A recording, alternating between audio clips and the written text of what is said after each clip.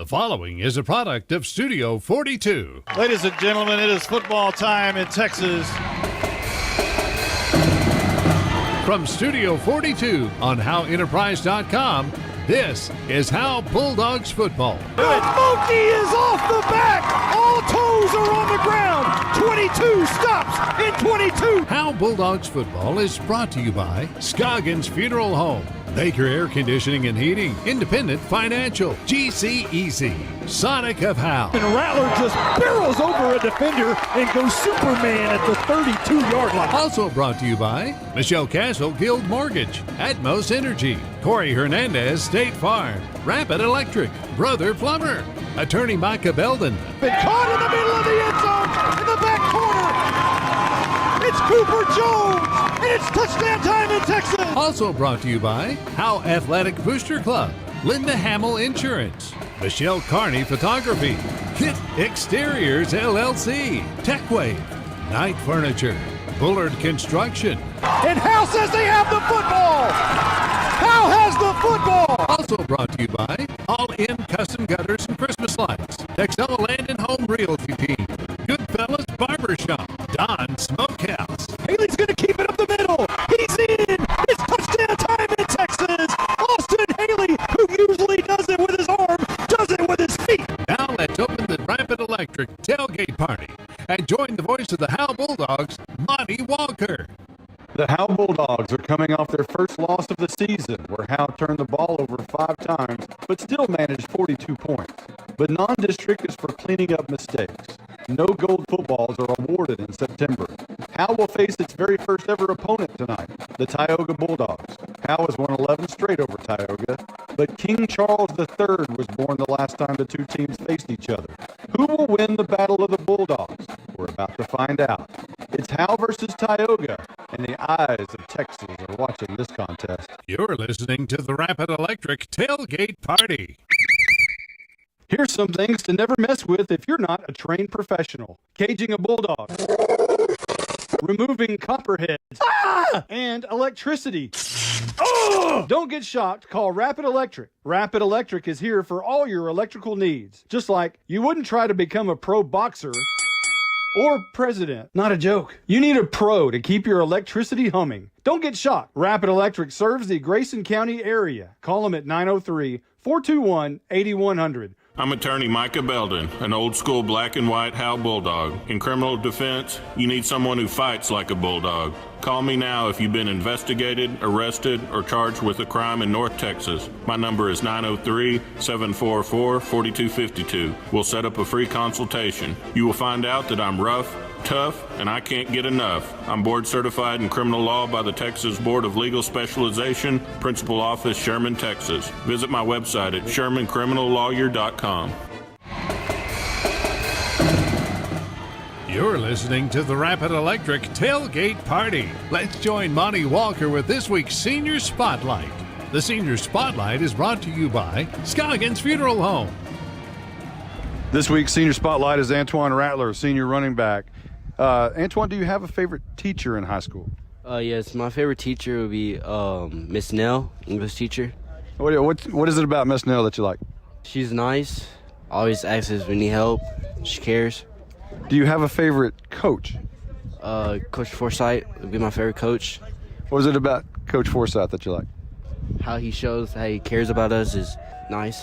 Coach Bryan says if there was an off-season award, you might have won that with your improvement. How much work did you put in during the off-season? I put in pretty much work. I feel like I gained a lot. How much improvement I put in during off-season. He said you added like 400 pounds, overall. That's huge. Yeah. So your role has changed a little bit since last year. I mean, you're toting the rock. You're getting a lot of carries and some big runs. Do you like that workload? Yes, sir. I'm doing so much better than last year. Homecoming can be a coach's worst nightmare. All he wants to do is win. There's so much going on this week, from parades to dances and pep rallies and all that stuff. What has been his message this week to the team? Same as always, just be careful, focus on what we're being taught, pay attention. Overall, this team is much improved over a year ago. How good can this team be? It could be really good as long as we try. And Tioga is the opponent. How do you see this thing turning out? I think we have a chance of winning. The Senior Spotlight is brought to you by Scoggins Funeral Home. You're listening to the Rapid Electric Tailgate Party. Since 2011, Scoggins Funeral Home and Crematory has walked with hundreds of families through the most overwhelming time of their lives. Their job is simple: to make this season a little easier. What you can expect is a no-pressure, people-first philosophy, custom services for memorials that you'll remember forever, and reasonable pricing. Tommy and Bobby K. Scoggins have built a reputation over the past 30 years in the funeral business for making every family feel at home. Visit ScogginsFuneralHome.com or call 903-482-5225. You might know that State Farm agent Corey Hernandez has great service. Corey is your good neighbor after all. But did you know State Farm has surprisingly great rates too? That's right. State Farm agent Corey Hernandez is here to help you select the right protection at the right price. Corey will make sure you understand your State Farm coverages so you'll know what to expect if the unexpected happens. Call State Farm agent Corey Hernandez at 903-893-8400 or visit insurancequotetexoma.com. When you want the real deal, like a good neighbor, State Farm is there. You're listening to the Rapid Electric Tailgate Party. Let's join Blake the Blizzard Burnett for today's District 8 3A Division II Roundup. Roundup is brought to you by Don's Smokehouse. Howdy, folks. Welcome to the District 8 3A Division II District Roundup. The district was well represented last week in non-district play, going 4-2. Blue Ridge, Gunner, Bells, and Leonard all won, while Howe and Lone Oak did not win. Tonight we will start with Gunner. They beat Addison Trinity Christian 41-0. Tonight they will have a huge non-district game with 3A Division I powerhouse Brock. Gunner will make the travel out to Brock for the contest. Last year Brock was the runner-up in 3A Division I and Gunner was the runner-up in 3A Division II, and they are both ranked in the top 5 this season. Brock is 0-3 on the season, but it played some really good 4A schools close in the first 3 weeks of the season. Last week, Brock lost to Wimberley 32-23. We'll go to Bells now, as they had a matchup with Parrish Chisholm, and there was a lot of running going on in that game since both teams are part of the slot team mafia. Bells won 48-7. Tonight, Bells will travel to Pilot Point for their game. Pilot Point is coming off a loss to Farmersville 21-18. Last Friday, Leonard had another exciting game with a comeback win over Hughes Springs, 25-22. Second straight week with a comeback win for the Tigers. Tonight they will be traveling to Trenton for their game. Trenton is 2-1 on the season and last Friday beat Detroit 49-18. Blue Ridge is finally finding their groove by beating a 4A Division II school in Willis Point last Friday, 66-12. They do have a bad record of 1-2 through the first 3 weeks of the season, but they have hit their stride on offense. Back-to-back weeks for Blue Ridge scoring over 50 points. Tonight, Blue Ridge will play Wolf City. Wolf City is coming off a loss to Celeste, 38-24. Howe, the Bulldogs had a very sloppy game last Friday, where they still had a shot early in the fourth quarter, but the 5 turnovers they could not overcome in that one, and a 59-42 loss to Commerce. Howe will host Tioga tonight in a big-time matchup of 2-1 teams. Tioga is averaging 40 points a game and just beat Valley View 42-39 last week. It is homecoming tonight in Howe. It should be a great game. Lone Oak, they have been struggling to start the season, 0-3, and last week lost to Cooper 73-18. And this week they will have a home game against Tyler Grace Community, who is 3-0 on the season. That's all for the district roundup. Everyone stay safe in the game tonight, and everyone have safe travels to and from the games back home. Good luck in the district, everybody, and adios. Today's District 8 3A Division II Roundup is brought to you by Don's Smokehouse. Don's Smokehouse is located in downtown Howe and is a full-service butcher shop. You're listening to the Rapid Electric Tailgate Party. At Grayson Cullen Electric Cooperative, GCEC, we have been around for over 80 years and are governed by 7 principles: open and voluntary membership, democratic member control, members' economic participation, autonomy and independence, education, training, and information, cooperation among cooperatives, and concern for community. One of our communities is Howe, Texas, and GCEC is proud to support the Howe Bulldogs. This is Michelle Castle with Guild Mortgage, welcoming you to Howe Bulldogs football. Guild has been delivering on the promise of home to hundreds of thousands of people just like you for over 60 years. With a big heart and a desire to serve, we're committed to making life better in our communities. This is where we live, and we're committed to building it with you. Guild Mortgage Company, Equal Housing Opportunity Company, NMLS number 3274. Michelle Castle, NMLS number 231122. Branch address 714 North Travis Street, Sherman, Texas 75090. All loans subject to underwriter approval. Terms and conditions apply. Subject to change without notice. You're listening to the Rapid Electric Tailgate Party. Welcome to the Linda Hamill Insurance Coaches Corner. Now let's join Monty Walker with Howe Bulldogs head coach Lance Bryan. Coach, Commerce was the most physical and probably the biggest team you faced so far this season. Turnovers led to a deficit early. You couldn't dig out of that hole. You know, we didn't get off to the start we wanted. You know, they got that quick score on their first drive, and you know, we put the ball on the ground a couple times, and you know, that start was definitely not something, you know, that was kind of a nightmare beginning first of the game, the first 3 minutes or so. You know, but the biggest thing that we preach to the kids a lot is play hard no matter what. You know, you can't get back in the game, you know, all in one play. Like, you just have to fight one play at a time. And you know, even though some things didn't go our way, I thought our kids kept fighting, you know, every play, trying to, you know, scratch and claw and get back into it. And I thought they did a good job doing that. And the offense kept giving the defense, or kept putting the defense back out on the field, and I thought they responded pretty well, especially Bryce Crosby had a great game. You know, we talk a lot, you know, defensive mindset. It doesn't matter where the defense takes the field. Their job is to get the offensive ball back as fast as they can. And so it doesn't matter if it's a turnover or offense just scored. It makes no difference. And so that's the mentality that we take on defense. You know, Bryce, we really challenged Bryce this week a lot. You know, he played a really good game week 1, and he played well week 2, but we thought he could play better. And so we challenged him a lot, you know, cleaning up some fundamentals and some things like that. And he's a great athlete. And so if he gets going in the right direction, he's going to make a lot of plays. And so he showed that Friday night. He had, you know, a monster game. I think he had double-digit tackles and a few sacks and quite a few big plays. They weren't just tackles. They were big tackles for loss. And so, you know, he's a great player, and he's capable of doing that pretty often. So I don't want to jinx anything, but your sophomore kicker is perfect so far this year. And that was a recruiting the hallways situation by you. That just an outstanding job. Well, when I first got here, I saw, you know, I knew that the kicker had graduated, and you know, there wasn't really a true kicker on the roster. There were some kids that could kick the ball, but I think there's a huge benefit to having a soccer style kicker. It just opens a lot more doors to things you can do.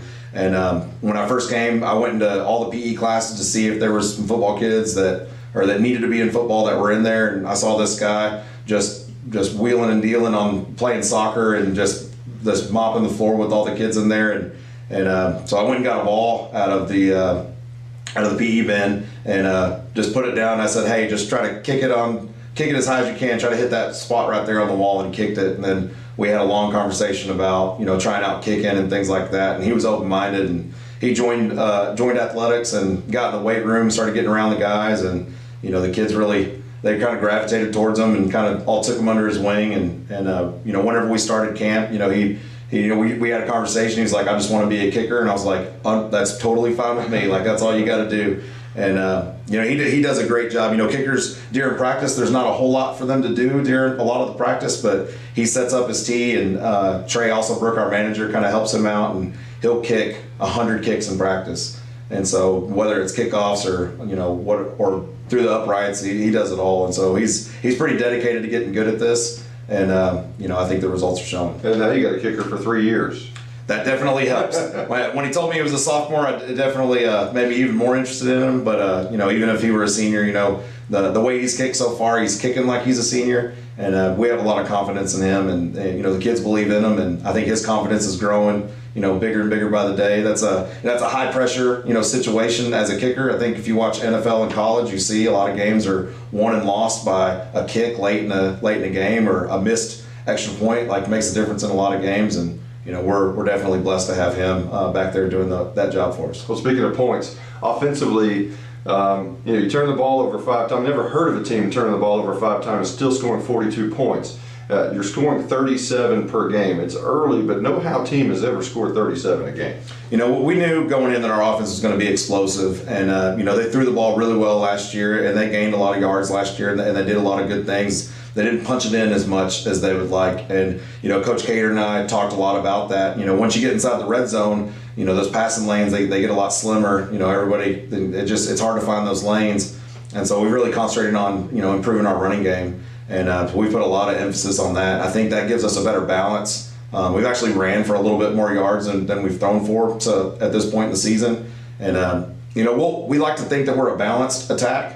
But balance doesn't necessarily mean that we do one run for every one pass. It just means that we're going to take what the defense gives us, and we think that we can do both. And we try to not let people know exactly what we're going to do week by week. We're going to take a quick timeout. We'll be back in 30 seconds.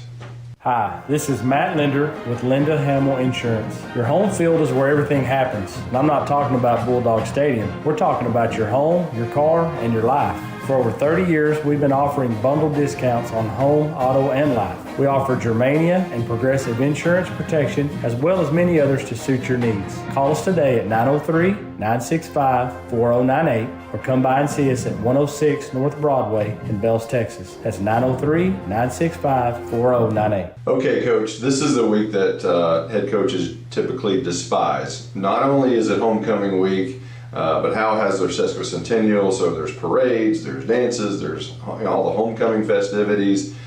How do you keep your kids focused for the game? All of those festivities, even though they can be a distraction, those are the things that make high school football exactly what it is all the pageantry and all the extra. And so, I embrace that. I think that stuff's fun. I was at the parade yesterday, and I actually bounced between 3 different spots so I could kind of keep an eye on my kids and make sure they were, throwing the candy underhand and not overhand at the kids and stuff. But, we talked a lot about, on our meeting on Monday, we talked a lot, all that stuff is all fun, but ultimately the only thing that matters is that we're supposed to go out and win the game. And so we talked a lot about, a lot of people's jobs are to do a lot of the festivities and stuff like that, but the football team's job is to play football. And so all the other stuff is secondary to that for them. And so we've just preached that over and over again all week. Well, your opponent is Tioga.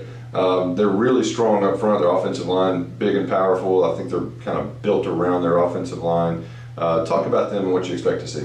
They were a playoff team last year, and they brought a lot of pieces back, so I knew they were going to be a tough test. And, their offensive line is definitely very, very big and physical. And they like to run the ball between the tackles, and, they get vertical now. They're not going to juke and do a lot of that. They're going to run right at you and force you to, take good angles and run your feet on contact. And, we've obviously emphasized tackling a lot this week because, they've got some physical backs that are pretty fast, but really their biggest thing is they're trying to run right at you and get behind those offensive linemen and do some damage. And so, definitely stopping their rushing attack is going to be, a big key for us. Matt Sept, the godfather of Texas high school football, is going to be in town. From Dave Campbell's, he'll be on the sidelines. Garrett Faison will be shooting video for this game also. This game's getting a lot of attention, and I think your team's starting to get a lot of attention too. You start winning some games, and you score a lot of points, and you have some good performances, and people tend to take notice. And I think that's kind of what's happening. And Matt Sept's obviously a big deal in the Texas high school sports media. And so whenever I found out he was coming to the game, that was obviously a really cool thing for to get our team out there and get our guys a little bit extra publicity. But again, we got to win the game because all that publicity is not going to be any good if we go out and lay an egg. But it is really cool that they're going to be there and shine a spotlight on this matchup, and because I think it is a good matchup. I think it's two up and coming teams. Tioga got it rolling last year. We're trying to get it rolling this year, and so I think both of our towns and both of our teams have a lot to be proud of in the football program, and I'm happy that we get to show that to the state. Today's Coach's Corner has been brought to you by Linda Hamill Insurance. You're listening to the Rapid Electric Tailgate Party. Hi, this is Matt Linder with Linda Hamill Insurance. Your home field is where everything happens. And I'm not talking about Bulldog Stadium. We're talking about your home, your car, and your life. For over 30 years, we've been offering bundled discounts on home, auto, and life. We offer Germania and Progressive insurance protection, as well as many others to suit your needs. Call us today at 903-965-4098 or come by and see us at 106 North Broadway in Bells, Texas. That's 903-965-4098. Who's your local plumber? Brother Plumber. It's good to know someone local and someone you can trust when your home or office drops the ball. Mainline break, 15 yards. Brother Plumber is plumb professional and serves not only Howe, but also all of Grayson County. And you can save yourself 10% if you mention Go Bulldogs. Visit us online at brotherplumber.com. We'd love to help. Brother Plumber is one call away at 469-968-4487. Visit us online at brotherplumber.com. Remember, Go Bulldogs. You're listening to the Rapid Electric Tailgate Party. Let's join Monty Walker in the opposite corner with tonight's opposing head coach. The opposite corner is brought to you by Michelle Carney Photography. Visiting with Tioga head coach Chad Rogers. Coach, people know you throughout Texoma. You were the head coach of the Denison Yellow Jackets for 9 seasons. You took a program that had gone 5-15 2 years before your arrival there. You turned them around with a winning record during your time there. How proud are you of what you accomplished there in Denison? You know, that's a great question. I'm extremely proud of the relationships that we built in Denison with the coaching staff that I got to work with. Several of those came with me from Snyder, and we were able to hire a lot of local guys that were giving back to their community. And, Denison's a very proud community. They love their football, and it's an exciting place to live and to work. And, I'm just proud probably of the relationships that I was able to have there with people in the community. So, and just a sense of pride that you learn about Texoma from Denison and throughout Texoma. You mentioned Snyder. You've been at this a long time. You were the head coach there and led them to a 96-40 record. What made Snyder special? Well, it was the kids. Snyder's an oil field community. It's it ebbs and flows with the oil fields and the way it goes. Those kids are just tough kids, and we sold them on that. And probably the reason we were so successful was their belief in their coaches. That those young men in that community just believed in it. We didn't have any. We had one varsity coach leave in 11 years there. So that's important. The stability of that community, and it just seemed like things got better and better, and we got tougher. And football's a tough sport. You just got to get tough, and you got to play hard. And, it's just, and the relationships that we still have there. We're in the relationship business. We're in the kid business. Going from larger schools, a lot of people's eyebrows were raised when you left Denison for Tioga. What was it about Tioga that turned your head? Well, I had never done it before, and like you said a couple of times, I've been doing it a while. I'm not done yet, but it was a time to do something different, to change, and we love this area. We our first plan was to stay in Denison and drive back and forth, but we bought a house in Tioga, and we're all in. So it's a growing community. It's a unique thing, and I think as long as you're growing as a coach and you continue to learn, and you don't get stagnant, then you're going to stay in the business. So it's new for me. 2A is I've never been in 2A. My career's kind of went from a larger school back down to a smaller school, and in COVID, when we had COVID, my son was coaching in Snook, which is a 2A school, and because we started, a month later, we were able to go down and watch him coach. And my wife, Leanne, she said, "Why haven't we ever coached in a school this size?" And I said, "I don't know." I said, "We will." And the look that she gave me was that look that when you go to check the expiration date on the milk in the refrigerator, was my expiration date was starting to maybe expire. So I thought, and then a week later, or after the season was over, our season was over, this job was open. So we just check into it, and it's been a godsend. It's just been good for us. We're able to. My son's on the staff. My son-in-law's on the staff. And honestly, there's 4 kids from Denison that's on our staff working with us. So 90% of the kids that are on our staff I've coached before, which is either at Snyder or Denison. So I haven't moved around a lot in a long. I've only been in 4 schools in 34 years. So. Broadcasting games for 29 years, we tend to cross paths. And I was able to broadcast a couple of your games, your first 2 years at Denison, because longtime Denison radio voice Lynn Burkhead, and probably the biggest Yellow Jacket fan there is, he had to miss. Do you still get to visit with Lynn ever so often? I do. Usually about once a week we text or communicate. He's come over a couple times. We went out to eat barbecue in Tioga. So, like you said, Lynn's a Yellow Jacket. He bleeds black and gold. I mean, that's just what he is. And you want to know what happened, what play we ran my second game of my third year there? He can tell you probably the down in the distance it was and how far it went.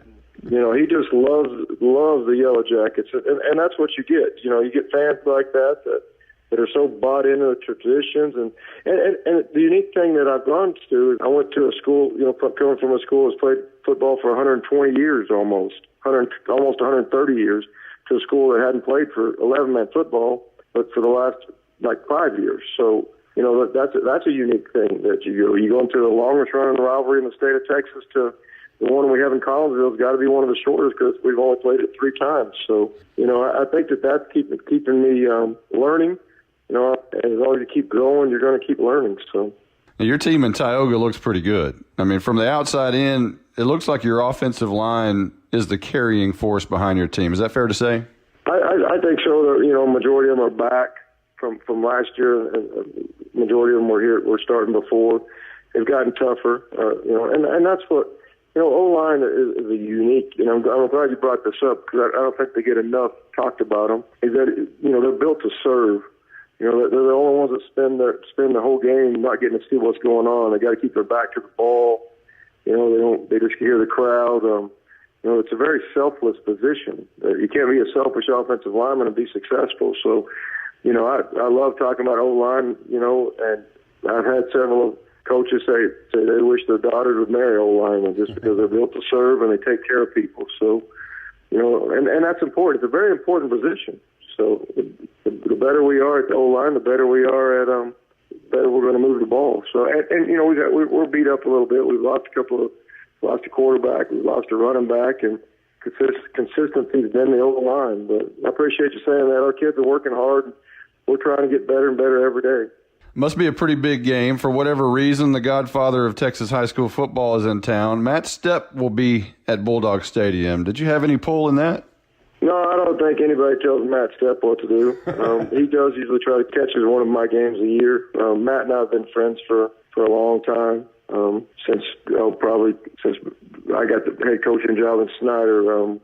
We just kind of struck up a friendship. He ran a 3A download board, and he was an Everman graduate, and we always thought we would match up with Everman, and he's just been a great resource for me, and we struck up a friendship, and we stayed close. He's helped me run some 7-on-7s when I was out at Snyder events, and you know, him and Carl Padilla both are really good for my family, and they've always kind of just taken care of us as far as just when we're in town, we usually try to see each other. So it's great publicity for our area, and it's great publicity for these two programs for sure.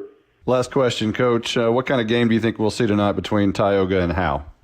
Well, you know, Coach Brian's done an outstanding job. I to be honest, was not very familiar with Howe beforehand. I started calling around looking for games. I know eventually if we keep growing, we're going to be 3A, so I needed to start playing some 3A schools, and we have a large JV. That way we could make sure we got our JV games and our junior high games. We got 47, almost 50 kids out for junior high football. So our numbers are growing. So eventually we're going to be 3A. So we need to start playing larger schools. And so that's where that kind of started. Coach Brian got the job, and we talked several times. He's done an outstanding job. You can tell on film. Now, I didn't see him in years past. I just saw him off of this year, but you can tell that they're well coached. They're big. They spent some time in the weight room, and you could tell that.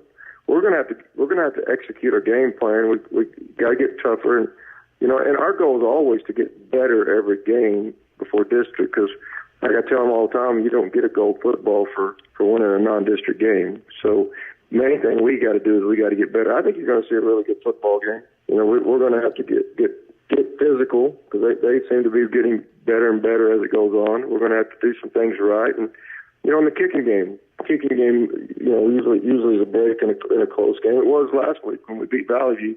We made our extra points and they missed them. So, in a close ball game. So I think that's important. But, you've been doing it a while too, and it sounds like a cliche, but it's going to come down to a team that blocks and tackles the best. I think you're going to see an exciting football game. I think it's getting a lot of publicity from all of Texoma, and that's just because of, Coach Brian and his staff and how well they're doing things and how. The Opposite Corner is brought to you by Michelle Carney Photography. You're listening to the Rapid Electric Tailgate Party. Independent Financial is proud to support Howe ISD and their hardworking students, teachers, and staff. We share your vision for a brighter tomorrow and a championship season. For every challenge, Independent Financial has you covered. Our team can suggest a wide range of financial products to make your personal banking fast and easy.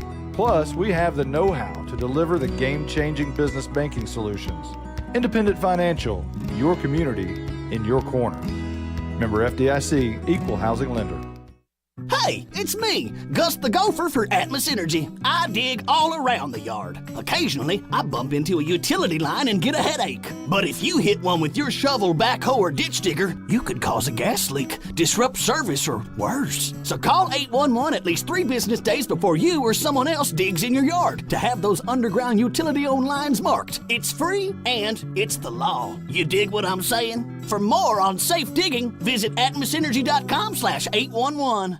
We have a very special guest during the Howe Bulldogs tailgate party, the godfather of Texas high school football, Matt Sept. The ultimate Texas high school insider for Dave Campbell's Texas football is with us. Matt, you travel around each weekend to a number of games. You're in town for tonight's Howe and Tioga game. How'd this one come up on your radar? First off, thanks for having me, Monty. Appreciate it. I'm fired up for tonight's game. Really, my schedule is, when I put my schedule together, it's a little bit of a unique combination of games and teams I've never seen in person before, trying to see new stadiums, also trying to see good competitive games, and then also going to places where I can maybe catch multiple games on a Saturday, that kind of thing. So this one came up partly because the two teams involved, I've never seen them in person before. I've never done a game at Howe Stadium before. And then I'm also good buddies with Chad Rogers and known him for a long time. And I promised him when he got the Tioga job that I would get to a Tioga game as quick as I could. And so figured I'd make that happen this year because I guess we're going into year 3 with Coach Rogers at Tioga. So I better catch a Tioga game before he disowns me as one of his honorary sons. Now, your addiction to high school football began at Kyle Field in 2001, the 3A state title game when your Everman Bulldogs beat Stinton. Did you ever think at that moment you'd end up doing what you're doing right now? Well, I mean, I've always loved high school football. It was one of the things that me and my dad, when I was a kid, that we did together. Because we couldn't afford to go to TCU games or Dallas Cowboy games. We could afford to go watch the Everman Bulldogs on Friday night. So it probably started before then, but I think that day at Kyle Field, I realized that maybe even though I don't have a background in journalism and didn't go to J school or anything like that, that maybe I could find a way to make a little bit of extra money on the side doing this. And I think that was the day that really happened. Obviously, I was super fired up that my alma mater won the state championship, but leading up to that, all the things, talking about it on the internet, people kind of took what I said, and I guess I felt like they knew what I was talking about, so I felt like at that point I could maybe make it into something a little bit bigger. To answer your question, but I never thought I would work for Dave Campbell's. I've always loved Dave Campbell's, and it's always been a goal to work for Dave Campbell's. So, but I don't think at that point I ever thought that Dave Campbell's would have any interest in hiring the likes of me. Well, breaking coaching changes in the offseason has become one of your calling cards. How hard is it to be on top of all those things in the offseason like that? It's tough because, my wife is like, it's not football season anymore. What are you doing? And so, trying to have a balance between keeping up with things and keeping a happy household and a happy wife, it can be a challenge sometimes. And just, Texas is a huge state. There's, just in the UIL 11-man football, there's almost 1,100 schools that play football, and routinely 200 of them change coaches every year. So it can be a challenge, but I've built up a great network of sources and figured out ways to get information, and there's a lot of information right at your fingertips on the internet if you just know where to look and know where to lift up those rocks and uncover those stones. But it's not easy. I don't want to say that, but I mean, over the years I've kind of developed a system, and it's helped me kind of be a little more efficient in covering the entire state. Now, you touched on it earlier a little bit. You have a special relationship with a lot of high school coaches, one of those being Chad Rogers of Tioga. Talk about Coach Rogers and your Everman-Snyder connection. So, yeah, Everman and Snyder played in the playoffs when Coach Rogers was an assistant back in, I want to say it was 1999, I want to say. And this is when Sonny Cumbie was the quarterback for Snyder. They played Everman in the first round of the playoffs there at Stephenville. Everman rolled to an easy win that day, but Coach Rogers and I exchanged some friendly banter. I didn't know Coach Rogers was a coach at the time. We exchanged some friendly banter and had been kind of known each other on the internet for a while. And then when Coach Rogers was at Snyder, I actually he was trying to get Snyder involved in 7-on-7 and playing in tournaments and that kind of thing. And he reached out to me because he knew I was a guy who covered a lot of 7-on-7 and knew how to kind of help them get started.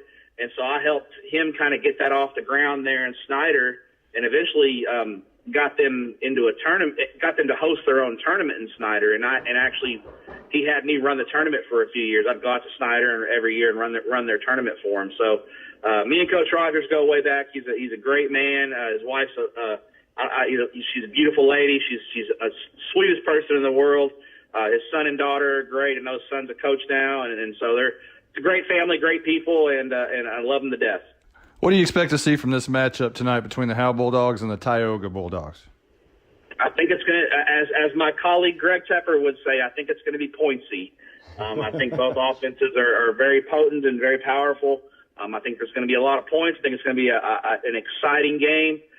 I think Howe's probably got the advantage up front.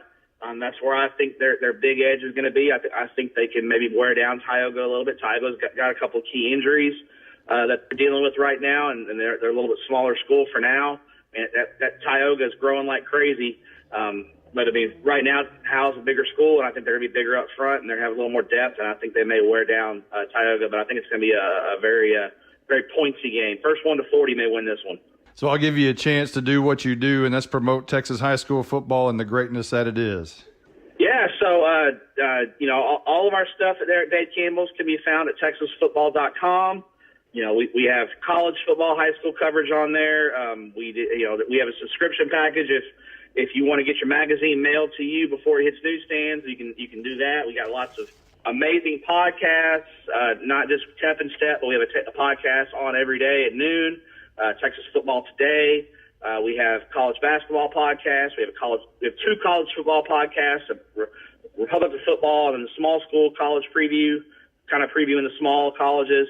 And we have Women Talking Football with Ashley Fickle and Mallory Hartley, which is kind of a fusion of college and college and high school ball. And then, all of our social media accounts. We do a lot of great stuff on Twitter as well. My Twitter is Matt _Step817, and that's Matt with 2 T's, Step with 2 P's, 817.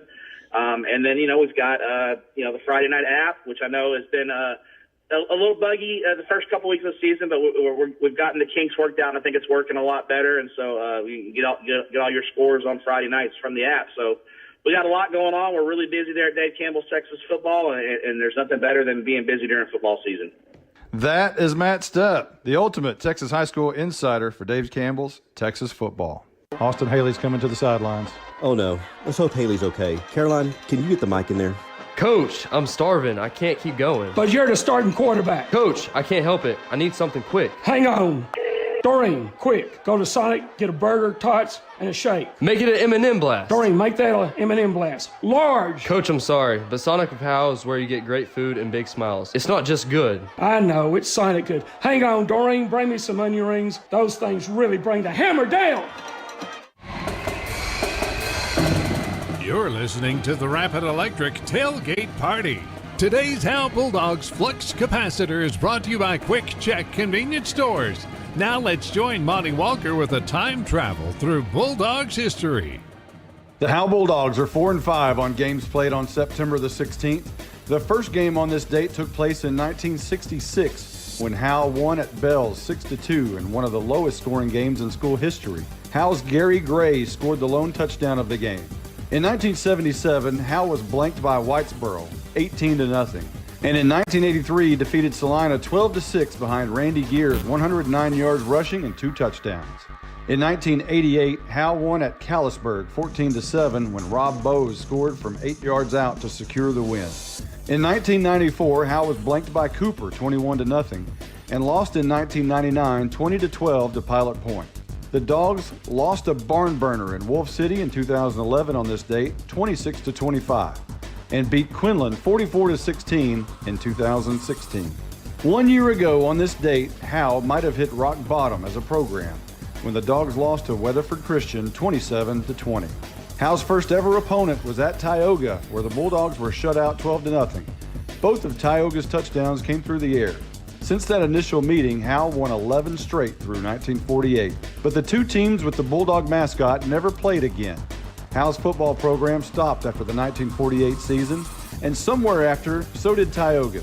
The last points Tioga scored on Howe was by Nolan Adkins in 1946 when he blocked a Bulldog punt and ran it back for a score. It was one of the only two district touchdowns allowed by a district opponent of Howe all season. Today's Howe Bulldogs Flux Capacitor is brought to you by Quick Check Convenience Stores. Quick Check Convenience Stores, moving small towns forward. Family owned and operated in North Texas since 1977. You're listening to the Rapid Electric Tailgate Party. Here's some things to never mess with if you're not a trained professional. Caging a bulldog, removing copperheads, and electricity. Don't get shocked. Call Rapid Electric. Rapid Electric is here for all your electrical needs. Just like you wouldn't try to become a pro boxer or president. Not a joke. You need a pro to keep your electricity humming. Don't get shocked. Rapid Electric serves the Grayson County area. Call them at 903-421-8100. Baker Air Conditioning and Heating has been in business in Howe for over 50 years. They even predate the volleyball program and the marching band. Norman Dickey was the new coach when they opened up. Baker Air Conditioning and Heating has been able to serve the good people of Howe and surrounding areas because, well, they're good people. If you've been told you need expensive repairs, get a second opinion with Baker Air Conditioning and Heating. Call 903-532-6255 or see them at 215 Denny Street. Baker Air Conditioning and Heating. From Studio 42 on HoweEnterprise.com, this is Howe Bulldogs Football. Today's scene setter is brought to you by Baker Air Conditioning and Heating, proud partner of Bulldogs Athletics. It was September 20th, 1935. The Howe Bulldogs crawled onto a flatbed truck on Denny Street and traveled west for the first ever game in school history. That game was with the Tioga Bulldogs. The Dogs lost that initial game, but pocketed the next 11 before the two schools never met again. The last time these two teams met, Harry Truman was president, and no one had ever heard of Elvis Presley. But the renewal of the clash of the Bulldogs is renewed in 22. And here's Rattler getting the hand on the right side. He's at the 5, he's at the 4, he pushes over his way into the end zone. It's touchdown time in Texas. Homecoming brings kings and queens, garters and mums, but it's also Howe's 150th birthday with a week full of fun. Knocks over a defender down at the 5-yard line. Colin Murphy is in the Murphy zone. Texas high school football's godfather is in town, perhaps to place the Bulldog crown.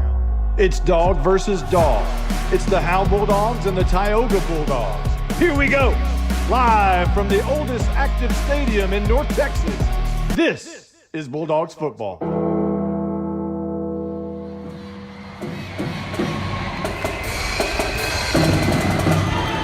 Today's scene setter is brought to you by Baker Air Conditioning and Heating, proud partner of Bulldogs Athletics. You're listening to the Rapid Electric Tailgate Party. From Studio 42 on HoweEnterprise.com, this is Howe Bulldogs Football. You've been listening to the Rapid Electric Tailgate Party.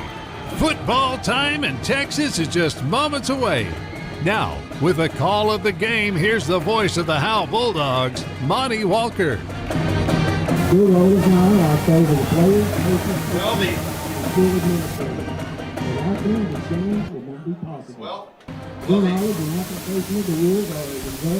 The eyes of Texas are on Bulldog Stadium. The further refine the understanding of the game. We ask you, as students, parents, and citizens, to demonstrate the kind of respect for these officials you would extend to any dedicated person.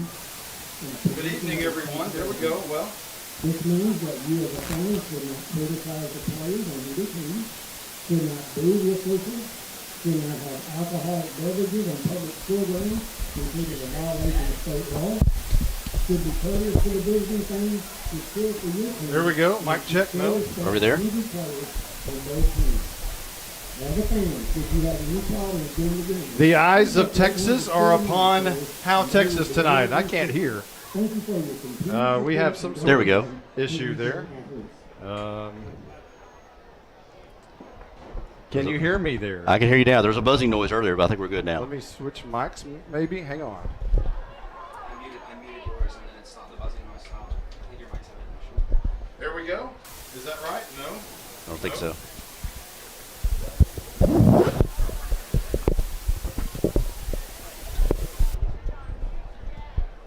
Am I on? Okay, Hear you. that's so strange. All right, then. Well, You were saying the eyes of Texas are upon us. the eyes of Texas are upon Howe, Texas tonight, and I can't. There we go. I've got a little in my ears. I can hear now. Yeah. What a disastrous opening that was! What happened? Hope that's foreshadowing for the game here tonight. Man, it can't go much worse than last week when we had we did a game with 5 turnovers a week ago early on in the game. Maybe hopefully it doesn't turn out that way. Tonight, Austin Haley's already been crowned the king, the homecoming king, and Tegan Stubblefield, the homecoming queen. But we're expecting bigger things from Austin Haley perhaps tonight. Justin White, as it's going to be a huge night for the Bulldogs. We're hoping offensively, although Tioga is going to have something to say about that. Yeah, the Howe Bulldogs trying to put last week's game in the rearview mirror after that 5 turnovers, sloppy loss that they could have had a chance to really take a lead, but couldn't, again, kind of get in their own way. But put that in the rearview mirror. You got a game focus tonight here on the Tioga Bulldogs, and so we'll have to differentiate between each Bulldog, but Bulldogs Howe's got a big test here tonight against a hungry 2A Division I Tioga team. I was always told many years ago to always say the team, not the team mascot name, but the town that they're from. And nights like this, it's why you do that. I tell you what, we're gonna take a quick timeout. We have all kinds of things going on. We're gonna be right back right after this. Here's some things to never mess with if you're not a trained professional. Caging a bulldog. Removing copperheads. And electricity. Don't get shocked. Call Rapid Electric. Rapid Electric is here for all your electrical needs. Just like you wouldn't try to become a pro boxer or president. Not a joke. You need a pro to keep your electricity humming. Don't get shocked. Rapid Electric serves the Grayson County area. Call them at 903-421-8100.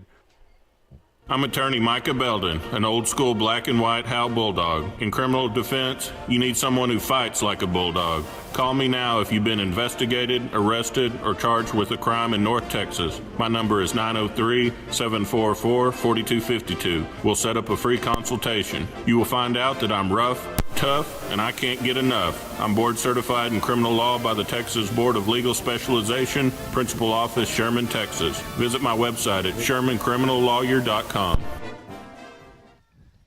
Since 2011, Scoggins Funeral Home and Crematory has walked with hundreds of families through the most overwhelming time of their lives. Their job is simple: to make this season a little easier. What you can expect is a no-pressure, people-first philosophy. Custom services for memorials that you'll remember forever, and reasonable pricing. Tommy and Bobby K. Scoggins have built a reputation over the past 30 years in the funeral business for making every family feel at home. Visit ScogginsFuneralHome.com or call 903-482-5225. Okay, I think we're back. Have we got that? There we go. Hey, all right. Man, nothing like technical problems on a big night when Dave Campbell's is here. But, hey, Matt Stepp's in the house. Dave Campbell's Texas High School football. And I tell you what, it ought to be a classic. There's a lot of people watching this football game, Justin. This is a big game on the map. You got the new K10 here, and you got Matt Stepp here, and homecoming night. There's a lot of eyes on this game. There is a lot of eyes, and are a lot of eyes. And I tell you what, the Bulldogs are down in the end zone right now, warming up, doing their stretching and stuff like that. Let's go over the you're listening right now to the Rapid Electric Tailgate Party. Don't get shot. Call them at 903-421-8100. The starting lineup brought to you by Hit Exteriors, your hometown Howtown Roofing Company, roofing with Bulldog pride, one shingle at a time. Justin, you want to give us the opponent overview before we do the starting lineup? Yeah, real quick. It'll be Tioga come in here 2-1 on the season. They're a 2A Division I school, but they're growing out there in that part of the world. Over near in Denton County, but they've lost their stud quarterback. They've lost one of their starting running backs, and so they're kind of playing second string at those skill positions. They got a big offensive line. They're going to play physical. They're going to try to keep the Howe Bulldogs offense off the field and try to slow this game down. So it'll be important for the Howe offense to really put up points when their offense is on the field. So that's their overview. They're going to be just trying to take it away, keep the ball away from Howe, and just run at you between the tackles. We haven't had a chance to talk down on the field with Caroline Slauson just yet. We can do that. Caroline's walking out towards midfield. Tell us about the atmosphere tonight. This is the most people that have been in this stadium in a long time. It's packed. Yeah, the other day, last week was it? You were talking about how they used to line down Old Highway 5. That's how it is today. Wow. It is. There's a lot of energy here. There's a lot of excitement here, and we're ready, man. We're ready. Captains for tonight for Howe: Austin Haley, Matt Hayes, Ryan Huff, and Aiden Burris. On the far side for Tioga will be the quarterback that they lost during the season, which is Hayden Hilliard. Also Caden Pelly, the running back Chase Evans, and also Alex Bautista. Those are the captains for Tioga. They meet right now at center court, if you will. And Caroline's about to have the mic in the coin toss. The officials for tonight's game: the referee Kerry Moore, the umpire Cornelius Arnick, the head linesman Fletcher Kelsey, the line judge Lorenzo Leak, and I think we're ready for Caroline. We're going to have some fun. I have any problems, I'm going to come to one of you 8 guys to help me with any problems I have, all right? Sportsmanship about the day today, all right? We're going to have some fun, and we're going to have good sportsmanship, all right? We got a coin toss. We got a live one here, so we're not going to be faking. The coaches didn't do it. It's going to be you guys today. So Tioga is going to be your call. Heads or tails? Heads or tails? You know what you're going to call? Yes, sir. What you going to call? Heads. It heads. So I'm tossing there and see what we get. You said heads. You're going to get a good toss. It is tails. So how you want to toss? We want ball. Okay. Austin Haley always wants the ball. All right. Tioga will go over there. I'll come over here. And Howe will turn with their back towards the concession stand. And just like a week ago, Howe won the coin toss. They want the ball. We'll see what they can do. If they can score on the first drive, that'll be important. That's what they want to do. And we'll see if they can do that to start this football game. They want to strike first blood. So, Caroline, did you give us the weather? Is it still hot?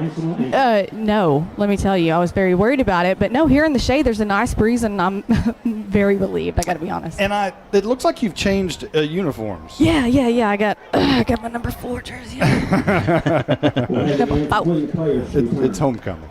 Yeah. Michelle brought it for me. Wait, she has one on too.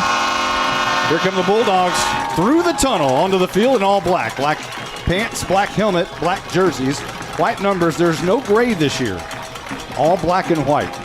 On the far side, the Tioga Bulldogs will wear white tops, green pants that are neon green pants, and dark green helmets with the Tioga T that you're looking at on your screen on one side, and Bulldogs in script on the other, much like the Jackets in Denison a few years ago. And Tioga stopped for a minute. Now they're going to break through. They have a tunnel and a sign, so they have a +1. They were going to run through the sign, and then they stopped right before they broke it, and then they walked right through it and then eventually ran right through it. I like that. The sign, kind of like the 90s, 80s, 90s, all before the... You don't get that very much anymore. Before the tunnels.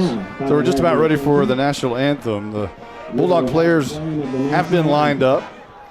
The left hand on the shoulder of the person in front of them, and the right hand over the heart. This is high school football at its best. Matt Sept is in the middle of the field from Dave Campbell's Texas football. We're ready for the national anthem.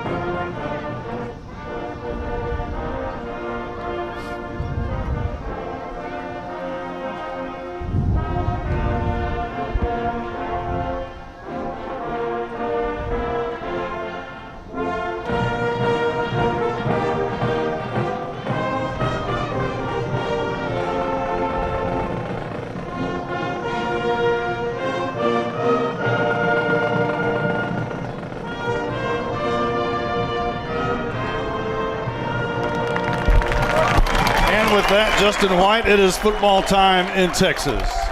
In Howe, Texas, to be exact, where the Tioga Bulldogs come in here to meet the Howe Bulldogs for the first time in 74 years. These two programs, it's been a while. Not too many people have ever seen a matchup between the Howe Bulldogs and the Tioga Bulldogs. Yeah, this has been a long time since both these teams have met, and they'll get to meet, assuming for the next 2 years, this year and maybe next year. Well, at least this, this year and next year. Yeah. That's correct. I don't know. I was talking to Chad Rogers before the game, and we don't know beyond that. Howe will move up, more than likely up to Division I again, but Tioga is moving quickly in the growth area. Their school district boundaries are very small. They're surrounded by Gunner and Callisburg, but there is a lot of room to grow on 377, and that's a growth corridor for sure. Well, so they could be Division II and 3A before too long. Yeah, they could. They could do one of these Salina numbers and just grow really, really rapidly. After the Tech Wave kickoff, we're going to give you your hit exterior starting lineups. As it appears for Tioga to be doing the kicking chores. Normally it's Alex Bautista, and it will be, as he'll stand about 7 yards away from the ball, kicking towards the end zone. Howe is going to be moving left to right, and the kick is a high kick right down to Matt Hayes at about the 15-yard line. Coming to the middle of the field looking for a block. Hayes lowers his shoulder and is going to be down at the 30-yard line. So Howe will start 1st and 10 left to right. Let's give you the offense for Howe. Up front, Roman Garbrandt, the left tackle. The left guard, Aiden Burris. The center, Malin Walker. The right guard, Brody McCollum. The right tackle is Michael Riddle. The wideouts tonight for Howe, Ryan Huff, 6 catches for 144 yards, and Cooper Jones, 11 catches, 245 yards, and 5 touchdowns. He had 3 last week. The backs tonight will be Antoine Rattler, the senior, and the slots, Braden Ulmer and Colin Murphy. Ulmer goes in motion, and this is going to be a handoff to Rattler, trying to escape. He does. Right side, breaks a tackle, 40, look out midfield. Breaks another tackle. Here he goes to the 40, 35, 30, cuts it inside, makes a man miss, stiff arms inside the 20 and out of bounds at the 16-yard line. What a start by Antoine Rattler. That's the Antoine Rattler we need to see. He had one of his worst games of his career last week with 3 fumbles lost. By that time he got the draw and bounced it outside, used some of his speed, stiffed arm at the end, and into the red zone on the first play of the drive for the Howe Bulldogs. And Antoine Rattler a week ago had several fumbles. Held on to it right there. Ailey's going to keep it up the middle. And he'll be wrestled down right at about the 15-yard line. There was a miscommunication on that play. Haley snapped it and then just looked around and had to run it. We haven't talked to Blake Burnett so far tonight. Blake, where did the drive start from? Was it the 30? 32-yard line. 32. Thank you very much. Haley is in the gun. They all look to the side. On defense, the hit exterior starting lineup for Tioga. We'll get that here in just a moment. As Haley's got 3 receivers left side, drops back 3 steps, throwing right side to Rattler at the 5. He's in. It's touchdown time in Texas. Rattler on his first catch of the season from Haley for 16 yards. Antoine Rattler kind of on a wheel route, came out of the backfield, had a linebacker on him, had him beat by a step, and Haley just had to loft it over his head, right into his arms at about the 5-yard line, and he waltzed into the end zone. This is what the Bulldogs want to do. 3 plays and a touchdown. 68 yards on the drive. And Johnny Garcia's PAT, he's still perfect on the season. And right now, Howe is 7-0 with 11 minutes left to go in the first. We'll be right back.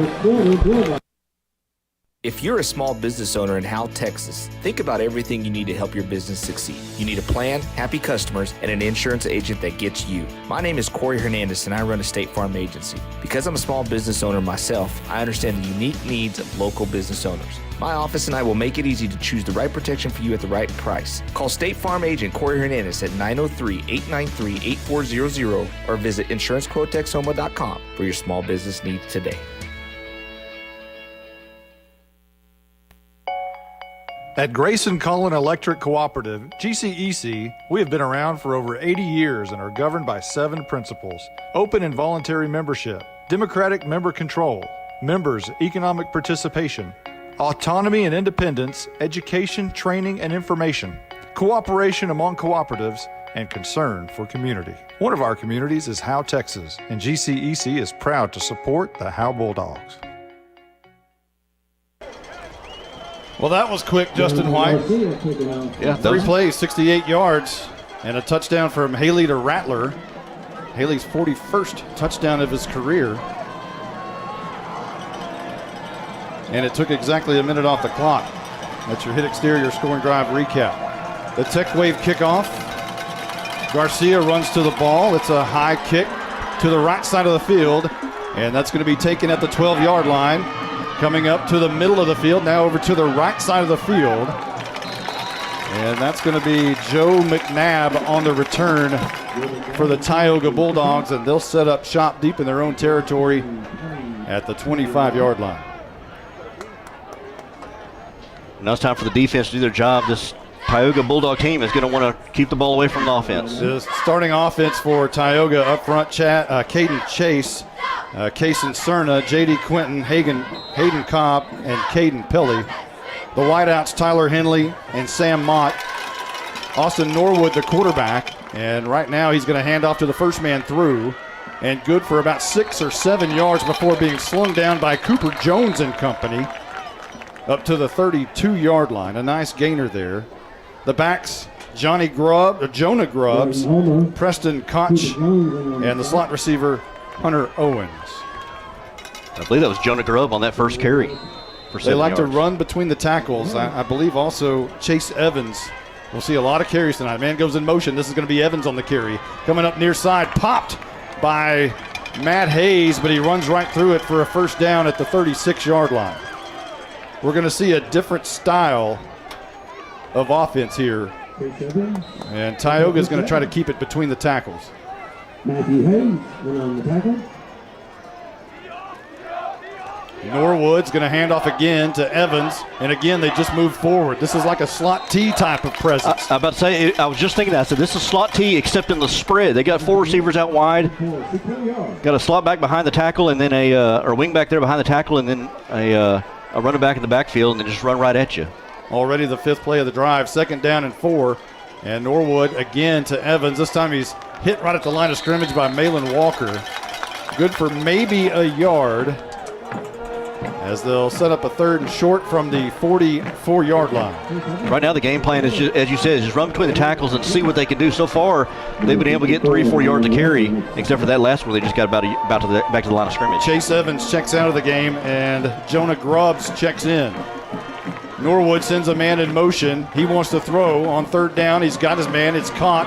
Escaping the tackle on the far side is the slot receiver, Slade Babbitt, and that'll move the sticks for Tioga near midfield. They only needed about 4 yards to get. It was just a quick out to Babbitt. Cooper Jones had him in the sides. Could have got him right behind the first down marker, but couldn't make the tackle. And got the first down, and who set it down for the Bulldogs, for Tioga. 1st and 10, right to left, man in motion. And Norwood wants to throw again, slings it out. That's going to be tipped and intercepted. Here goes Cooper Jones. 35-30, looking for a block from Crosby. 15, cuts it inside. It's touchdown time in Texas. Cooper Jones on a tip and a pick 6. They were trying to go back to Babbitt over this time on the left side. I believe that was Bryce Crosby who got a bulldog paw up there to knock in the air and put it on into the hands of one of the best athletes on the defense in Cooper Jones, and nobody was going to catch him. Had a convoy ahead of him led by Bryce Crosby, the guy who tipped it. And a pick 6 back the other way for the Howe Bulldogs. Johnny Garcia, the hold by Haley, waiting on the snap. It's on the tee. The kick is up. The kick is right down the middle, and it is good. 14-0. Howe in the lead early. We'll be right back right after this. This is Michelle Castle with Guild Mortgage, welcoming you to Howe Bulldogs football. Guild has been delivering on the promise of home to hundreds of thousands of people just like you for over 60 years. With a big heart and a desire to serve, we're committed to making life better in our communities. This is where we live, and we're committed to building it with you. Guild Mortgage Company, Equal Housing Opportunity Company, NMLS number 3274. Michelle Castle, NMLS number 231122. Branch address 714 North Travis Street, Sherman, Texas 75090. All loans subject to underwriter approval. Terms and conditions apply. Subject to change without notice. Hi, this is Matt Linder with Linda Hamill Insurance. Your home field is where everything happens. And I'm not talking about Bulldog Stadium. We're talking about your home, your car, and your life. For over 30 years, we've been offering bundled discounts on home, auto, and life. We offer Germania and Progressive Insurance Protection, as well as many others to suit your needs. Call us today at 903-965-4098 or come by and see us at 106 North Broadway in Bells, Texas. That's 903-965-4098. Will Mitchell hit exterior, but there is no scoring drive recap. It is a pick six by Cooper Jones, who got it off a tip in the air and took it to the house. Got a good block by Crosby, got in the way, and Howe up 14-0. Garcia runs to the football. It's a high kick to the right side. McNabb going to take it again at the 17-yard line. Runs to the middle of the field, all the way to the far side, and finally brought down a great tackle over there. And I think that is going to be Colton Little on the tackle. And Little's racking up a lot of tackles on special teams. Bryce Crosby, he has been disruptive in so many ways on this Bulldog defense, on this Howe defense. And that time, not able to get to the quarterback, but able to, again, knock that ball down, deflect that ball earlier. So ball will be spotted at the 2-yard line, and Norwood's going to fake the hand, running out right side. Crosby's got him right in the backfield. I think that's going to be a loss of a couple. There's a flag on the tackle, it looked like. So is the 23 the line of scrimmage? Is that right, Blizzard? 22. 22. So let's check the flag. It's a face mask. I guess that's on Crosby as he was in the backfield trying to make the tackle. That's unfortunate. It was a read option. He read it all the way. Read the read option all the way, but when he made the tackle, got a little face mask on there. So that'll bump it up to the 37-yard line. And Norwood in the gun. They're going to hand off to Grubbs up the middle, pounding and running for about 8 yards as they are very tough with the football in their hands. Malin Walker gets off the pile there at the 45-yard line. Yeah, when they run around at you, even when they're tackled, they're moving the legs still, turning the legs, trying to get extra yardage. And this is going to be a handoff to Grubbs again, and this time he's pushed backwards. Not sure he got enough for the first. Going to be right at the marker, right at it. Yep, he's going to give him forward progress, which will give him the 48-yard line and what was needed for the first down.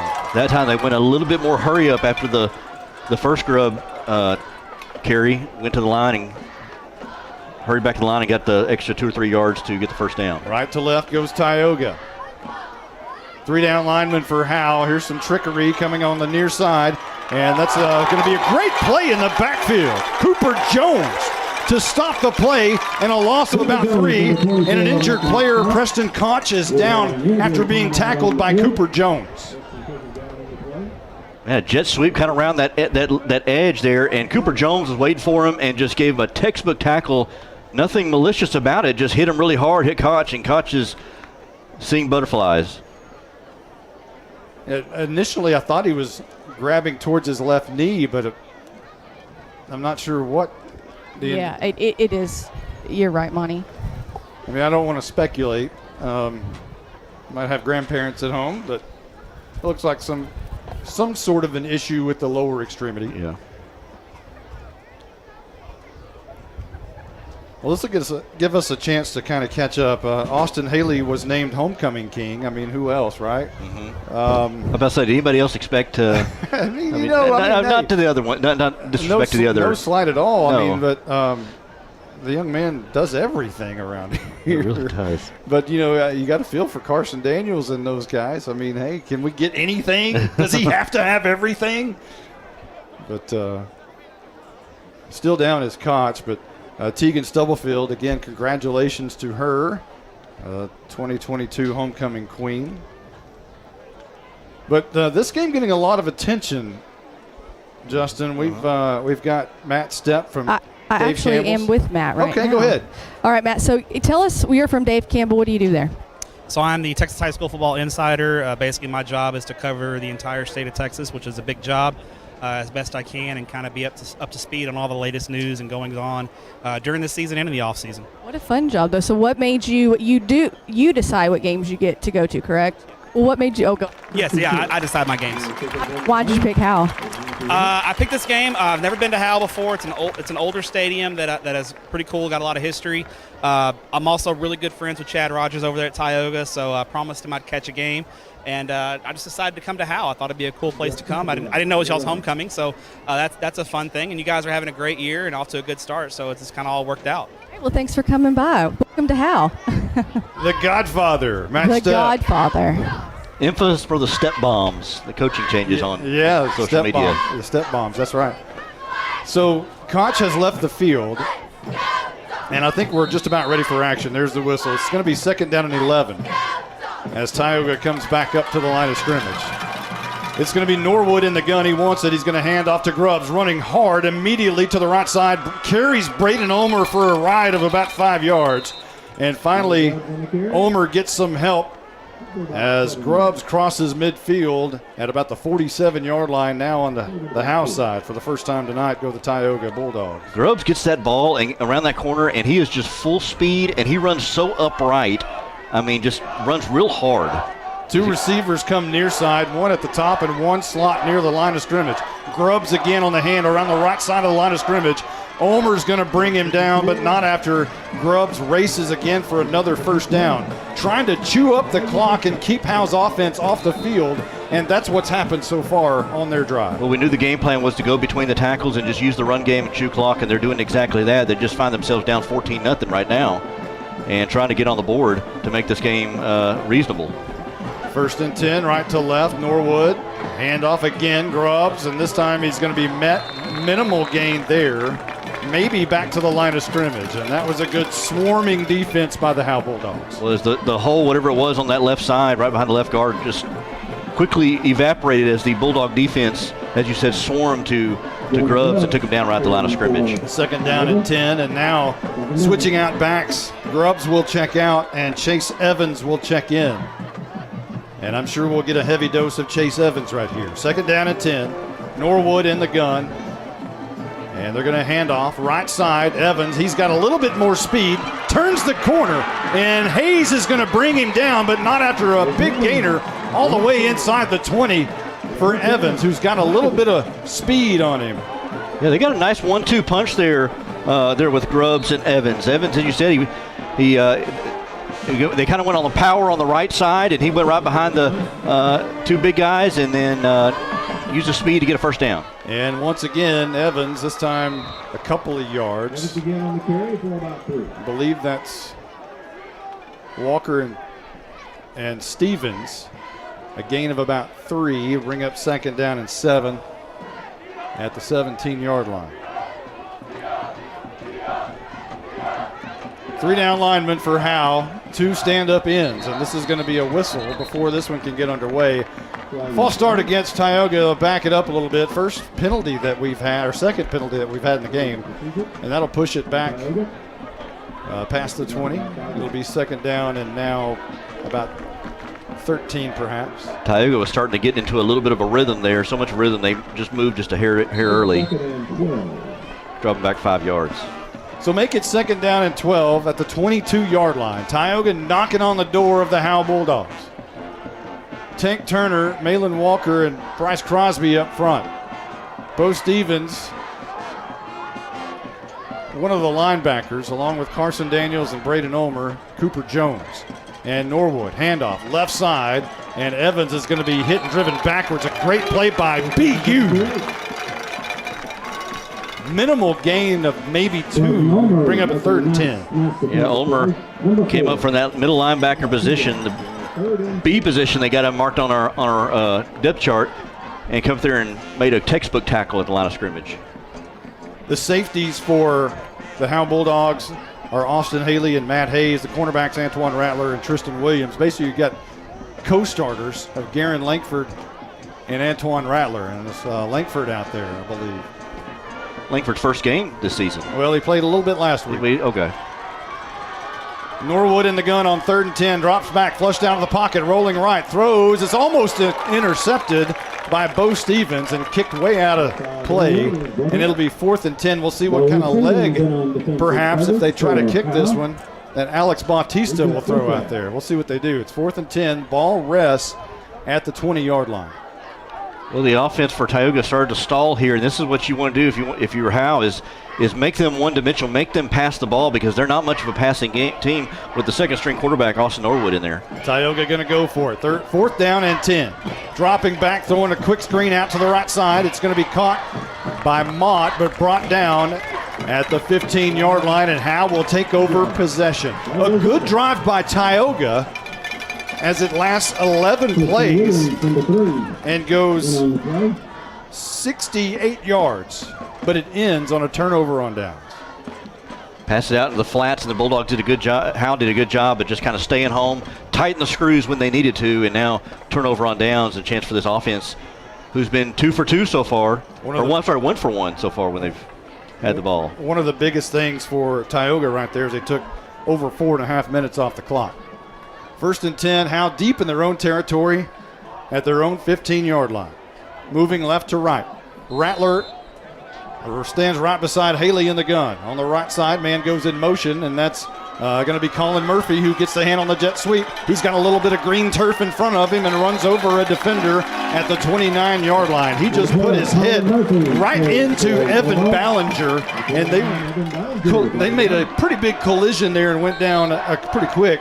It'll be a 1st down for Murphy at the 29-yard line. They definitely exchanged contact information there on the tackle as both of them went helmet to helmet. New set of downs for Howe. Haley, handoff, Rattler. Up the middle, a shoestring tackle.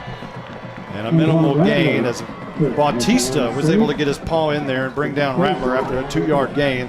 But he does cross the 30 up to the 31-yard line. Good thing Bautista was able to get that hand on him because there was a lot of green in front of him when that defense crashed in. Haley in the gun, Rattler to his right. They draw him off sides. Free play. Haley, deep ball. Cooper Jones on the right side, and he goes up, makes the catch at the 38-yard line, and it's brought down at the 30. The free play. Snap it. Mr. Walker does it again.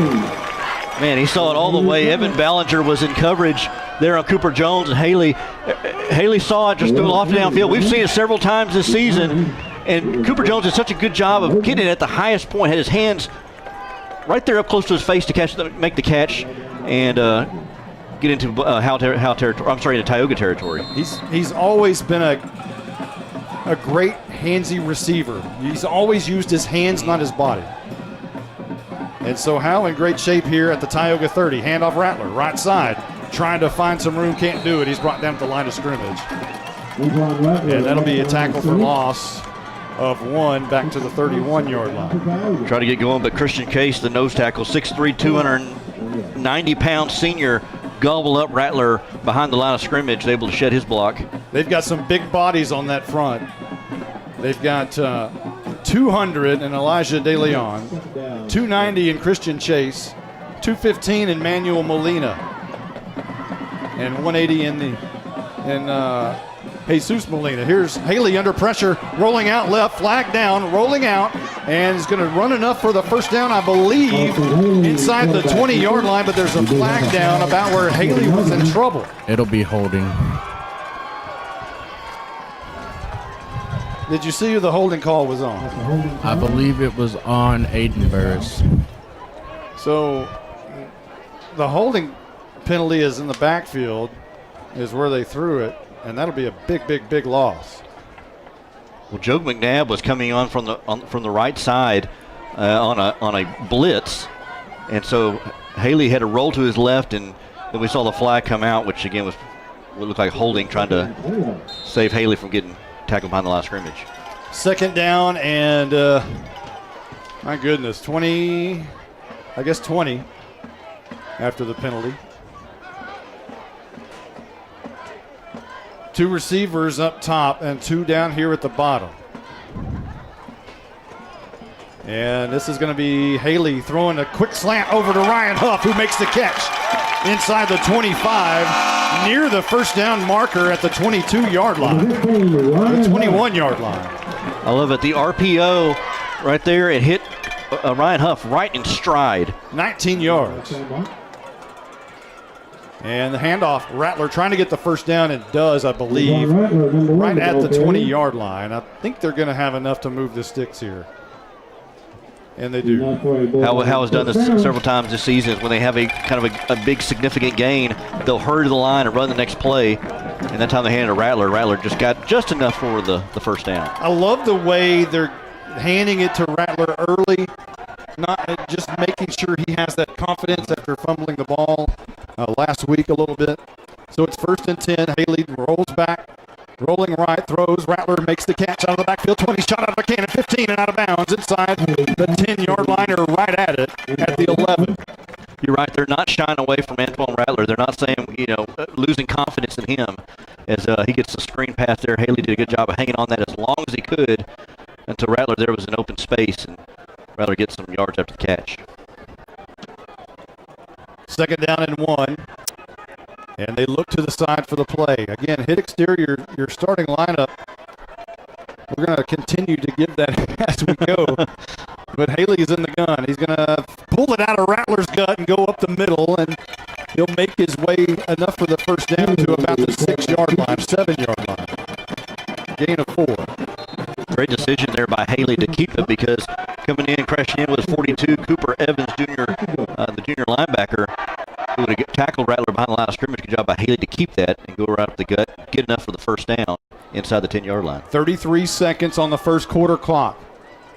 Don't have to snap it, but they do. Handoff Rattler. Left side bounces it out, and a shoestring tackle. He's still trying to go, but gang tackled, and he's going to lose a couple of yards as he tried to get out of that shoestring tackle back to the 10-yard line. Alex Bautista came from the middle linebacker position, shot through, and just held on for dear life, and we got till the rest of the Tioga team came to tackle him. Now we got a injured Tioga player. Well, we're going to take one, too. We'll take a quick one. We'll be right back. Who's your local plumber? Brother Plumber. It's good to know someone local and someone you can trust when your home or office drops the ball. Mainline break, 15 yards. Brother Plumber is plumb professional and serves not only Howe, but also all of Grayson County. And you can save yourself 10% if you mention Go Bulldogs. Visit us online at brotherplumber.com. We'd love to help. Brother Plumber is one call away at 469-968-4487. Visit us online at brotherplumber.com. Remember, Go Bulldogs. The injured player making his way off the field. And the ball spotted at the 10-yard line. And Howe's going to let it just go. And that's going to be the end of the first quarter. So it is a pretty good one for Howe. 14 points. They're looking for more right here. We're going to be right back right after this. Independent Financial is proud to support Howe ISD and their hardworking students, teachers, and staff. We share your vision for a brighter tomorrow and a championship season. For every challenge, Independent Financial has you covered. Our team can suggest a wide range of financial products to make your personal banking fast and easy. Plus, we have the know-how to deliver the game-changing business banking solutions. Independent Financial, your community in your corner. Member FDIC, Equal Housing Lender. Hello, this is Rosie the Skunk for Atmos Energy. You might think I make a bad smell, but it's nothing compared to the rotten egg smell of a gas leak, because that could be dangerous. If you think you smell, see, or hear signs of a leak, don't do anything that might cause a spark. Leave immediately. Then call 911 and Atmos Energy. There's no gray area here. When dealing with gas leaks, it's black and white. For more information, visit atmosenergy.com/gas safety. We enter the second quarter. Howe up 14-0, looking for more. Justin White, a week ago, it took like 45 minutes to get through the first quarter. This one much quicker. Literally, it was, I looked down at my clock. We started kickoff at 7:30. It was about 8:05, 8:10 last week. This time it's about 7:54, so quick moving first period. Yeah, the first 3 minutes of the game took like 30 minutes, it seemed. So here's Haley in the gun. From the 10-yard line, he's going to roll out right, looking down the field, under pressure, and throws it down the field, almost intercepted, and then almost caught in the end zone. It went in and out of two Jersey's hands, and Ulmer couldn't bring it down at the end. And it'll be 3rd down and goal from the 10. I tell you what, Slade Babbitt rocked Austin Haley as Haley was rolling to his right. Babbitt was coming from that left side trying to get there as quickly as he could. And, as you said, that ball almost got intercepted and then almost into the hands of maybe that was It was Cooper Ulmer. Jones. Was it Ulmer almost got it? So Howe dodged a bullet there. 3rd down and 10, Rattler to the right side of Haley. And Haley wants to throw. Flushed out of the pocket, throws in the end zone, and he overshoots his intended receiver, Colin Murphy. And Haley wants a flag for a late hit, as right on top of him was the defender Manuel Molina, but no flag, and it's 4th down, and it's Jonathan Garcia time. It was a pretty good shot they delivered on Haley there. So a 26-yard field goal attempt for Jonathan Garcia, who's so far perfect on the season for the sophomore. Right down the middle of the field, a little bit towards the left hash, but still in the middle of the field. It's on the tee. The kick is up. This one's no good. It might have been touched at the line of scrimmage, and it was. It was partially blocked, but Jonathan Garcia has his first miss of the year, and Howe drives all the way down the field, gets inside the 10-yard line, and gets no points out of it. Kind of mirrors a little bit of the Tioga possession. As you said, drive down the field, couldn't get points. The defense for Tioga tightened the screws when they needed to. They're on Howe and kind of keeps this game within reason right now. Howe drove 75 yards right there. So starting from the 20-yard line, as Tioga will try to ground and pound it right here on the right side of the offensive line. And Grubbs will be good for about 5, maybe 6 yards to the 26. Doesn't look like there's any read option there. It's just pretty much hand off to Grubbs and just let him pound his way. They put a lot of yards. big bodies right in front of him and just let him go. And again, they stack the right side of the offensive line. They hand that way. Coming near side is Grubbs. He breaks one tackle. He has enough for the first down, churning past the 35-yard line. I'll tell you, he is always moving those legs, and even just an arm tackle barely is able to bring him down as he gets a new set of downs here for Tioga. The ball is spotted at the 45-yard line. So it'll be 1st and 10, left to right, as I jinxed Garcia there, apparently. There's a handoff up the middle. Grubbs fighting, churning, looking for yardage. Walker has him, but not after he picks up 7 yards, perhaps, to the 47-yard line. You did say Garcia was perfect earlier. I did. It was an interview earlier this week. I did that too. I also bragged on Rattler the previous week. So whoever I talked to Coach Bryan about, stop complimenting players. I should stop doing that. 2nd down and short. Here's a handoff near side. Chase Evans trying to find the near side. He's run out of bounds, and this could be a late hit, but no flag. As Bo Stevens was in the area, trying not to hit him out of bounds, but trying to hold him up. Sometimes those can be called. Yeah, he tripped over his own feet on that one. So the ball at the 46-yard line, and a new set of downs for Tioga as they're moving left to right. Away from the concession stand towards the south end zone. Norwood in the gun, 2 receivers to the left.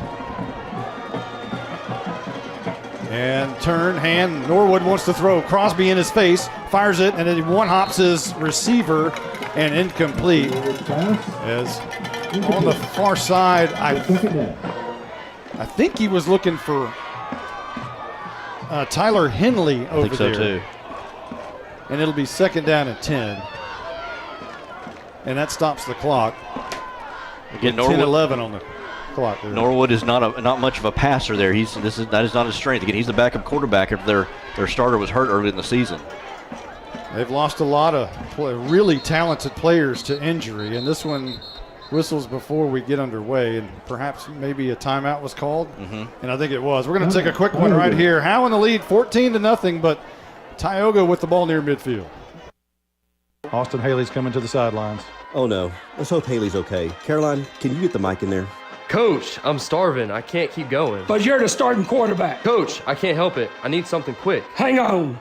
Doreen, quick, go to Sonic, get a burger, tots, and a shake. Make it an M&M blast. Doreen, make that an M&M blast. Large. Coach, I'm sorry, but Sonic of Howe is where you get great food and big smiles. It's not just good. I know, it's Sonic good. Hang on, Doreen, bring me some onion rings. Those things really bring the hammer down. Welcome back. The officials being very quick on their timeouts tonight. Not giving us the full 60s? Not the full 60s tonight, apparently. Second down and 10 for Tioga, left to right. At the 45-yard line, a handoff to Evans, who's going to be hit after at least a 4-yard gain to the 50. So Tioga doing their best Dale West impression so far in this early part of the game. Yeah, they line up in shotgun and just power their way at you. Different formations. Norwood, handoff. Evans trying to find the left corner and does, and has 3 yards to the 47-yard line on the Howe side of the field.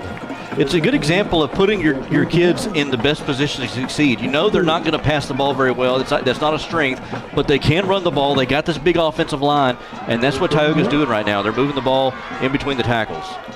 4th down and 3 for Tioga. They try to draw them off sides, and they do. A quick pass out, and it's going to be incomplete. But I think Tioga was able to pull the old Howe trick. I think so, too. The flag's on Tioga's side. It's on Tioga's side?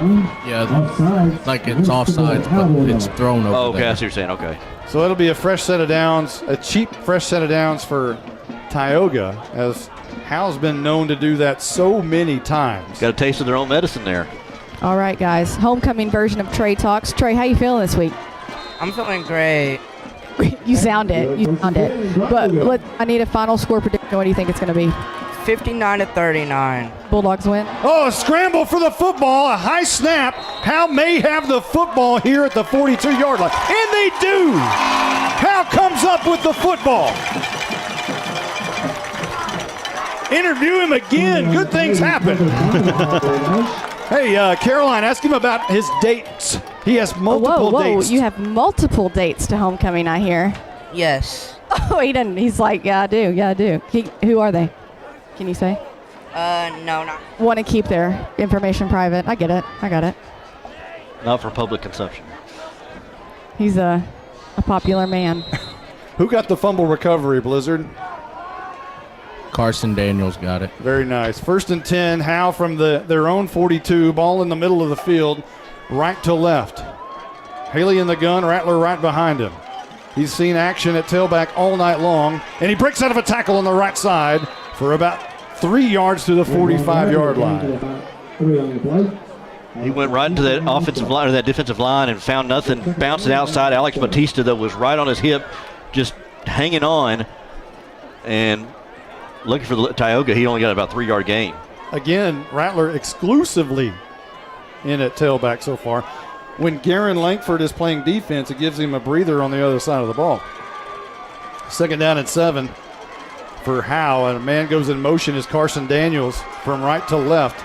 He stops just outside the tackle on the left side of the offensive line, maybe a yard behind the offensive line. This is going to be a handoff to Rattler. He runs behind Daniels' area and picks up enough, good enough to be close to a 1st down, not quite at the 50-yard line, 2 yards shy. Also ran behind Aiden Burris on that left guard side. So it's 3rd and short now for Howe. 3rd and 2, they look to the sidelines. As Howe trying to wear him down a little bit also. Howe known for throwing the football. All you hear is Austin Haley, but they actually have more rushing yards this year than passing yards. 3rd and 2 as Haley wants it, gets it, turns, hands, Rattler, shot out of a cannon, right side, makes a big move, cut at the 40. Look at 30. Looking for a block down the sidelines from Cooper Jones, and he's knocked out of bounds inside the 20. Big run, big hole on the right side, right behind Brady McCollum. You know, Coach Bryan talked about, hey, we're trying to be balanced, but it's not sort of going to be each pass for each run. It's what the defense gives them. And right now, this offense has something going on the offensive line, trying to make up holes in the run game. 1st and 10, inside the 20. Handoff, Rattler, left side, And this time he's going to be brought down after a minimal gain to the 15-yard line. 3-yard gain for Rattler. And the clock continues to wind at the 7:31 mark. Second down and 8. Or 7, rather. Very in between. Rattler's he's got his hands on his knees right now. He may need a pretty breather. gassed. Yeah. Well, both backs are in, both Daniels and Rattler. They straddle Haley to either side. Handoff Daniels, left side. He's got some room. Stiff arm into the 10, to the 5, churning his way inside the 5 to about the 2-yard line.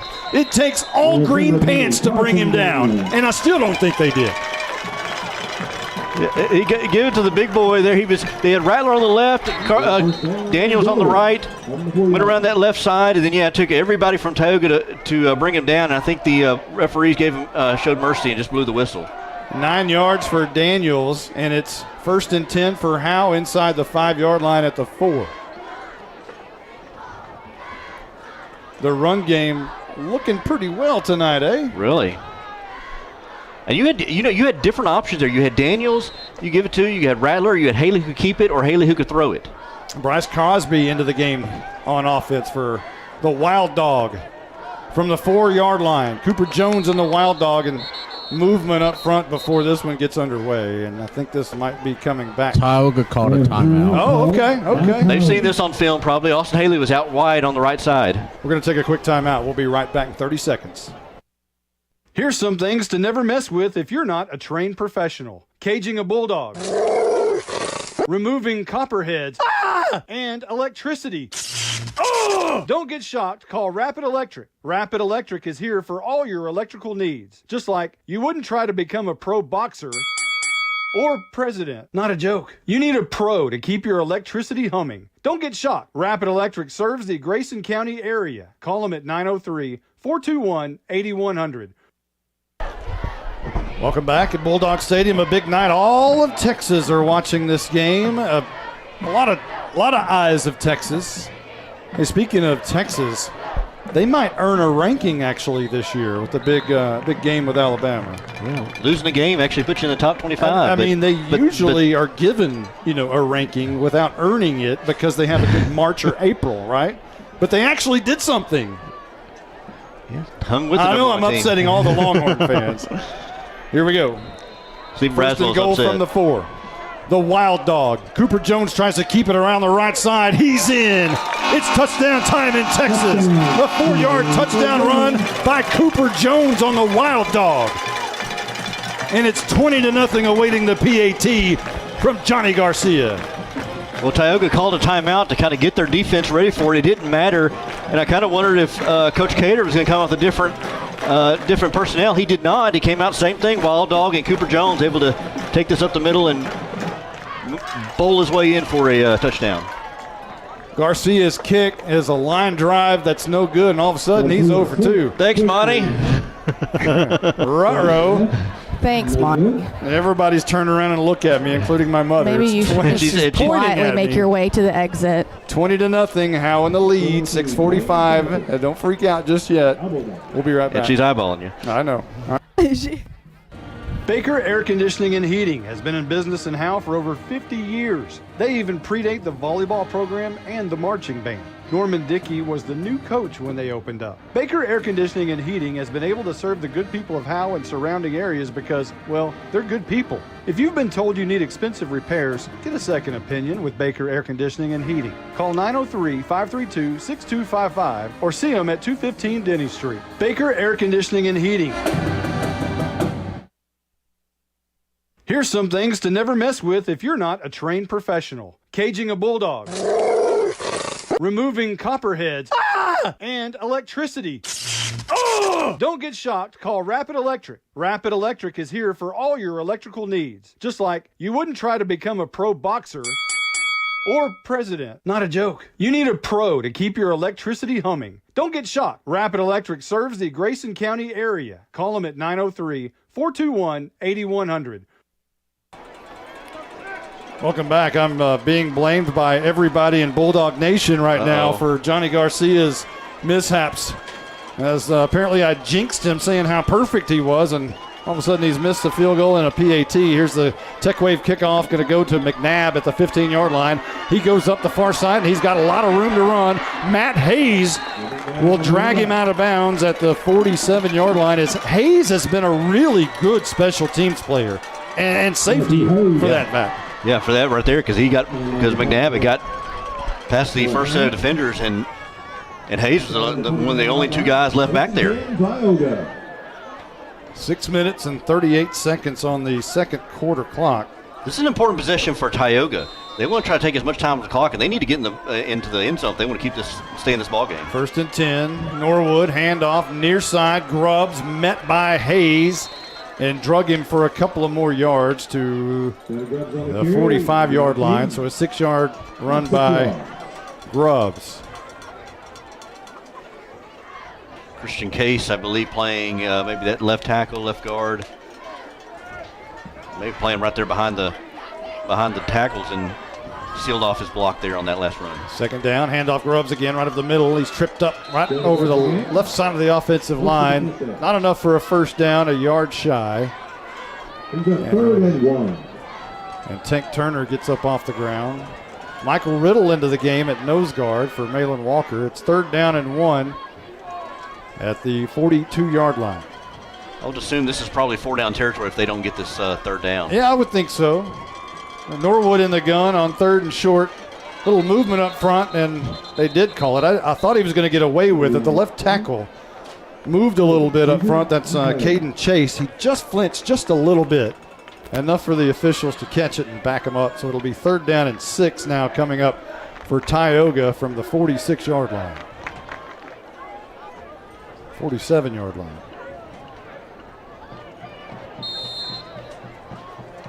One thing you want to do is make Tioga one-dimensional, make them have to throw the ball. And they're getting to the point here. They may have to do something here to get the. Boy, if you're a Tioga fan, don't you think what this season could have been? Mm-hmm. You know, they lost their stud quarterback, Hayden Hilliard, in a scrimmage. 3rd down and 6. Handoff to Evans running around the left side. Bryce Crosby was giving him a chase for a while, and now a flag is down.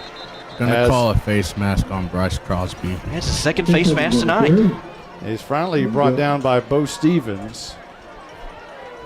And it was going to be a no gain, but the face mask is going to give him a new set of downs. It's kind of the same thing. He kind of comes from one side and comes around the back, and then when he grabs it from the back, he hooks on the front on the face mask. And that's a big bailout for Tioga. That's a huge. Put a star by that one. If Tioga is able to get back in this football game, that's a huge penalty to come back on and think about. Because that would have been 4th down, and with the penalty before, that may force him to punt. 1st and 10, left to right from their own 31-yard line. Norwood wants to throw middle of the field. It's going to be caught, and he's got plenty of room. Into the end zone goes his receiver, Tyler Henley, from 32 yards out. And the penalty on Bryce Crosby a moment ago definitely played a dividend there for the Tioga Bulldogs. And the fact that I said they don't need to be one. They're not a passing team either. Bringing that point up, Norwood lofted that up in the air to Henley, and right between 3 black jerseys. I'm not sure how Bulldog didn't get a hand on that to knock it away. So I'm hearing that you just jinxed the Howe Bulldogs. Yes, I jinxed the defense or helped the passing game for Tioga. Bautista's kick is right down the middle. That one's good. Our new score, 20-7 with 4:58 remaining in the second quarter. We'll be back right after this. I'm attorney Micah Belden, an old-school black and white Howe Bulldog. In criminal defense, you need someone who fights like a bulldog. Call me now if you've been investigated, arrested, or charged with a crime in North Texas. My number is 903-744-4252. We'll set up a free consultation. You will find out that I'm rough, tough, and I can't get enough. I'm board certified in criminal law by the Texas Board of Legal Specialization, Principal Office, Sherman, Texas. Visit my website at shermancriminallawyer.com. Since 2011, Scoggins Funeral Home and Crematory has walked with hundreds of families through the most overwhelming time of their lives. Their job is simple: to make this season a little easier. What you can expect is a no-pressure, people-first philosophy, custom services for memorials that you'll remember forever, and reasonable pricing. Tommy and Bobby K. Scoggins have built a reputation over the past 30 years in the funeral business for making every family feel at home. Visit ScogginsFuneralHome.com or call 903-482-5225. We're getting ready for our Techway kickoff. Your hit exterior scoring drive recap, 4 plays, 51 yards for Tioga. And it was a 32-yard touchdown from Norwood to Henley for the strike. And the big play on the drive was the face mask on Bryce Crosby, which gave them a free set of downs. The next play they scored. Here's the Tech Wave kickoff, a low line drive kick, going to bounce. It hits off, I believe that's Matt Hayes, who picks it up off the turf. And he has some pretty good running room to the middle of the field, about the 32-yard line. And that's where Howe will start their next possession. Well, the goal now is 4:52 left here in the first half is obviously have a long drive, obviously with scoring and giving no time for Tioga. Got to punch it in. You got to keep punching it in, right? Stay aggressive. I think you know, it's okay to give your kicker another shot right here too. You don't want to. Get his mojo back? You need to get that back, yeah. It's kind of the same way with Rattler. Put him right back in it and let him go. 1st and 10. This is going to be a handoff to Rattler. No, Haley kept it around the left edge. Looking for a block. He's got a lot of room. Look out, 50, 45. Haley, it's a foot race. Haley's outrunning everybody to the 10, to the 5. It's touchdown time in Texas. Austin Haley takes it to the house. 68 yards. On that read option, it fooled me because I saw Antoine Rattler swallowed up in the backfield. And then there was only one person over there on that left side for Tioga, number 33, Landon Bingham, trying to outrun Austin Haley, and Haley showing some speed off to the races on the read option. Howe trying to get the point back, stay on schedule, going a wild dog here in the 2-point conversion. Jones wants it. He's going to keep it over the right side. He had an easy lane to just walk through, but some reason he tried to jump over the pile. Just walk in, young man. The 2-point conversion is good, and Howe's back on track. 28-7 in the lead with 4:39 left to go here in the second quarter. We'll be back right after this timeout. If you're a small business owner in Howe, Texas, think about everything you need to help your business succeed. You need a plan, happy customers, and an insurance agent that gets you. My name is Corey Hernandez, and I run a State Farm agency. Because I'm a small business owner myself, I understand the unique needs of local business owners. My office and I will make it easy to choose the right protection for you at the right price. Call State Farm agent Corey Hernandez at 903-893-8400 or visit InsuranceQuoteXoma.com for your small business needs today.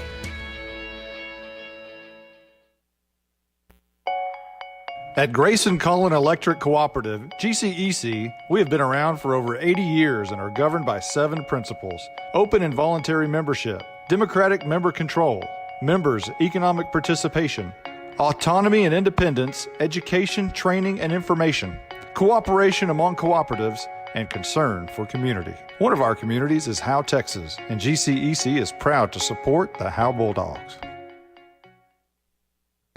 28-7, our new score at Bulldog Stadium after a one-play 68-yard drive on the hit exterior scoring drive recap. It was Austin Haley who just pulled it out of the gut of Rattler, took off around the left edge, and outran everybody. The Haley speed. The Tech Wave kickoff is going to be a squibber down the middle of the field. It's going to be taken by an up man, and he just falls straight down at the 33-yard line. Not even going to take a chance on returning that, as the up man for the Tioga Bulldogs was Johnny Frere. He's a senior, 6'1", 165, wanted no part of returning that thing.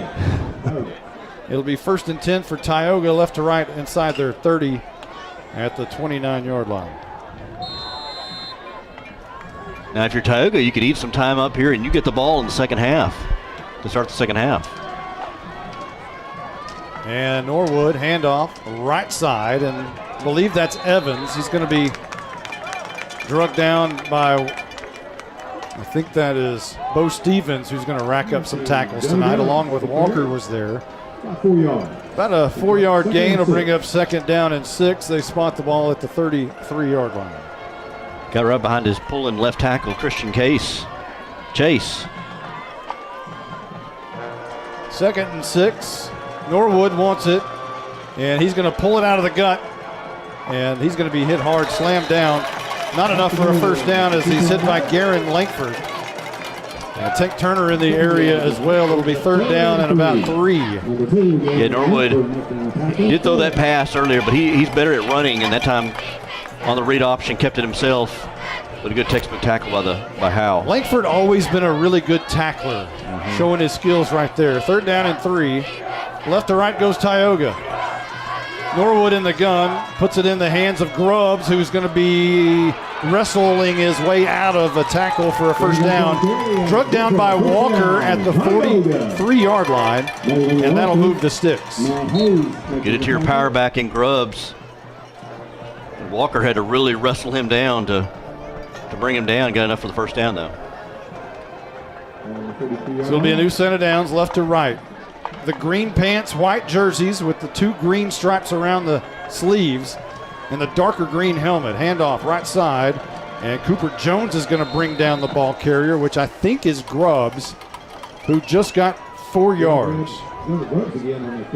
Or is that Evans? No, it's Grubbs. And they'll spot it at the 47, shy of midfield.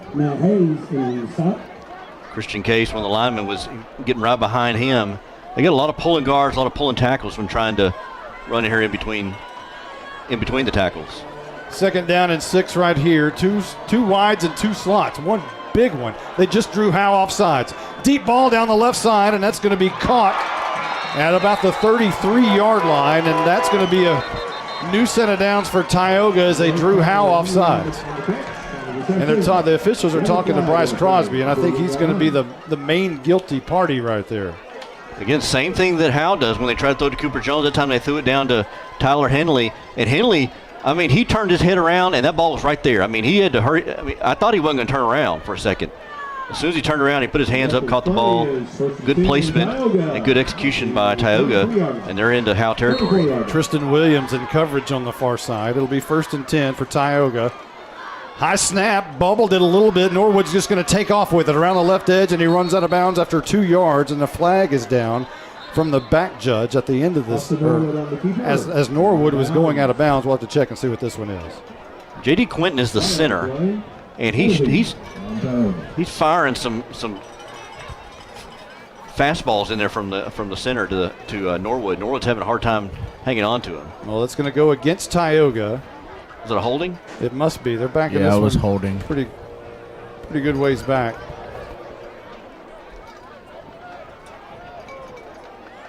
Yeah, they're going to spot the ball at the 44. Still on the Howe side. So now 1st and about 20.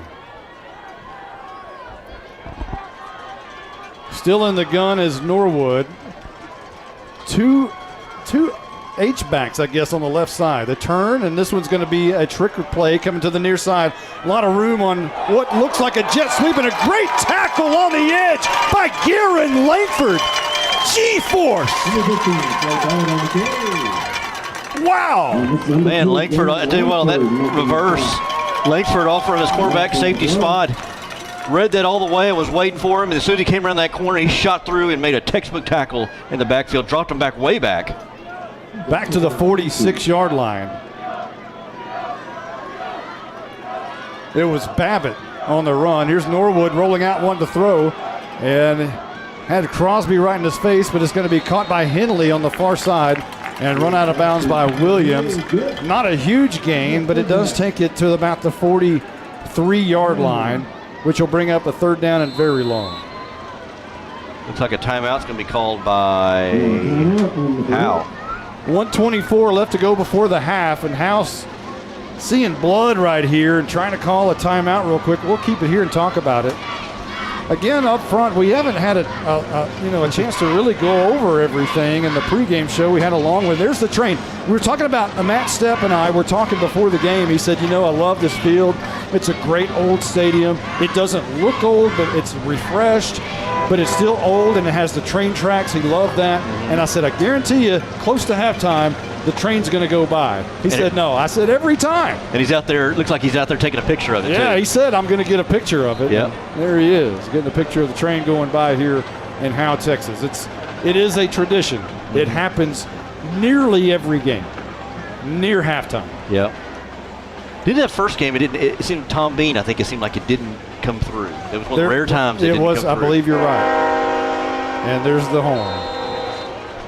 So it's third down and very long, about 20 perhaps for Tioga. Norwood wants to throw, deep ball down the middle of the field, and Murphy knocks it down. And it does fall incomplete. Murphy had a left paw on it, and it falls to fourth down and 20 for Tioga. And we might see our first punt of the night tonight. Slade Babbitt kind of on a seam round it, and Hayes was in coverage, and then Colin Murphy, good job of not really trying to intercept it, just knock it away, and he did just that. And it's going to be a fourth down. This is at the 43-yard line. It's kind of that, is it going to be a punt, or are they going to, surely it's going to be a punt. They're going to just pin him deep. Well, Bautista does the punting, and I do not see him lining up to punt. So it looks like Norwood is going to try to throw it on 4th and 10. Deep down the middle of the field, it's going to be almost intercepted, but I believe coming down with the catch is Henley. It went right through the hands of Tristan Williams, and Tioga has a first down. I thought Williams had played it perfectly. They double team Crosby on the right, coming around that right edge, and just threw it down to Henley, and they're going to go quickly here, Tioga. Ball at the 16-yard line. And Norwood wanting to throw, chased down, and it's going to be caught and hit hard. Wow. Is McNabb. And Cooper Jones just destroys him, and the ball falls incomplete. He dropped the ball that hit there, Monty, as well. I'm sorry? He did not catch the pass there. Right. It was incomplete. And I think it was incomplete because Cooper Jones blew it up. I mean, as soon as McNabb caught that, Cooper Jones hit him right in the back and jarred that ball loose. And somebody was talking to McNabb. Somebody on the Howe side was kind of jawing him a little bit, and McNabb got up and said, he made some gestures that, hey, you didn't get me. Second down and 10, left to right goes Tioga. Yeah, that long play down there, downfield to Henley, threw it up, and Tristan Williams was in coverage, and just a good jump ball by Henley. So there's 55 seconds on the clock, and Tioga, I believe, has called a timeout. We're going to keep it here. So far in this football game, Howe took it first, and they went 3 plays and 68 yards and scored on a Haley to Rattler 16-yard touchdown pass.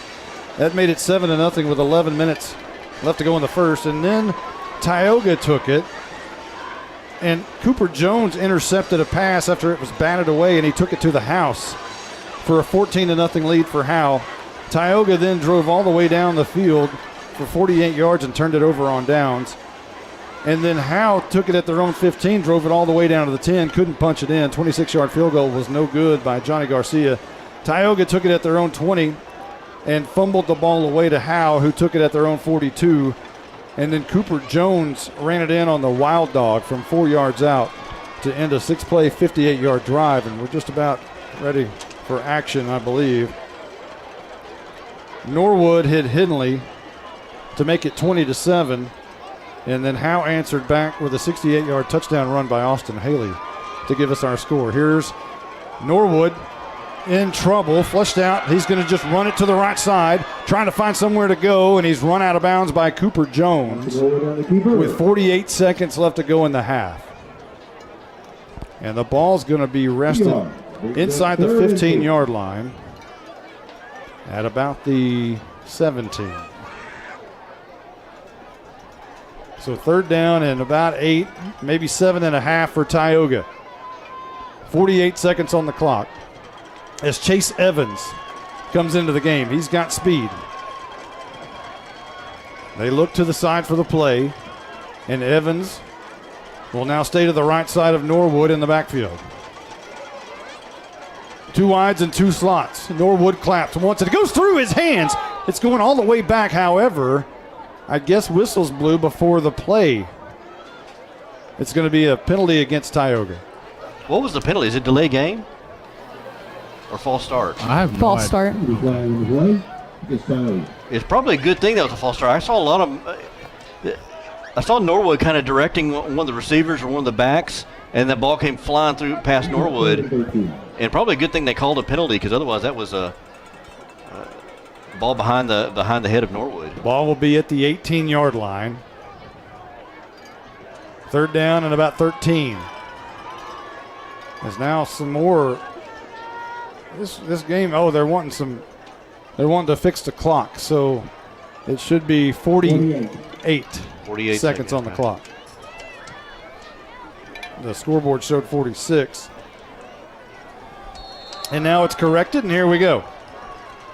Norwood with Evans to his right, sends a man in motion as McNabb. Drops back 3 steps under pressure by Crosby, throws, it's tipped. Ball's in the end zone, and it's incomplete, but a flag is down. Is this going to be pass interference? It could be. It's in the area. I don't agree with that call. Not at all. I think, is that Austin Haley? Yes, called on Austin. Yeah, I don't know about that. Just going for the ball. Throw it up for grabs to, was that to Henley, I believe? Passed it for Henley? It was to Slade Babbitt. To Babbitt. And ball was in the air, and Haley went up there to knock it away, but I think he was going for the ball. I don't think he interfered necessarily. But Norwood kind of threw that up for grabs. That ball had no chance of being caught. No. Had a better chance of being intercepted. It did. It's a shame there's a penalty on that. And that's going to put Tioga in pretty good shape to score right here before the half. Man, penalties, I tell you, have kept drives alive for Tioga. You had the face mask last one against Crosby. Now you got this pass interference. That was third down right there. And now that moves them down inside the 5-yard line. They're going to spot it at the 3. First and goal at the 3. From the 18 to the 3 on the 15-yard penalty. Man alive. So it's Evans to the right side of Norwood, and everybody bunched together on the left side of the offensive line. Evans is going to get it to the left side, and he's brought down a great play in the backfield by Austin Haley, who brought him down for about a yard or 2 loss back to the 5. Haley's mad, too. 31 seconds is rolling. Everybody's trying to hurry up right here. Tioga back to the line of scrimmage. They get it. Evans up the middle. He's going to be brought down for maybe a yard as the defense is stiffening up perhaps right here. Tioga doesn't have any timeouts. 15, 14, 13. Trying to snap it. Trying to get in. Norwood. And flags before this one can get underway. We'll check and see what it is. It could be, if Howe's wanting a penalty against Tioga to back him up a little bit. There's 8 seconds on the clock before the half ends. Could it be a 10-second runoff? I'm about to say there may be a runoff there. I think it's what Howe's wanting. It's a false start against 10. Tioga. Yeah. And that'll end the half, the 10-second runoff. So Howe survives Tioga trying to punch it in right there before the half. Man. Wow. The defense stiffened. They got within the 5-yard line after the pass interference. And those first 2 plays, Austin Haley able to make a play. And let's see who that last one was that made the play, but sped things up for Tioga because they didn't have any timeouts. The last one was Austin Haley and Carson Daniels combined. Okay, Haley and Daniels on that last one. Wow. But they gave Tioga no time to call another play. Then when they got the false start, it was a 10-second runoff, and there's the half. I tell you what, we're entering the Bullard Construction halftime show on a crazy note right there. I don't know that I've ever seen a 10-second runoff to end the half like that. I tell you what, if you're talking about the first half, you got to talk about the defense of Howe. Bend and not break. They've given up some yardage, but when it mattered the most, they've really come through. Yeah, and this thing could be bigger than what it is. It's 28-7, but they've just had some penalties that have really bailed out Tioga. Luckily, on that last one, it didn't hurt them. You're in the Bullard Construction halftime show. We've got some interviews coming up for you. That ought to be a good halftime show. So we will see you on the backside. Bullard Construction is owned by former Bulldog Jonathan Bullard. If you're in need of skid steer land clearing, dirt work, a pad site built, construction cleanup, fencing, automatic gates, or even more, contact Bullard Construction at 903-267-9701. They'll give you a free estimate. Bullard Construction is locally owned and operated in Howe, Texas, but serves the North Texas region. Call Bullard Construction at 903-267-9701. 903-267-9701. Here's some things to never mess with if you're not a trained professional. Caging a bulldog. Removing copperheads. And electricity. Don't get shocked. Call Rapid Electric. Rapid Electric is here for all your electrical needs. Just like you wouldn't try to become a pro boxer or president. Not a joke. You need a pro to keep your electricity humming. Don't get shocked. Rapid Electric serves the Grayson County area. Call them at 903-421-8100. I'm attorney Micah Belden, an old school black and white Howe Bulldog. In criminal defense, you need someone who fights like a bulldog. Call me now if you've been investigated, arrested, or charged with a crime in North Texas. My number is 903-744-4252. We'll set up a free consultation. You will find out that I'm rough, tough, and I can't get enough. I'm board certified in criminal law by the Texas Board of Legal Specialization, Principal Office, Sherman, Texas. Visit my website at shermancriminallawyer.com. All In Custom Gutters and Christmas Lights is proud to sponsor the Pride of Howe High School's Bandsman of the Week. Your hometown Bulldog alumni owned and operated business is here for all your seamless gutter and outdoor Christmas lights needs. Give them a call at 903-819-9183 and let them make your house shine really bright this Christmas. All In Custom Gutters and Christmas Lights. Give them a call at 903-819-9183. All In Custom Gutters and Christmas Lights. You're listening to the Bullard Construction Halftime Show. Today's Bandsman of the Week is brought to you by All In Custom Gutters and Christmas Lights, a firefighter family-owned business. Call them at 903-819-9183. Now let's join Monty Walker with this week's Bandsman of the Week. This week's Bandsman of the Week is Riley Troxtel. Now, you started Howe in kindergarten. Do you remember anything about that year? I remember my teacher, Miss Crane. She was awesome. I loved that teacher. I loved my class. You have a bird named Lemon. Talk about that. Oh, Lemon? Okay, she is a Quaker parrot. She is albino, and she's crazy. She can talk. She can ask me questions. She's a lot of fun. What's her favorite thing to say?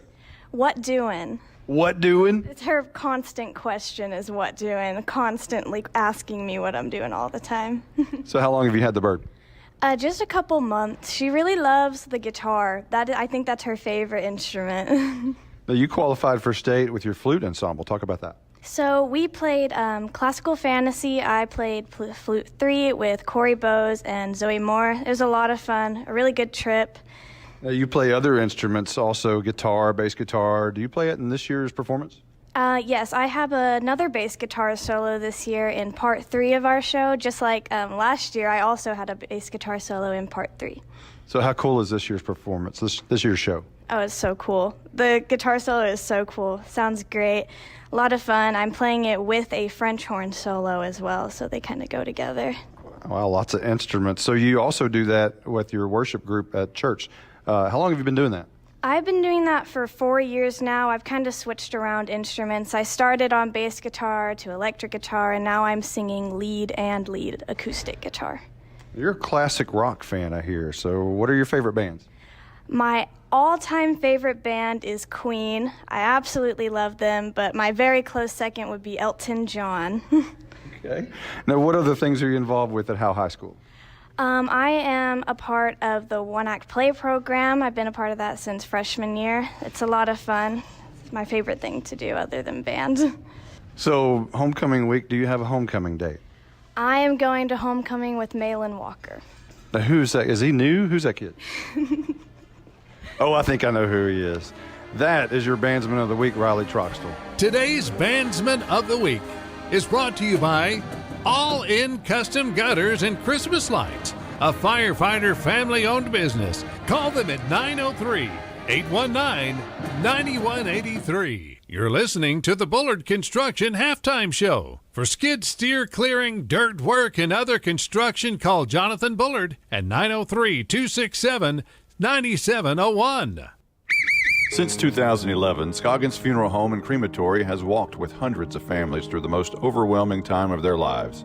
Their job is simple: to make this season a little easier. What you can expect is a no-pressure, people-first philosophy, custom services for memorials that you'll remember forever, and reasonable pricing. Tommy and Bobby K. Scoggins have built a reputation over the past 30 years in the funeral business for making every family feel at home. Visit ScogginsFuneralHome.com or call 903-482-5225. Bullard Construction is owned by former Bulldog Jonathan Bullard. If you're in need of skid steer land clearing, dirt work, a pad site built, construction cleanup, fencing, automatic gates, or even more, contact Bullard Construction at 903-267-9701. They'll give you a free estimate. Bullard Construction is locally owned and operated in Howe, Texas, but serves the North Texas region. Call Bullard Construction at 903-267-9701, 903-267-9701. You might know that State Farm agent Corey Hernandez has great service. Corey is your good neighbor after all. But did you know State Farm has surprisingly great rates too? That's right. State Farm agent Corey Hernandez is here to help you select the right protection at the right price. Corey will make sure you understand your State Farm coverages so you'll know what to expect if the unexpected happens. Call State Farm agent Corey Hernandez at 903-893-8400 or visit insurancequotetexoma.com. When you want the real deal, like a good neighbor, State Farm is there. All In Custom Gutters and Christmas Lights is proud to sponsor the Pride of Howe High School's Bandsman of the Week. Your hometown Bulldog alumni owned and operated business is here for all your seamless gutter and outdoor Christmas lights needs. Give them a call at 903-819-9183 and let them make your house shine really bright this Christmas. All In Custom Gutters and Christmas Lights. Give them a call at 903-819-9183. All In Custom Gutters and Christmas Lights. You're listening to the Bullard Construction Halftime Show. Today's Lady Bulldogs Volleyball Spotlight is brought to you by Independent Financial. Now let's join Monty Walker with this week's Lady Bulldog.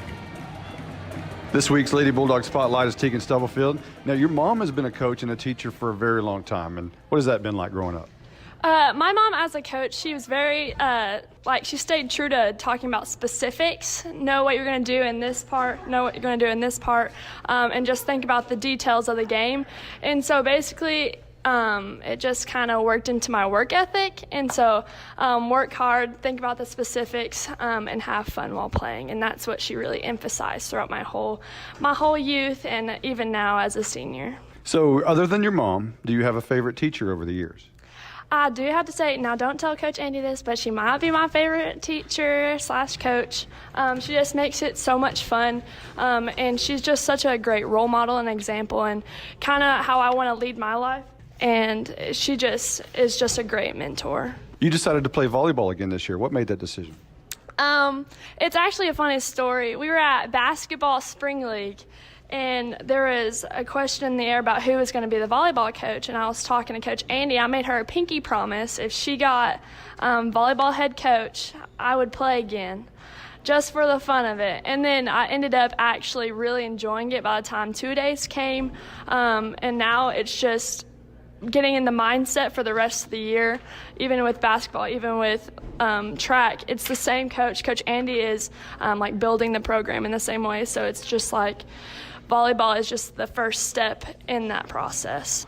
Now, she talks a lot about win the day. That's the motto, and you've been doing that more than last year, obviously. What's the biggest difference, you think? I'd most definitely say energy. In practice, it's always like, hey guys, energy up, let's go, let's go. You can see a difference, especially in our early season. When we got down bad, and that's kind of the mentality of the losing team that we had in past years, and so the energy is like a winning energy. No matter what we do during the game, if our energy is up, we consider that a win because it is a step forward and just into that mentality. Now, faith is a big part of your life. Talk about that. The faith aspect of my life, it just sets my mindset on things above. It's a lot more than just me. When I'm out on the court, I like to be a good example for the kids.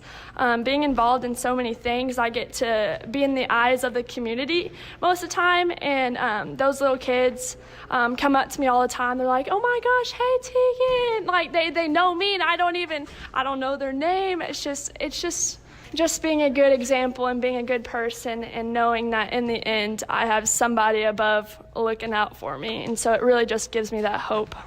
You're a cheerleader also. How do you balance your time? I'd probably say 2 hours of sleep every night, and that's about it. No, but the coaches really do work together. They try to even out time management, especially with Coach Andy and Coach Kirby. They're really like on the same page this year, and so they, no matter what, they think about us as people first, and that they want us to be involved in tons of stuff. And so for them, it's a big like time management thing to consider for us, and so they make it so easy to go from one thing to the next. What other things are you involved with at Howe High School? Almost everything in the book. I'd say, well, I'm NHS president this year. I'm a student council. I'm the second vice president of FFA. And so especially in the fall, like we are scattered all throughout. So especially with cheer and then FFA, our LDEs are coming up.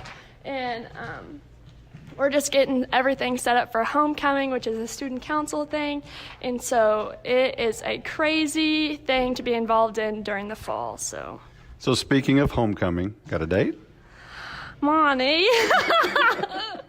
Yeah, his name is Zeb Montgomery. I tied him along. He had no other answer than to say yes, because that would have been embarrassing if he would have said no. But yeah, he's tagging along with me for sure. What are the plans after Howe High School? Like I said earlier, I really enjoy having an impact on kids. And so when I get out of Howe, I'm going to OSU and having a biochemistry degree. And I plan to go to dental school to become a pediatric dentist. So I'm really, right now, that is the plan for sure. So. Today's Lady Bulldogs Volleyball Spotlight is brought to you by Independent Financial. You're listening to the Bullard Construction Halftime Show. For skid steer clearing, dirt work, and other construction, call Jonathan Bullard at 903-267-9701. At Grayson Cullen Electric Cooperative, GCEC, we have been around for over 80 years and are governed by 7 principles: open and voluntary membership, democratic member control, members' economic participation, autonomy and independence, education, training, and information, cooperation among cooperatives, and concern for community. One of our communities is Howe, Texas, and GCEC is proud to support the Howe Bulldogs.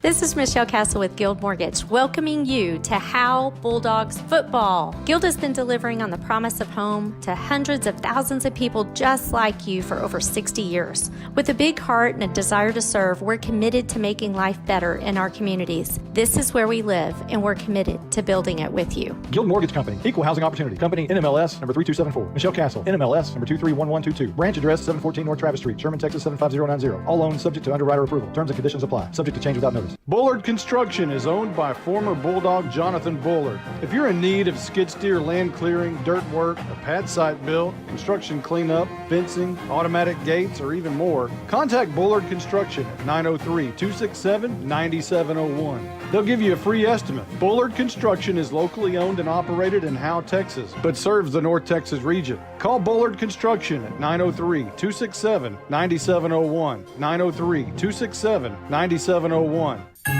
All In Custom Gutters and Christmas Lights is proud to sponsor the Pride of Howe High School's Bandsman of the Week.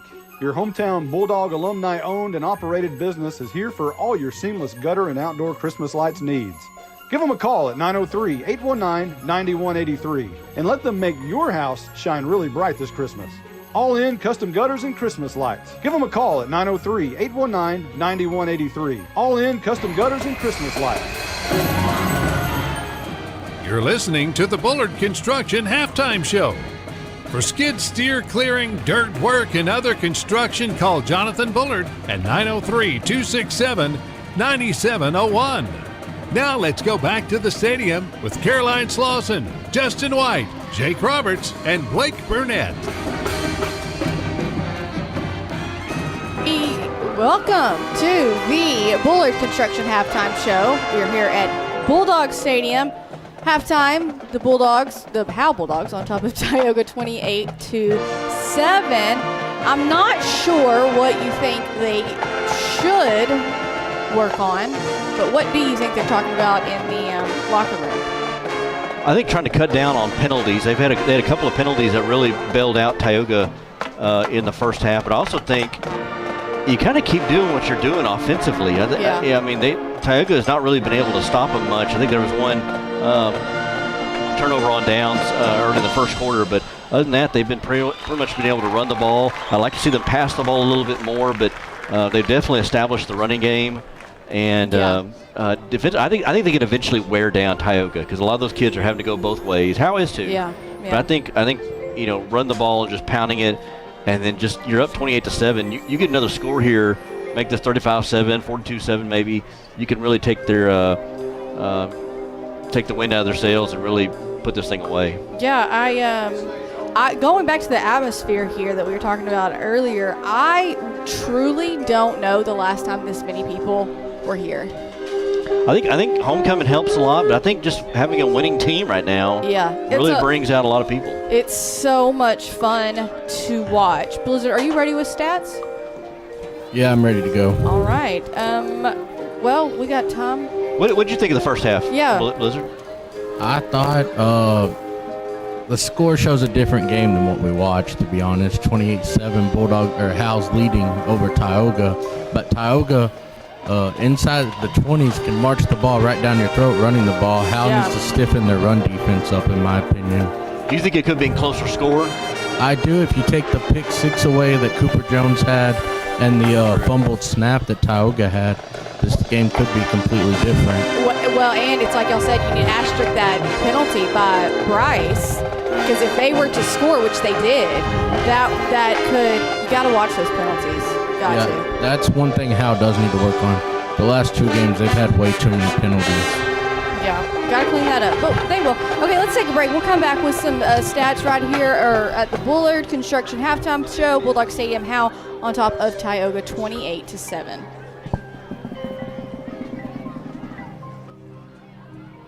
This is Michelle Castle with Guild Mortgage, welcoming you to Howe Bulldogs football. Guild has been delivering on the promise of home to hundreds of thousands of people just like you for over 60 years. With a big heart and a desire to serve, we're committed to making life better in our communities. This is where we live, and we're committed to building it with you. Guild Mortgage Company, Equal Housing Opportunity Company, NMLS number 3274. Michelle Castle, NMLS number 231122. Branch address 714 North Travis Street, Sherman, Texas 75090. All loans subject to underwriter approval. Terms and conditions apply. Subject to change without notice.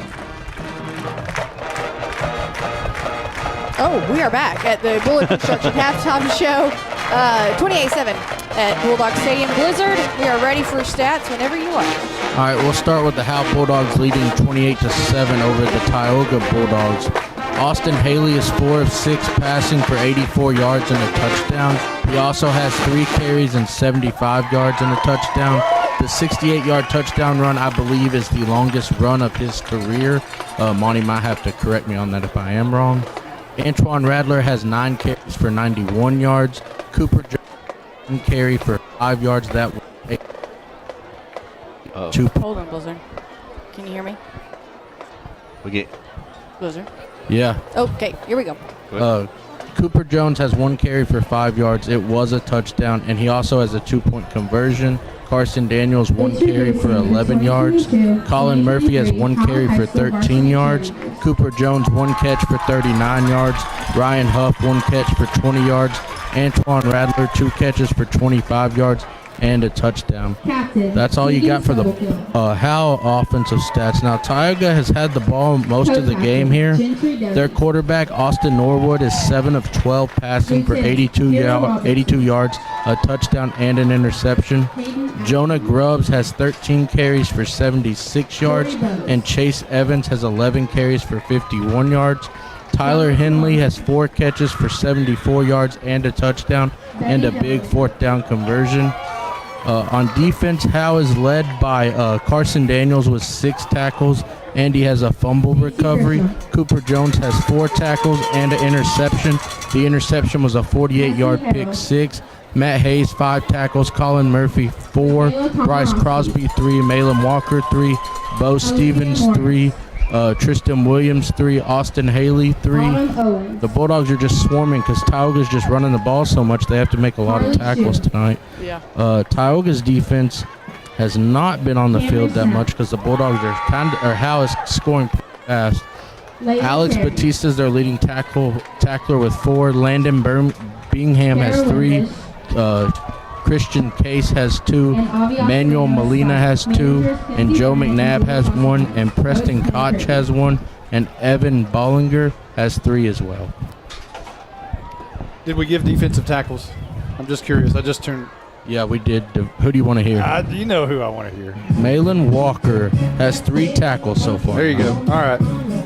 Let's see. Let's do highlights. We're going to try to run through those real quick from the first half. And, we had this here. We'll try that. We're trying some new stuff this week. So we're going to turn that mic off. Let's see. I'm going to unmute that. Maybe you want to try one. Let's see if this thing's going to work, or we have to make an adjustment on the fly. Anything? Anything there? Nope. So we'll make an adjustment on the fly. I was afraid of that. Uh-oh. Okay, here we go. So by the time he gets it ready, Howe won the coin toss, won the ball. They had it at their own 32-yard line. A big run by Rattler. Took it all the way down to the 15-yard line. And then Haley hit Rattler for his first reception of the year.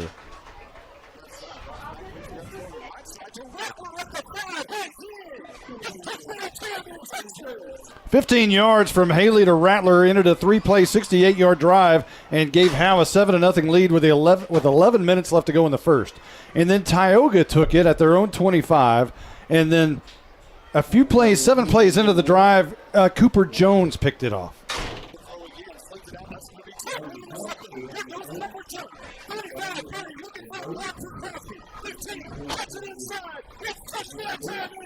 That made it 14-0 with 8:55 left to go in the first, and it looked like a rout was on. Tioga took it at their own 32-yard line, drove all the way down the field to the 20 before they turned it over on downs back to Howe at the 15-yard line. Moving on into the second quarter, Howe tried a 26-yard field goal by Garcia, but it was no good, and I got the blame for all of that for apparently jinxing him. And then Tioga took it at their own 20-yard line with at the 20, with 11:45 left to go in the second. They drove it down 8 plays, and then this happened.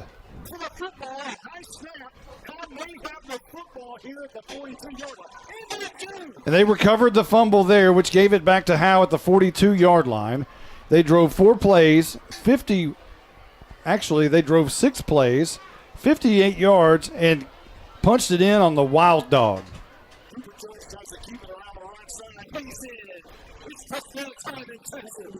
That made it 20-0 after Garcia missed the PAT, and everybody blamed me again. 6:45 on the clock before the half. At that point, Tioga took it at their own 49-yard line, and they finally got on the board 4 plays later.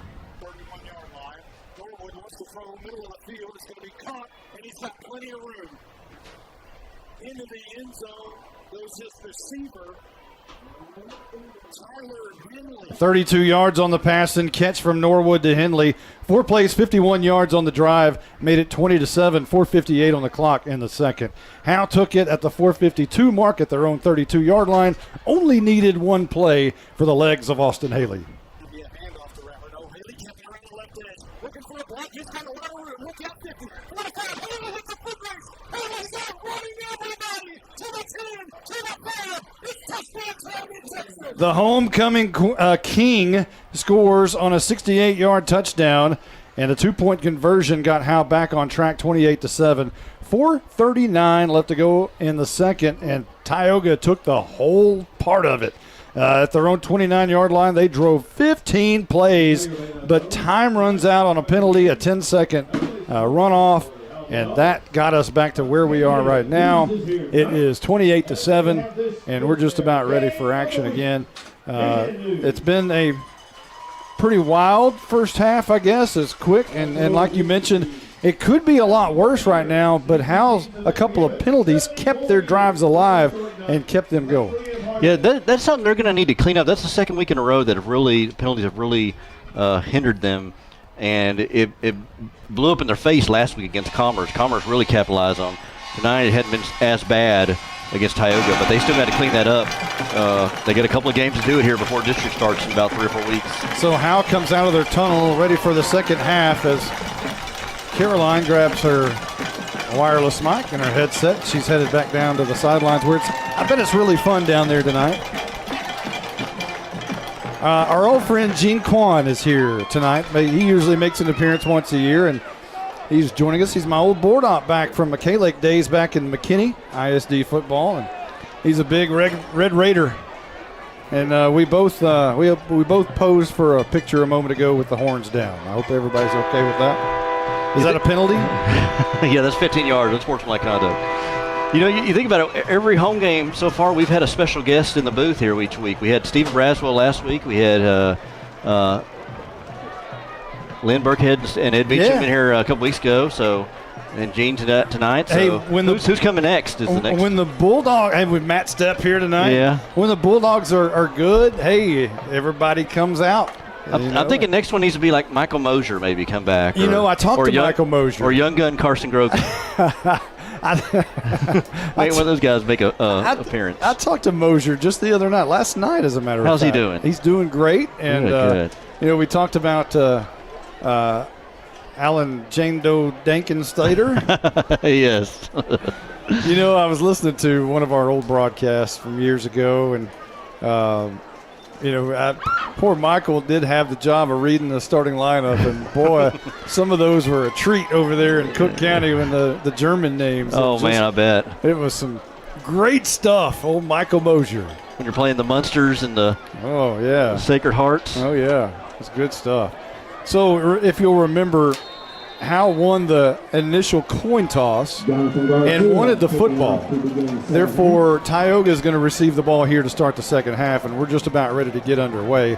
Howe spreads out on their kickoff team, ready for the tech wave kickoff. And Garcia stands 10 yards away, ready to boot this sucker, and it's a low squib kick, going to bounce in the middle, and going straight down once again is the up man, which is Johnny Frere. And Tioga is going to start somewhere inside their own 30 at about the 28-yard line. Well, yet again, I think this is an important possession for Tioga to really score here to keep themselves in this game. I kind of said at the end of the second half, or the end of the first half, if they didn't score and Howe got the ball back, they could really blow this thing wide open. So Norwood sends 2 receivers to the near side and 1 up top. He wants the ball in shotgun's going to throw it on first down, and he one-hops his receiver Henley, and it falls incomplete. It'll be second down and 10. Again, not a strong point for Norwood throwing the ball. It's different seeing number 22 at quarterback. Yeah, Doug Flutie, perhaps. Yeah, remember that? Boston yeah. College days, and Jake Roberts over here with us. He's probably never even heard of Doug. He's Flutie. like, Doug who? Oh wait, no. He looks at me like, come on, man. Here's Norwood, and he's going to hand off to Grubbs, who will get 2 or 3 yards as they just really churn through the tackles and really just it's more like a slot tee, wing tee. It's really more like a wing tee type philosophy anyway. It's kind of a power spread. I mean, they spread you out, shotgun and receivers out, but then they have some H-backs in there and just run right at you. And Norwood, handoff. No, he's going to pull it, throws it on the left, and that's going to be caught and dropped by Tristan Williams, but a first down by Tioga as Henley makes the catch at the 42-yard line. As soon as I said Norwood, not a great passer, he rolls to his left and squares his body and then just fires a bullet to Henley on a comeback route, and Henley able to get the first down and set it down for Tioga. Left to right go the Tioga Bulldogs in green pants, white jerseys, and a dark green helmet. Throw out left side, that's caught by Henley, and a flea flicker back to Grubbs. and played perfectly by the Howe Bulldogs to wrestle him out of bounds was Williams, but a couple of yards there up to the 48-yard line, 49-yard line. A little hook and ladder there. Get to Henley and then just flick it to Babbitt. Yeah, I said flea flicker. I mean, yeah, hook and ladder. Yeah, obviously what I meant. Second down and 3. Norwood, he's going to fake it. He's going to keep it around the left edge, being chased down by Ulmer. And again, G-Force grabs him at the 50-yard line. A great defensive play by Garen Langford again. It was a pretty good fake by Norwood on the read option. He took it over to the right side, but again, Langford over in the secondary just had a beeline for him and was not going to let him get upfield and get a minimal gain on that one. Good tackle again by Langford. Perfectly played by the cornerback. Here's Grubb, shot out of a cannon up the middle, and he's good for enough to get the first down to the Howe 46-yard line. Man, if this team had their starting quarterback and starting running back, this would be a different game. Not totally saying different. No slouch to these guys, but I mean this is should be a different ball game if those studs were in there. You know, Chad Rogers said his quarterback. Oh, there's some movement up front, and now whistles. And there's a finger point between Norwood and his lineman. Yeah, right there it was Hagan Cobb. As soon as he turned around and looked at Norwood and put his palms in the air and said, "What are you doing?" And he wasn't the only lineman. There was another offensive lineman who did the same thing. They're going to back it up 5. It'll be 1st and 15. You're saying about Chad Rogers. Rogers said that his starting quarterback on the year, Hayden Hilliard, had a chance to probably be as good as any he had in Denison. Here is Evans on the left side, and he's going to be brought down after a minimal gain. He does cross the 50 to the 49-yard line in Howe territory. That's really saying something to say better quarterbacks from Denison, a 5A school. We haven't really touched on it about Chad Rogers, enough in this football game. He's a dynamic head football coach for Denison for a long time, for 9 years over there. Mm-hmm. And decided, hey, I'm gonna do something different. Raised a lot of eyebrows there. Able to get his son on his staff and his son-in-law on the staff. Here's Evans to the near side. And Garen Langford with the G-Force. Again, a great tackle. Open field as Langford will bring him down at the 49.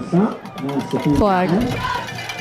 Langford is doing a great job of that. I mean, just... There's going to be a holding call against Tioga. It'll be declined. And Howe likes the play of Langford better than the penalty. Langford did a good job just being aggressive and just flying to the ball and making good textbook tackles. So it's 3rd down and about 12 for the Tioga Bulldogs, who Howe has not met since 1948 until tonight.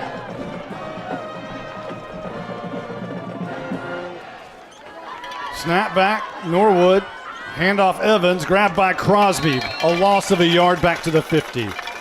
Greatly played by Bryce Crosby. Interesting play call. 3rd and 13 at the Howe 49-yard line, and you run a handoff up the middle, or maybe a read option there, but either way, it's a run right up the gut, and you gain 1 yard, maybe back to the line of scrimmage.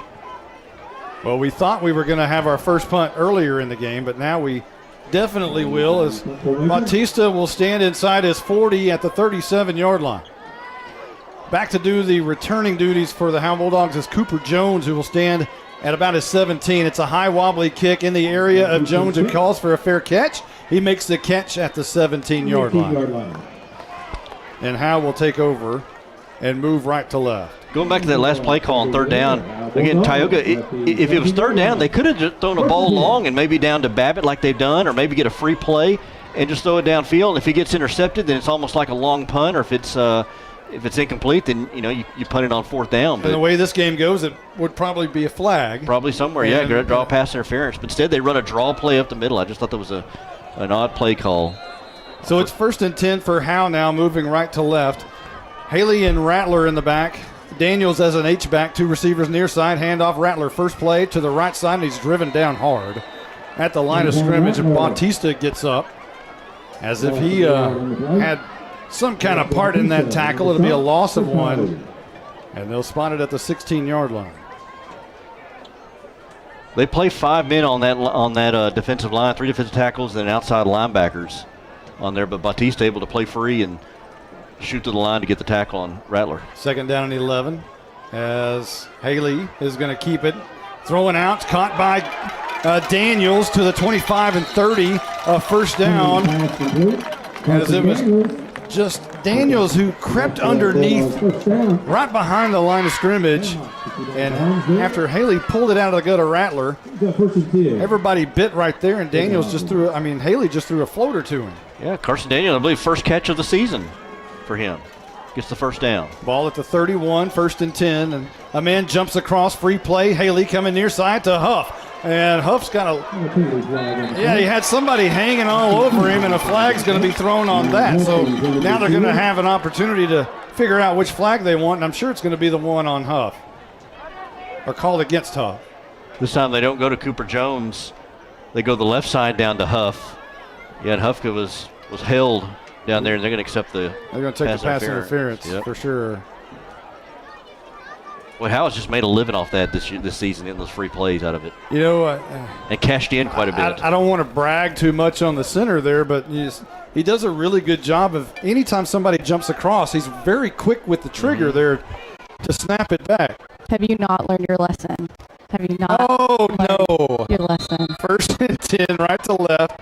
Haley in the gun. He's going to hand off Rattler quickly to the far side. Shot out of a cannon looking for a block. It's got an 8-yard gain to midfield. And a flag is down at the end of this thing. I wonder if that's a helmet. On the tackle. What'd you say, Blake? Face mask on the tackle. Face mask, okay. So that'll move it deep inside. They yanked his helmet off even. I thought it was like helmet to helmet, because he got hit pretty hard, but I guess it was the contact was the helmet coming off. They got pulled off. So the ball should be spotted at the 35-yard line if that is the case. The flag happened right at the 50, so it'll be a fresh set of downs for Howe, who leads this football game 28-7. No points here in the second half so far. Howe's first possession of the second half. They were able to hold Tioga on their first possession, forced them for the first punt of the night that we've seen tonight from anybody. 30 yards of penalties right there on the pass interference and the face mask. First and 10. Haley with both backs beside him, Rattler and Daniels. This time it's going to be Daniels, but Haley pulls it out of his gut, and he's going to gain 4 yards up the middle, right behind Aiden Burris and Malin Walker. Yeah, both backs there, and you use Daniels as the read option, and then Haley goes ahead and keeps it. It's good being able to have two backs in there you could hand off to, you could use, and then have Haley as another option to run the ball or pass the ball. Ball at the 32, second down and 7 coming up for the Bulldogs. Same formation with Rattler on the left, Daniels on the right of Haley. Two receivers down here at the bottom, and Cooper Jones up top by himself. They look to the side for the play.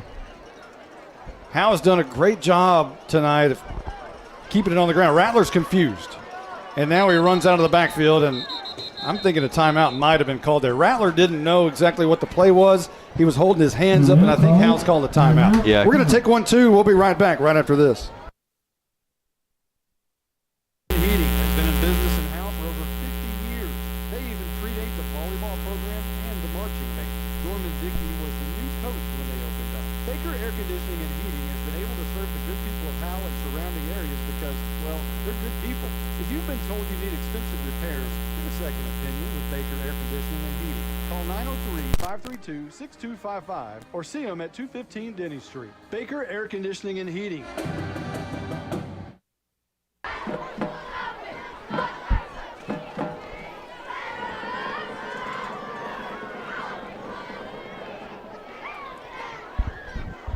Welcome back. Second down and 7 coming up.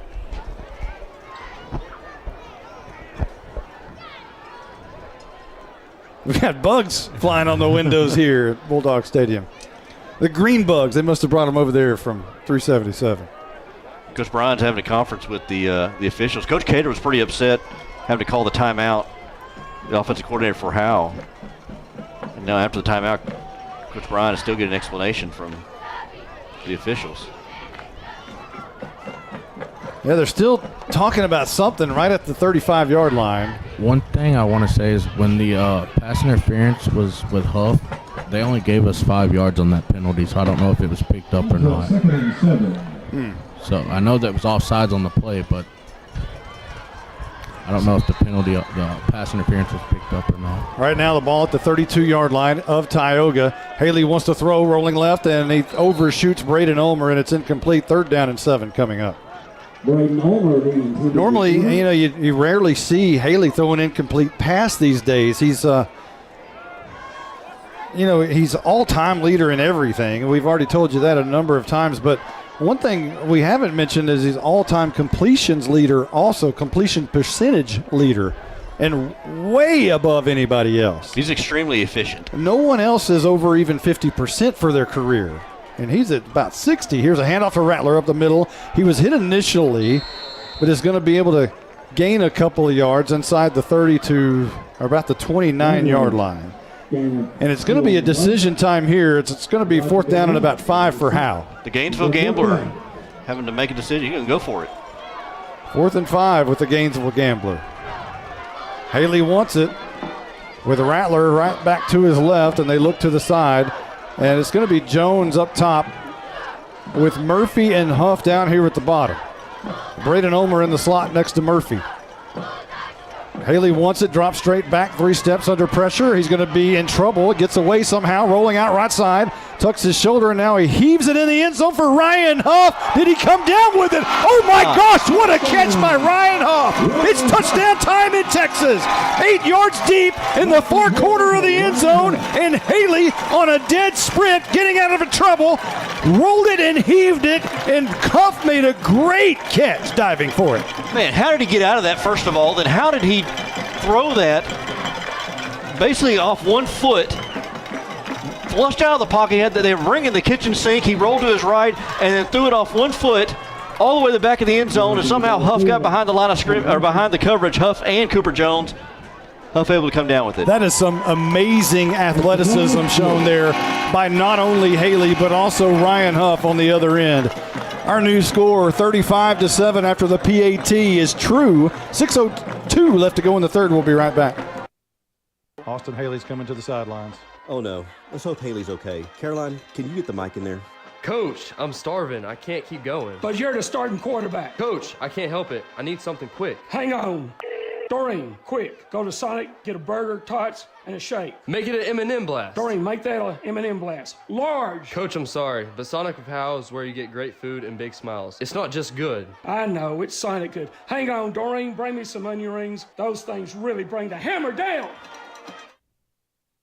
Hey, it's me, Gus the Gopher for Atmos Energy. I dig all around the yard. Occasionally, I bump into a utility line and get a headache. But if you hit one with your shovel, backhoe, or ditch digger, you could cause a gas leak, disrupt service, or worse. So call 811 at least 3 business days before you or someone else digs in your yard to have those underground utility-owned lines marked. It's free and it's the law. You dig what I'm saying? For more on safe digging, visit atmosenergy.com/811.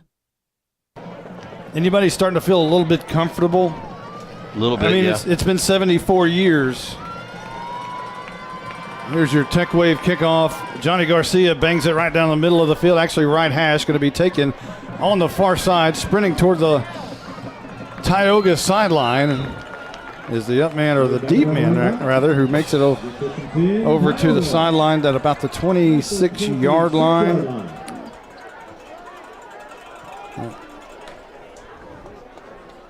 And Tioga will set up shop here for the second time in the second half. And the ball will be placed at the 20, in between the 25 and the 26. We'll give him the 26. Howe's done what they wanted to here in the second half. They've kind of blown this thing wide open now. Man goes in motion from left to right. Under pressure, Norwood throws, and right there is Cooper Jones to manhandle Bobbitt right there. I mean, just manhandle, just drove him right into the rubber pellets. Cooper Jones has had some big hits today, playing that outside linebacker position. Second down and 10. Crosby, Walker, and Turner, the down linemen. Jones and Stevens, the linebackers, on the line of scrimmage. Norwood wants to throw. Swing pass out, almost intercepted by Stevens. It went in and out of his hands. and he hits the ground with his palm as he knew he had that one. It falls incomplete, and it's 3rd down and 10. It's going to be a quick pass, I believe, out to Babbitt. And Stevens playing that outside linebacker position, kind of sat there and read. He kind of watched the eyes of Norwood and just kind of read it and just right in his hands and just fumbled it, couldn't hang on to it. 3rd down and 10. Man goes in motion. Babbitt from right to left, a bad snap, and Norwood is down. Back to the 20-yard line, a loss of about 3 or 4 yards, and now a late flag comes in at the line of scrimmage. Is that on Howe? It's going to be on Crosby. Oh. It'll be his 3rd 15-yarder of the game. Yeah. So Ethan Mayo will check in. So it was a bad snap. The ball went on the ground. Norwood tripped and fell on top of it. It's going to be 4th down, and then Bryce Crosby has done something to get an unsportsmanlike conduct penalty, and he's come to the sidelines. And Coach Bryan's is having to talk with him. I think from what I saw, unless he said something, I can't see that obviously, but he ran through his lineman, and the lineman landed on top of the quarterback after the play, and then Crosby went down on top of him as well. No, there was talking afterwards. Okay. It didn't look that serious. But. So that'll spot the ball at the 36 and give new life to Tioga. And this has not happened. This has not fared well for Howe in this situation before. As Norwood throws it, he's hit as he's thrown by Stevens, and the ball falls incomplete as Daniels had a shot at picking that one off. But it'll be 2nd down and 10. I didn't see where he was throwing to. I was just watching Bo Stevens rush from that side there, and he just nailed Norwood as he threw that ball. Gave him a good lick. You know, Stevens able to play that outside backer. He goes untouched most of the time. 2nd down and 10. Snap back. This time it's going to be a handoff up the middle. And this is Chase Evans into the game up to the 41-yard line, a gain of 5. And it'll be 3rd down and 5. This defense, you've got some dogs on this defense, pun intended. I mean, you got Bo Stevens, you got Bryce Crosby, Langford's playing lights out with his tackling. You just got some guys who play with an edge and play with some aggressiveness. They just got to be smart about it on the defense. 3rd down and 5. Norwood wants it. He sends his lineman down, and here is Evans. And Evans keeps his feet moving. The flag is down, and so is Evans after finally 8 or 9 Bulldogs get there. It's not enough for a 1st down, but let's check the flag as Evans made it up to the 45-yard line. Looked like a chop block from here on Tioga. So we'll see what they do with this. It would be very 3rd and short, I believe, is what it would be without the penalty. They called the chop block on Howe, though. Yeah. On Howe? Yeah. Yep. I don't know how a defensive player can get a chop block. And Coach Bryan's one explanation. He's almost out to the numbers to get explanation. Coach Harvey's upset too. And Coach Bryan is. Coach Harvey's really upset. Yeah. Coach Harvey ran out and then had to come back to the sidelines because he was so hot. So that'll move the ball into Howe territory at the 44-yard line. They're moving the ball up and trying to play. Coach Bryan's still trying to chew the ear on the official.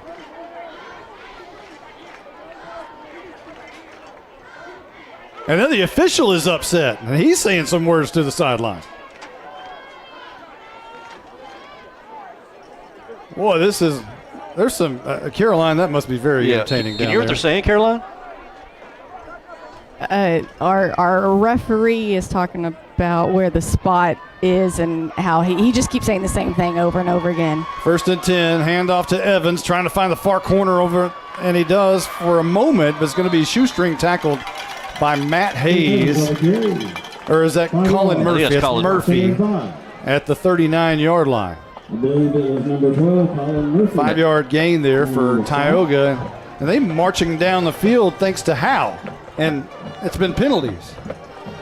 Yeah, I mean, Tioga's got some good runs, 3, 4, 5 runs, but they've been assisted by Howe with some penalties. 2nd down and 5, maybe a long 4.5. Hand off to Grubbs up the middle. He's got a first down and more along the left side. Flag down 20, 15, 10. Grubbs is close to the end zone. Tackled at the 1, I believe. There's a holding penalty at the scrimmage. But as you hear the Blizzard say, that one's coming back. Or is it? It was thrown right at Braden Ulmer. It even hit him in the helmet with the lineman on top of him from Tioga. Well, they're acting like it's on Howe, which would be kind of ironic for this drive. I mean, it would kind all of go. The flags have been on Howe in the drive. I thought that was a holding right there. Generally, when it's thrown like that, that is a hold.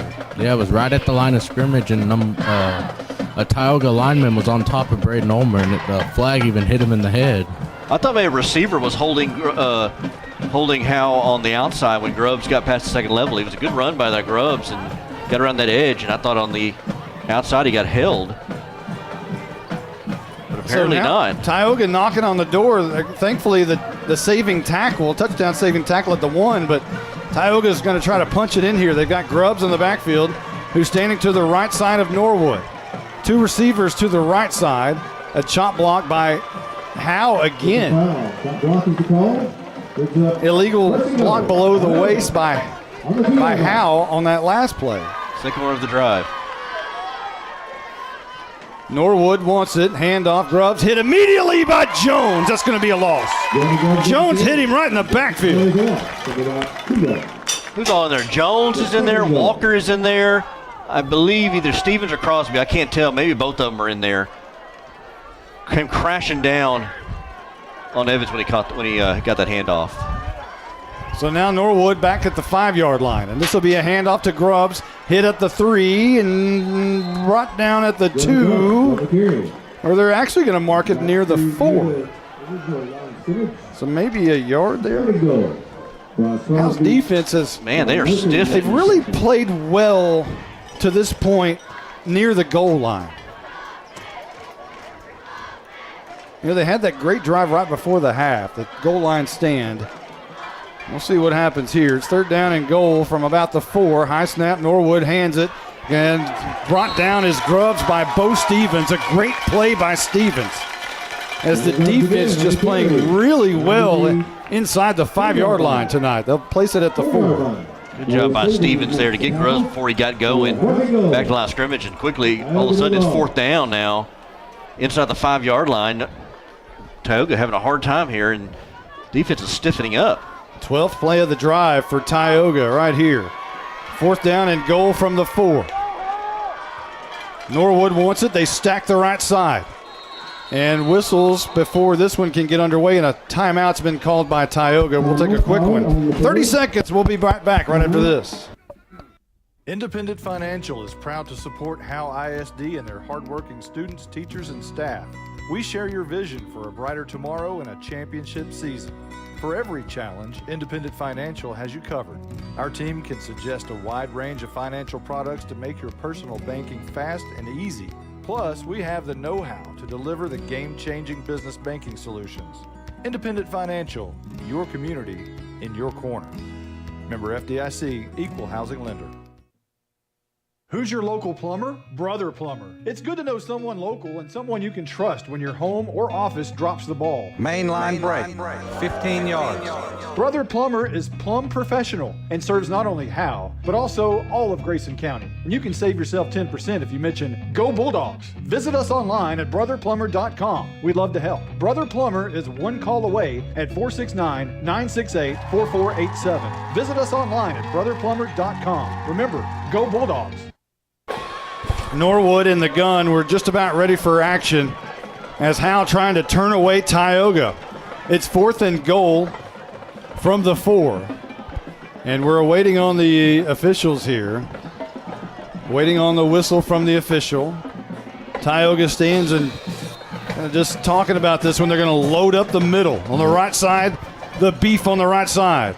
Norwood wants it, handoff Evans right up the middle. He's going to squirt through, and he's in. Touchdown Tioga with 1:58 left to go in the 3rd. They punch it in for the 2nd time tonight, 35-13, awaiting the PAT. They got a couple of big linemen that lined up right behind the two right guard, right tackle.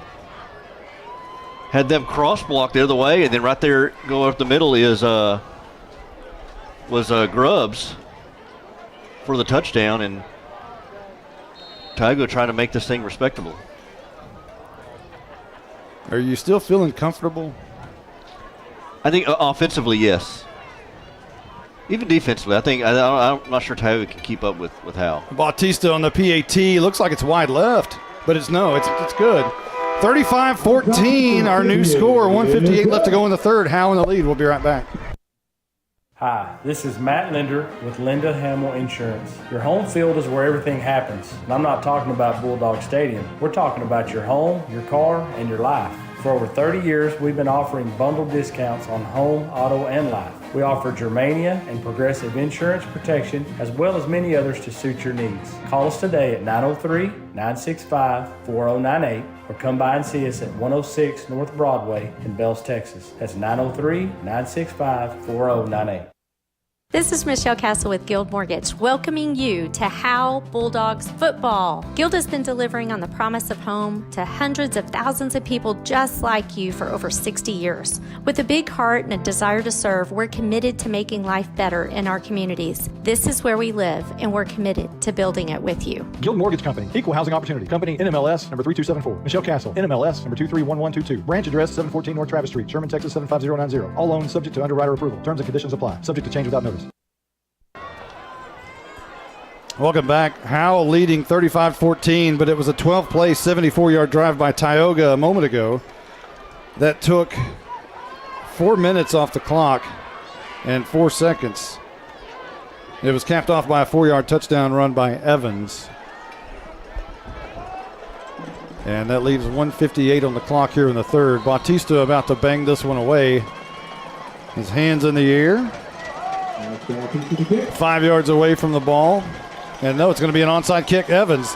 Ball is bouncing and bounding and bouncing, and Howe apparently recovered because no one on the far side's jumping around like they've just won this thing. I almost thought Tioga may have touched early, but it looked like it.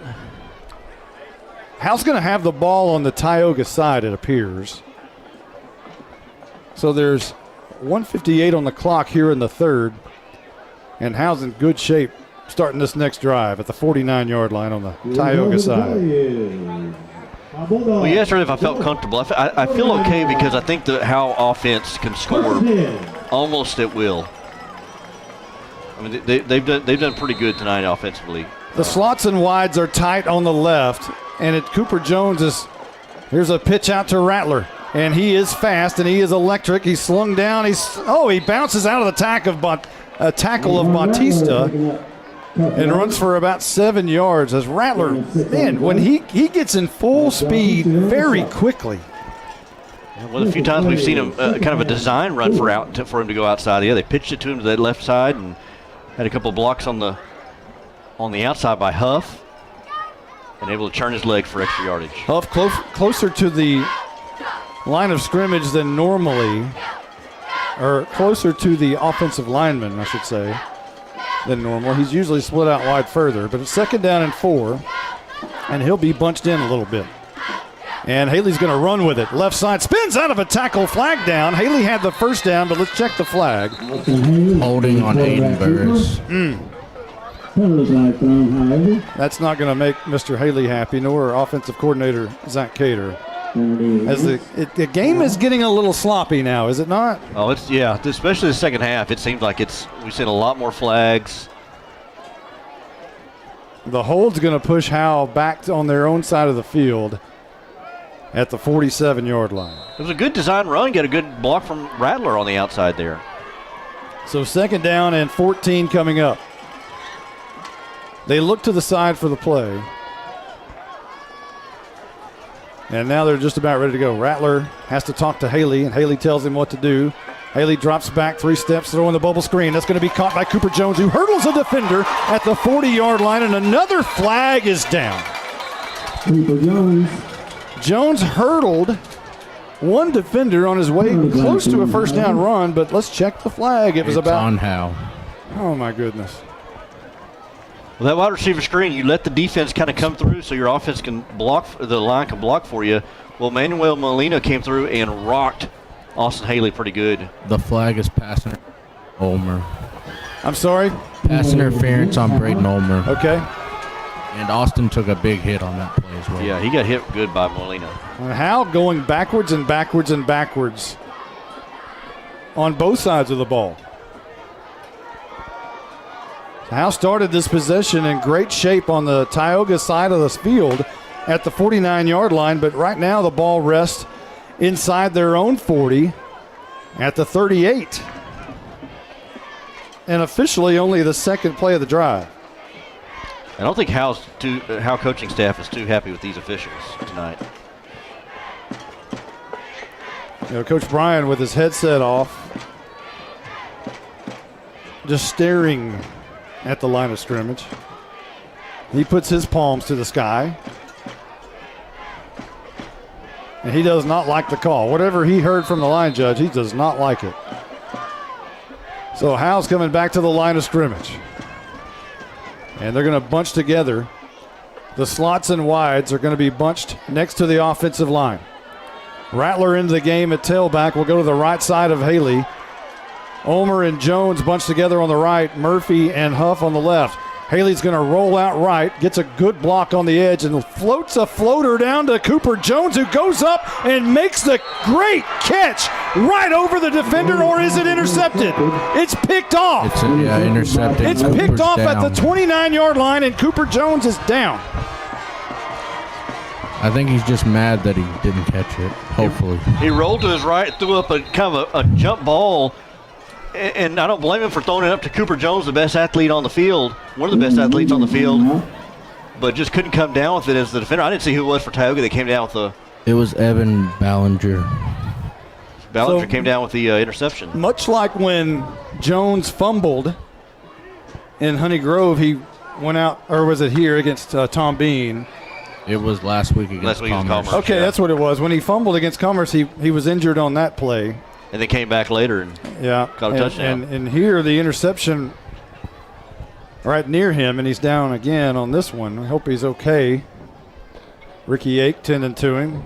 Coach is running out there to him. It's going to be 1st and 10 for Tioga going the other way. Do you still feel comfortable? Yeah, because I think the defense did okay, and this is not a quick strike offense for Tioga. What it's been is very sloppy for Howe. If Howe had not had the amount of penalties in this game, it would not even be a contest whatsoever. I mean, it's still barely a contest at this point, but it is a contest. Yeah, I mean, Tioga's on life support right now. I mean, they're hanging in there, but it's, again, because of penalties and sloppiness by Howe. When you ask that, are you talking about the game or later on? No, right, the game. Okay, those are two different questions. Yeah, that's very true. Very good point, Blizzard. But that goal line stand to end the first half is going to come back and be a big part of this game. Yeah, I mean, I think we still got a long way to go in this thing. Yeah, you get that. You don't get that goal line stand. If they were to score there in that second half, or that into the first half, yeah, this is a different ball game. It's a gutsy football team over there across the way in Tioga. And again, they don't have two of their best players tonight. So the defense comes back out on the field. 1st down and 10 for Tioga, moving left to right from their own 30, right at the 30-yard line. There's, 18 seconds left in the third. Here's a handoff to Evans. He's got a lot of room on the left side 40. Look out, being chased down by Bo Stevens to the 40, to the 30, and knocked out of bounds by Matt Hayes at the 25-yard line. A big run by Evans all the way to the Howe 25. And then a flag after the play. 45 yards. I didn't see a flag. I saw the ball glare off the lights. Was that the ball? I'm sorry. Yeah. Okay, I thought that was a flag that came out. So 1st and 10 quickly, and a ball's on the turf, and I think Howe has it. It was a bad exchange between Norwood and Evans, and Howe comes up with the football.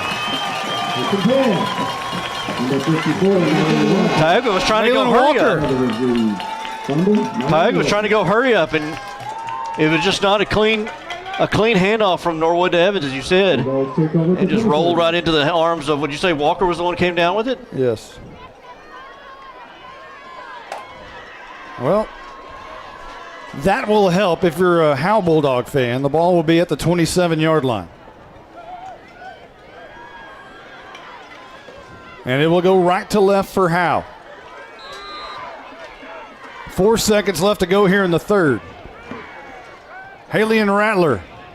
And it's going to be Rattler. A handoff to the right side, and he slipped up. Right at the line of scrimmage, a gain of 1. And that's the end of the third quarter. We're going to Bulldog quarter here in Howe, Texas. Howe with a lead headed into dog quarter. 35-14. We'll be right back. At Grayson Cullen Electric Cooperative, GCEC, we have been around for over 80 years and are governed by 7 principles: open and voluntary membership, democratic member control, members' economic participation, autonomy and independence, education, training, and information, cooperation among cooperatives, and concern for community. One of our communities is Howe, Texas, and GCEC is proud to support the Howe Bulldogs. You might know that State Farm agent Corey Hernandez has great service. Corey is your good neighbor after all. But did you know State Farm has surprisingly great rates too? That's right. State Farm agent Corey Hernandez is here to help you select the right protection at the right price. Corey will make sure you understand your State Farm coverages so you'll know what to expect if the unexpected happens. Call State Farm agent Corey Hernandez at 903-893-8400 or visit insurancequotetexoma.com. When you want the real deal, like a good neighbor, State Farm is there. Ball at the 28-yard line for Howe. Now flipping sides and going left to right in the final stanza of this thing. Howe with a 3-touchdown lead, looking for more.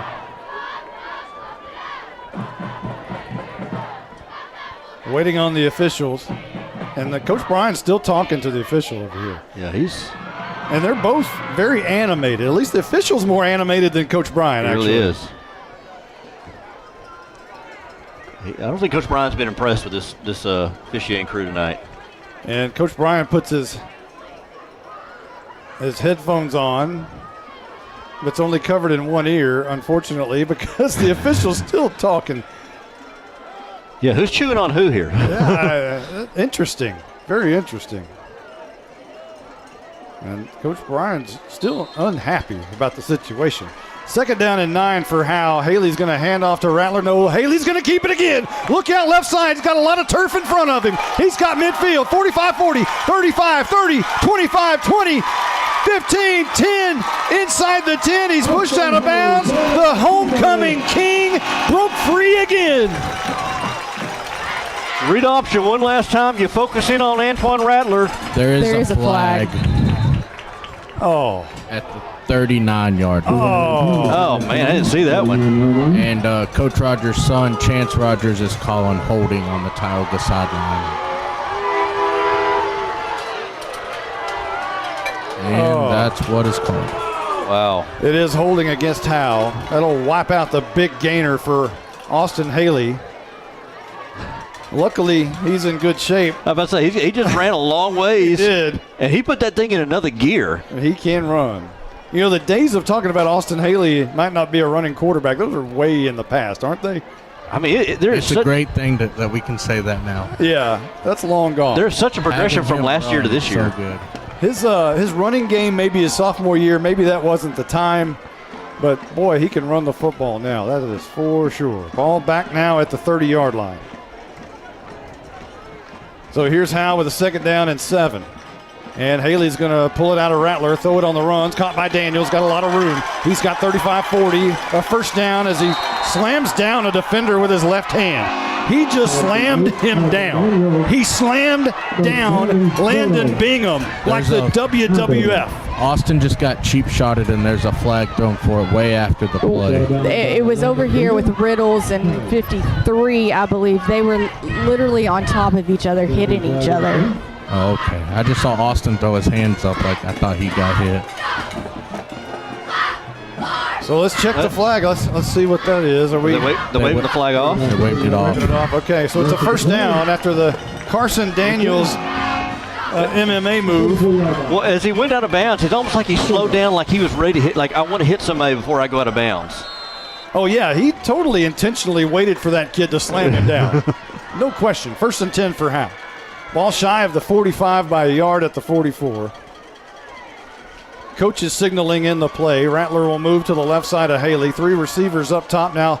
Rattler comes to the right side of Haley. And Haley's going to keep it and be brought down almost immediately. That looked like a busted play from the beginning. Yeah, I don't know if that was supposed to be a read option or what, but it just Rattler didn't move, and Haley, it looked messed up from the beginning. They'll move it back to the 42, so a loss of 2. And it's 2nd down and 12 for Howe. Huff and Murphy on the far side.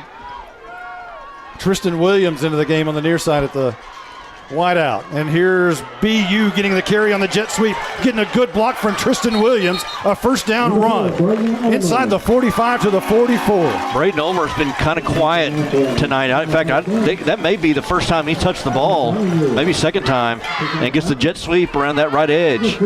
It was the first time BU touched the ball tonight. Give Tristan Williams a lot of credit right there as he got in the way of the defender and did a great job blocking. 1st and 10, left to right. Rattler to the right side of Haley. And again, they stand up and they look to the side. Have we seen Bryce Crosby into the game since was he in on defense the last time? Here's a handoff to Rattler on the right side. He makes a great move, and he's going to run for 10 yards. A tremendous juke and jive at about the 41-yard line. Just running with some aggressiveness, too. Juking and driving and just running with authority. Hanging on the ball, too, is the most important part of that run. 1st and 10.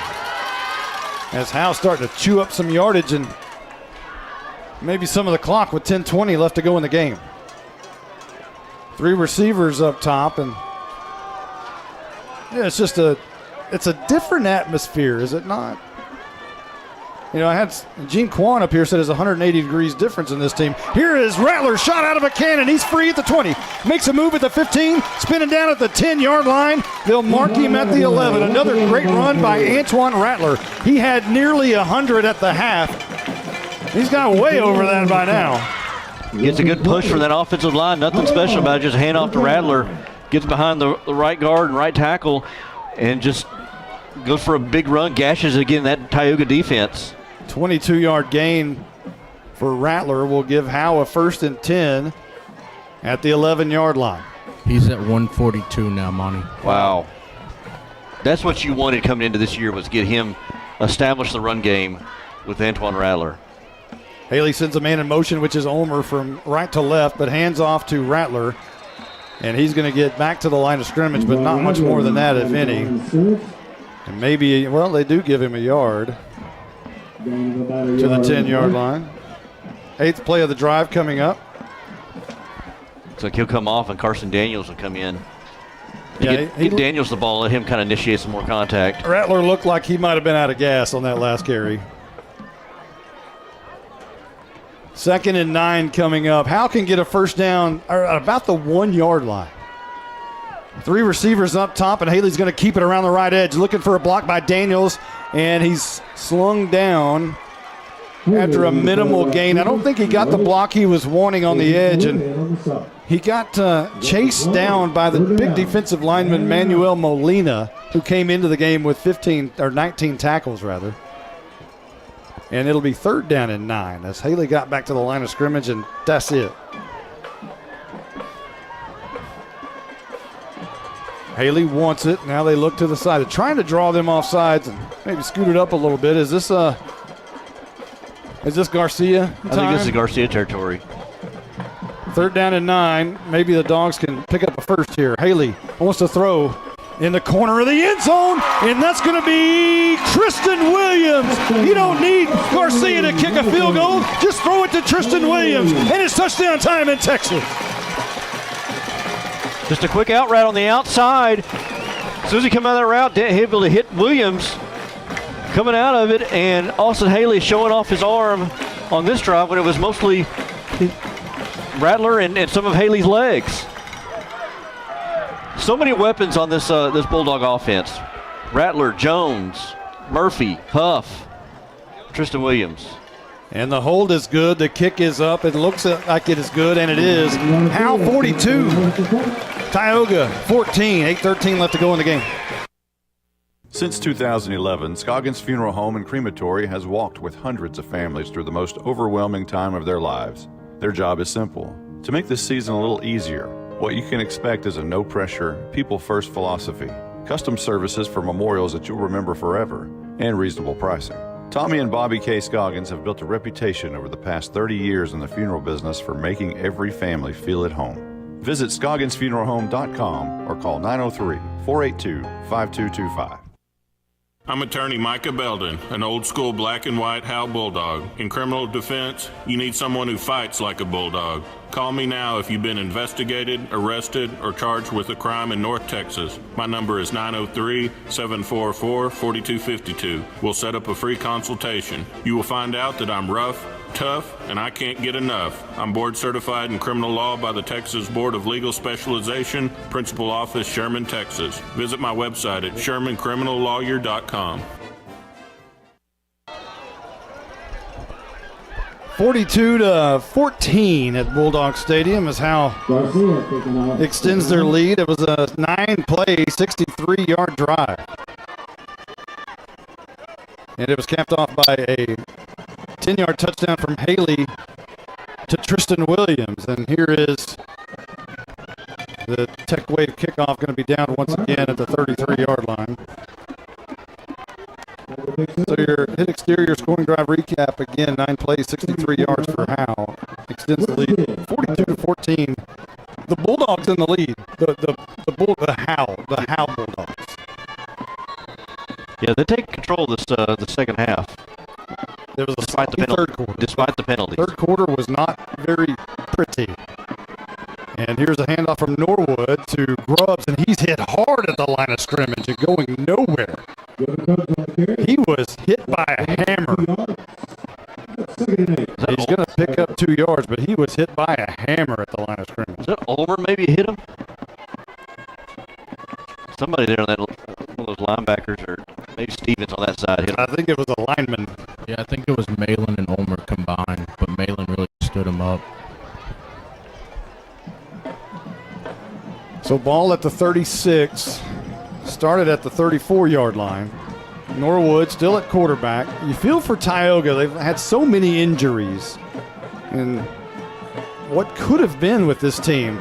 Still a really good football team. There's a handoff to Grubbs, and again hit at the line of scrimmage. And I think Walker's going to get credit for the first man there. Yeah, I think that's a good. This is a 2A Division I team. They got Alver, Trenton, Whitewright, Nakona, Tom Bean in that district, and I think they'll be a good ball club. They are better than Tom Bean. 3rd down and 5. Handoff on the right side is Grubbs. He's going to have a first down as Howe's swarming to the football, but Grubbs is dragging most of them near midfield at the 49-yard line. Grubbs goes straight ahead on the handoff and just moves a pile of Bulldogs and white jerseys all along for 5, 6, 7 yards. That's 10-yard gain there for Grubbs. And it'll be 1st and 10 with the ball a yard shy of midfield on the right hash. Norwood wants to throw but whistles before this one can get underway. And we'll see what this is. False start on Tioga.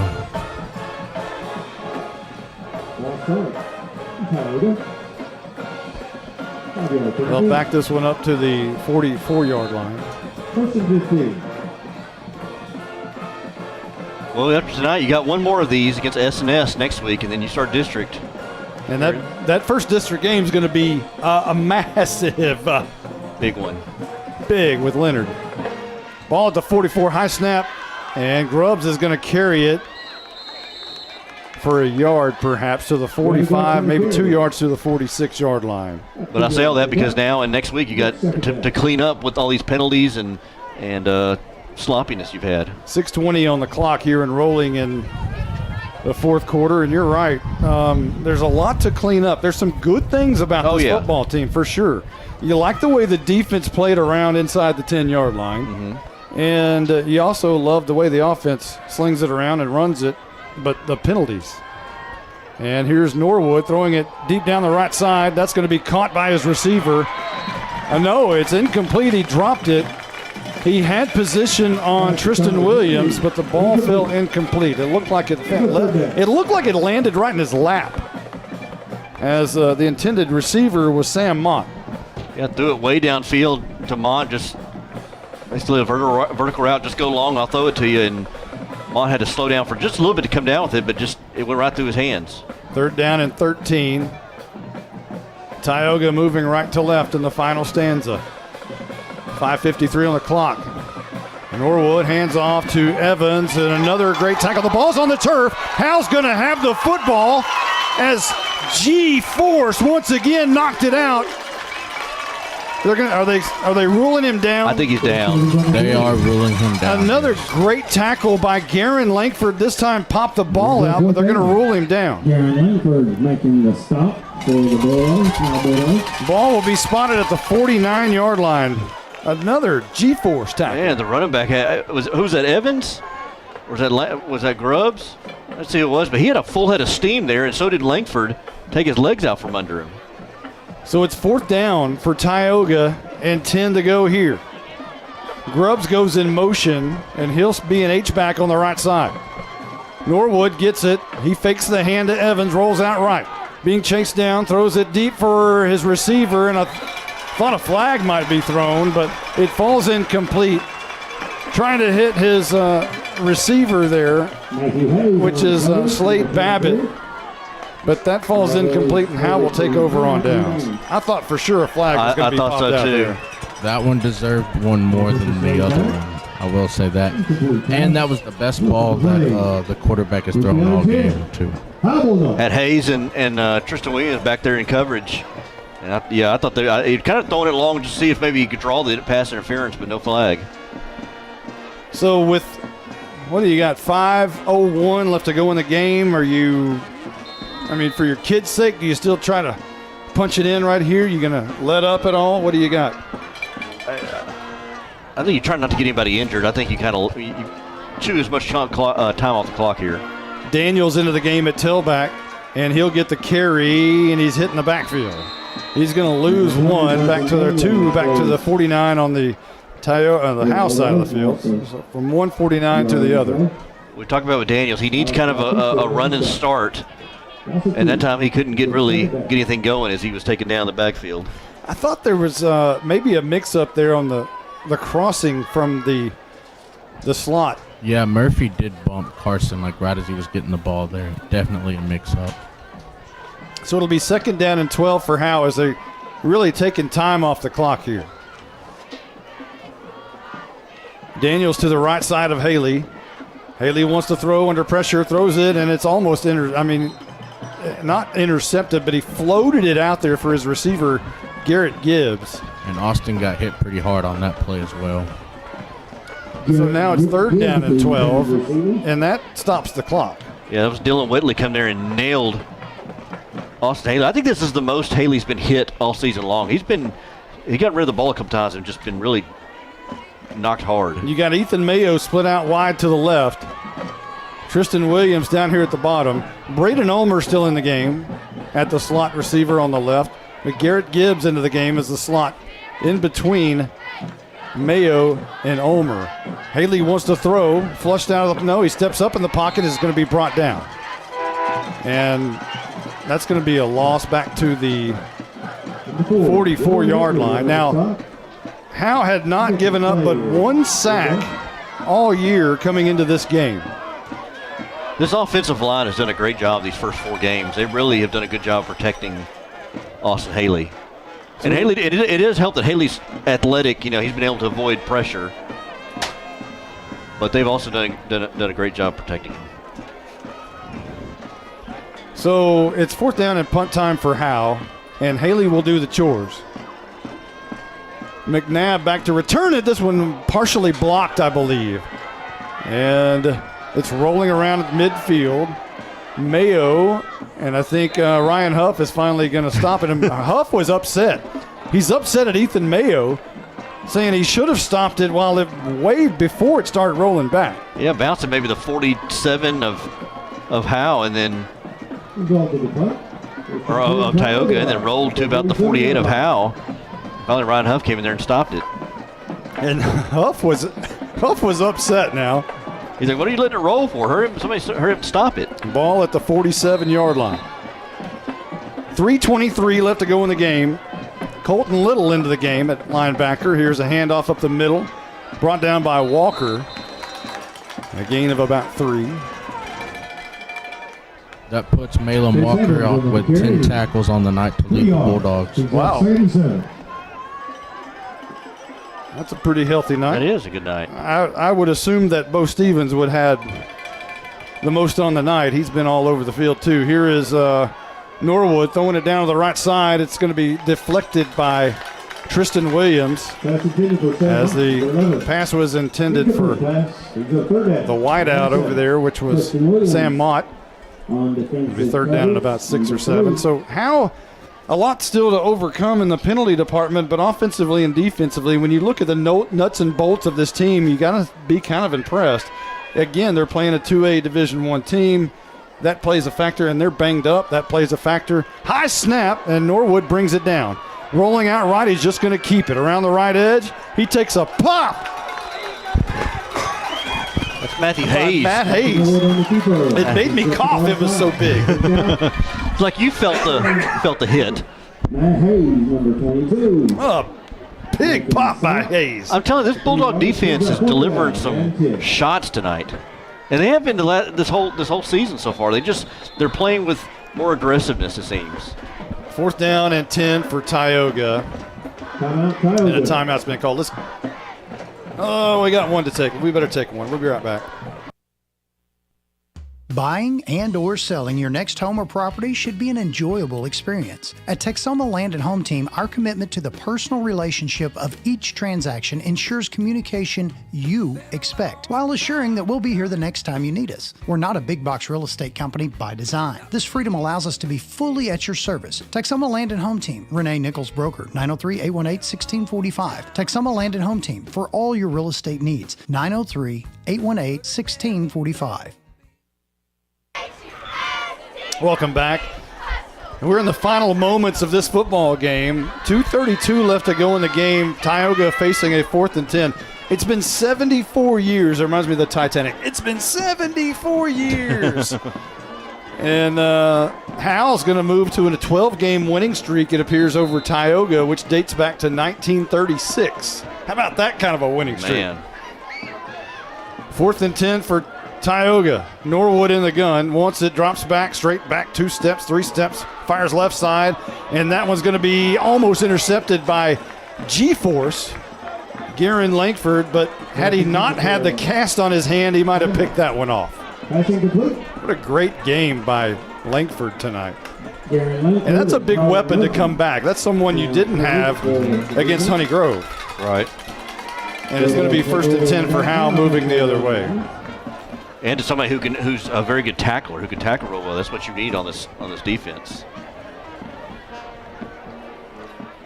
So right now there's 2:26 on the clock as we change possessions. Howe will have it at their own 47-yard line.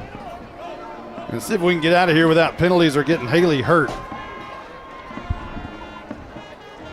Colton Little comes onto the field late, and Haley directs him to where he needs to go. He's a slot receiver on the left side. This is going to be a handoff coming near side. That's Caden Dunn trying to find the corner. He's wrestled down hard for about a 4-yard loss. He was trying to really hit the corner fast, but the defender was there pretty quick as well, which is Molina. And it'll be a loss of 2 back to the 45-yard line. Caden Dunn's got some wheels. So does Molina, apparently. Yeah. Molina moves pretty good. Able to get done before he got around that corner. 2nd down and 12. Again, Haley's still in the game because Langford, who is the typical quarterback, backup quarterback, has the cast on his right hand. In warm-ups and on the depth chart, Ryan Huff is your quarterback, but he's your emergency quarterback, it appears. And Dunn, again, caught behind the line of scrimmage, tries to fight out of a tackle, spin his way out, does somehow get back to the line of scrimmage, but when you get the handoff, you need to be moving forward, not backwards. Yeah, he got way back behind the line of scrimmage, cut back up, and luckily he got back to the line of scrimmage or lost only a yard when he could have lost 4 or 5. Yeah, they'll spot it at the 46-yard line. 3rd down and 11. A minute 11 on the clock. Howe wanting to take this play clock down as far as they can. It's at 15 right now. We have the son of Lance Bryan right here in front of us. 4 on the play clock. Howe's going to try to snap it at 1, it appears. 56 seconds on the game clock. Haley's going to try to keep it. He runs out of bounds. Actually, he slides down, which is very smart, before going out of bounds, and that is going to create a 4th down and a victory formation situation, I believe. Somebody call timeout. There's 41 seconds. Tioga called timeout with 41 seconds on the clock, so Howe's going to have to snap it here. Make him play to the final whistle, I guess. Yep. So it's 4th down and 12 for Howe with 41 seconds remaining in the game. And it was a really good game except for the 3rd quarter. I think if you take the 3rd quarter out of it, Howe played pretty well. But that 3rd quarter was pretty ugly. Yeah, it started to look kind of like last week against Commerce, which I think you take away some of the penalties from last week, the interception that was off the ricochet and a couple other things. And I mean, Howe was right into that game last week. Well, Howe, in my estimation, and yes, I'm a Howe guy. I graduated from Howe High School. That's well known. But I think if you don't turn the ball over 5 times, you win that football game. You almost did. Yeah. Yeah. So 4th down and 12 as we're putting the final touches on this victory for Howe. It'll make 12 in a row over Tioga. And Haley's going to punt it away. An end-over-end wobbly kick's going to go out of bounds. At around the 37-yard line, Tioga will have it there. So an official punt for Howe. Now, did Cooper Jones return to the game? Oh, Austin Haley punted both times. I think Cooper Jones has been out the rest of the he hasn't, that injury. Yeah, he hasn't been in since the injury, correct? He's on the sideline wearing a hat. He's putting his helmet back on now, I guess, for the handshake. Result of the play is Tioga takes over. 1st and 10. Whoa, what else can Austin Haley do? 36-yard line. He ran for a lot of yards. He passed for a lot of yards. He's the homecoming king. I keep doing that. You call him the homecoming queen? Yeah, king. He didn't catch one tonight. Yeah, that's true. 1st and 10 for Tioga. Norwood drops back 3 steps, looks right side, flushed out of the pocket, being chased down, now throws it. It's going to be intercepted, I believe. Or did it hit the ground? It's Tristan Williams on the far side. It went through his hands. It'll be incomplete. 31 seconds left to go in the game. Howe has missed some interceptions tonight. I mean, they got a pick 6 from Cooper Jones, but they've missed some interceptions tonight. Other ones, they've gone through their hands. Again, Colton Little into the game on the right side, outside backer.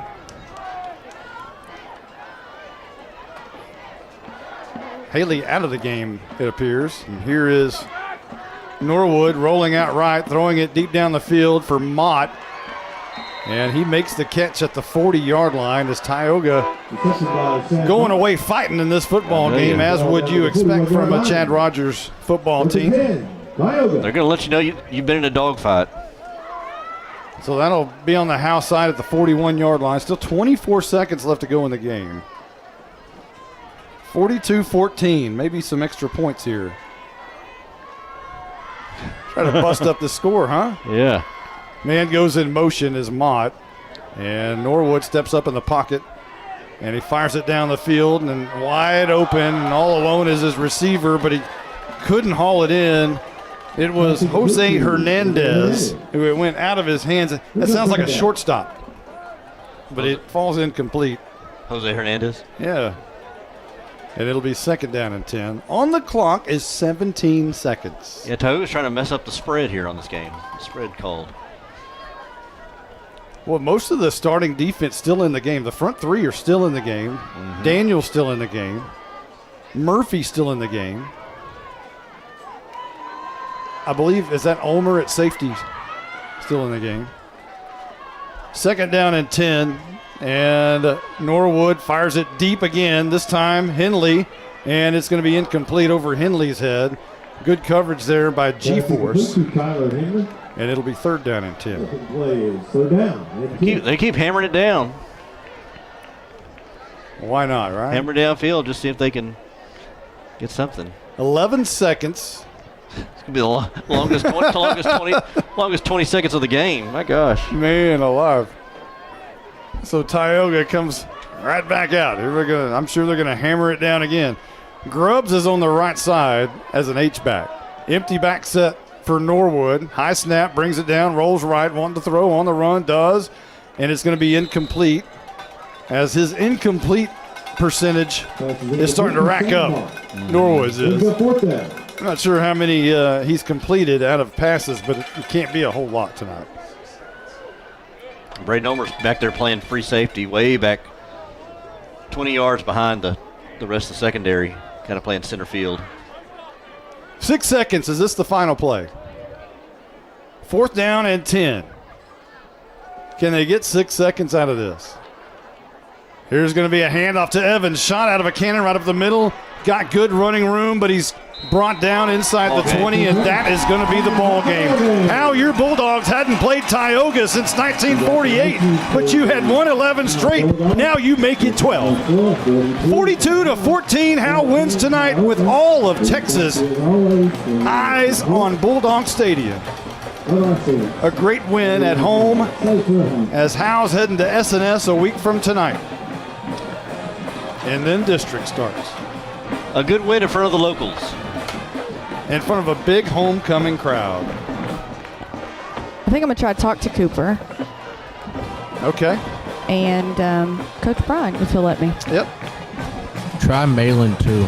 Oh, man. Oh. What about Antoine? I mean, and Radley, if you can get him. Start racking up names here. Okay. If you can get Malin, I'll buy you a Coke. Oh, okay. Can, glass, jar, whatever you want.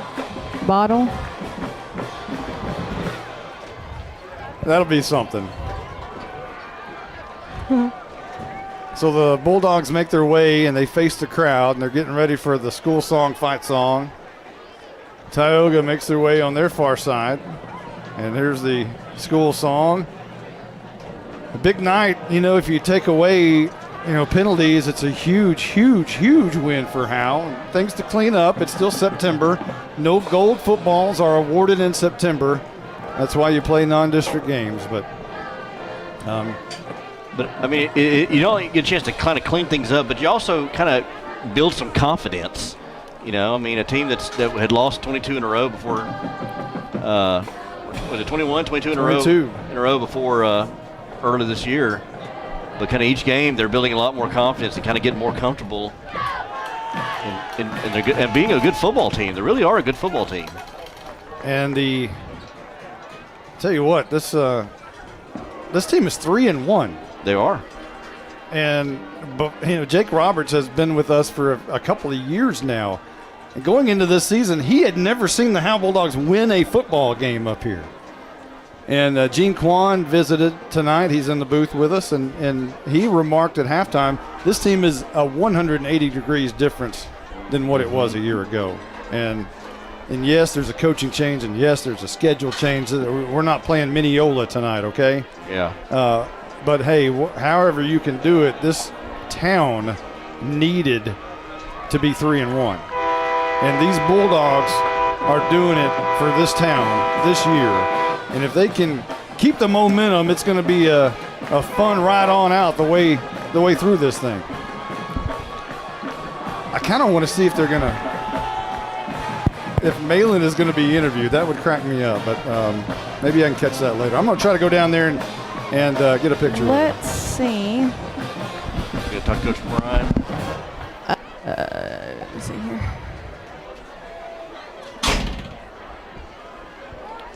You see him, Carolina? I'm trying to see where He's going to talk to the news first. I'm going to try to get Cooper.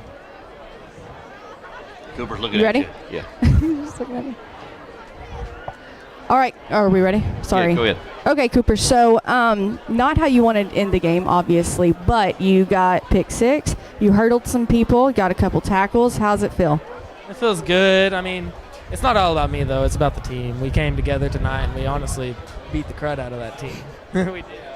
And We let up 2 touchdowns, which honestly we shouldn't have. It was just 2 whoopsie plays, and as a team, I think we did really good. So going in, you got one more game before district. What do you think this team needs to work on going into district?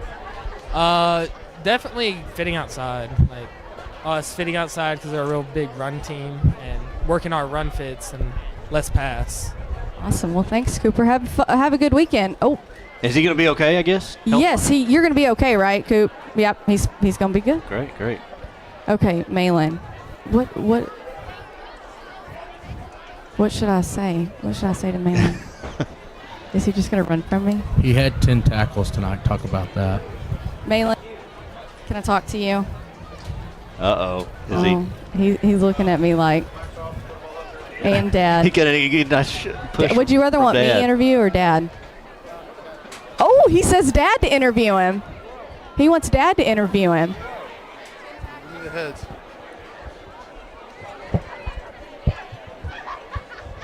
Can y'all hear? We got you.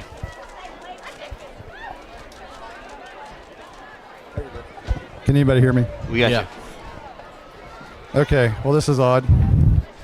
So, from my understanding from the Blizzard, our statistician, you had 10 tackles tonight, which led Howe.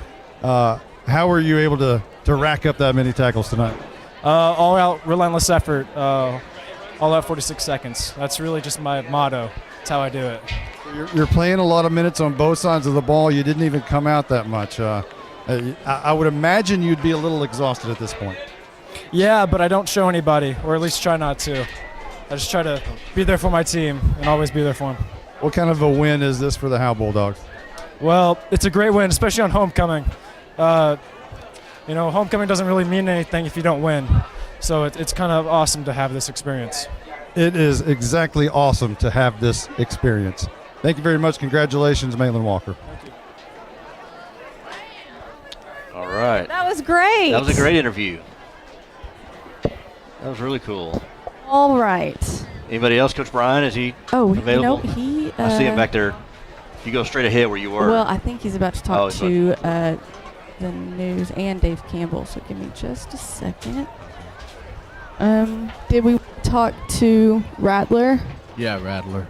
Antoine Rattler. Does anybody see him?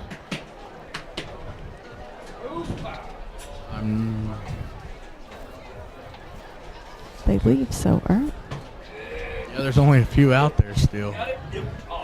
Or if you could get Matt Hayes and talk about coming back to football since he didn't play last year. Okay. And we're in the Texoma Land and Realty Team post-game show, by the way. Thank you. Texoma Land and Realty. We may have to do a. I'm not. Matt Hayes is on the track at the 35-yard line. 35. He's walking this down. one or that one? That one. This one. Walking off. He's going to talk to his dad right now. Okay. And this is live coverage here. And he's gone. No, he's right there. Do you see him? Yeah, I see him.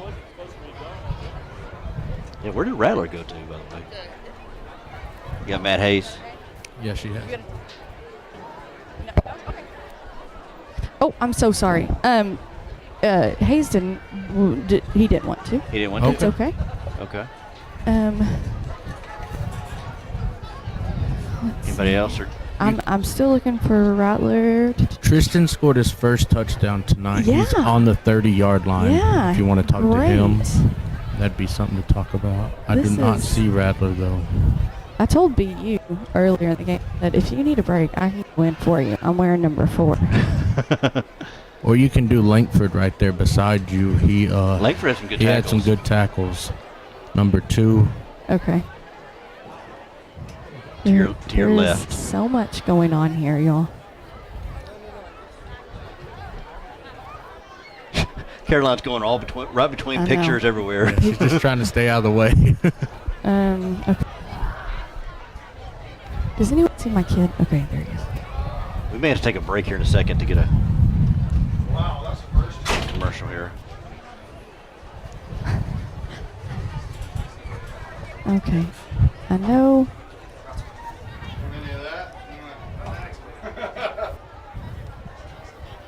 As Monty has come back up here. We're trying to get a couple of. Yeah, we haven't played that yet. Mm-hmm. Hey, let's take a quick break. You don't have to. You don't have to. You don't have to. You got somebody? Yes. But he does. If he doesn't want to, he doesn't have to. Hey, Caroline, you got anybody? Yep, about to get Garen. Okay, yeah, G-Force. All right, so did you know you have a new nickname, G-Force? G-Force? I've never heard that.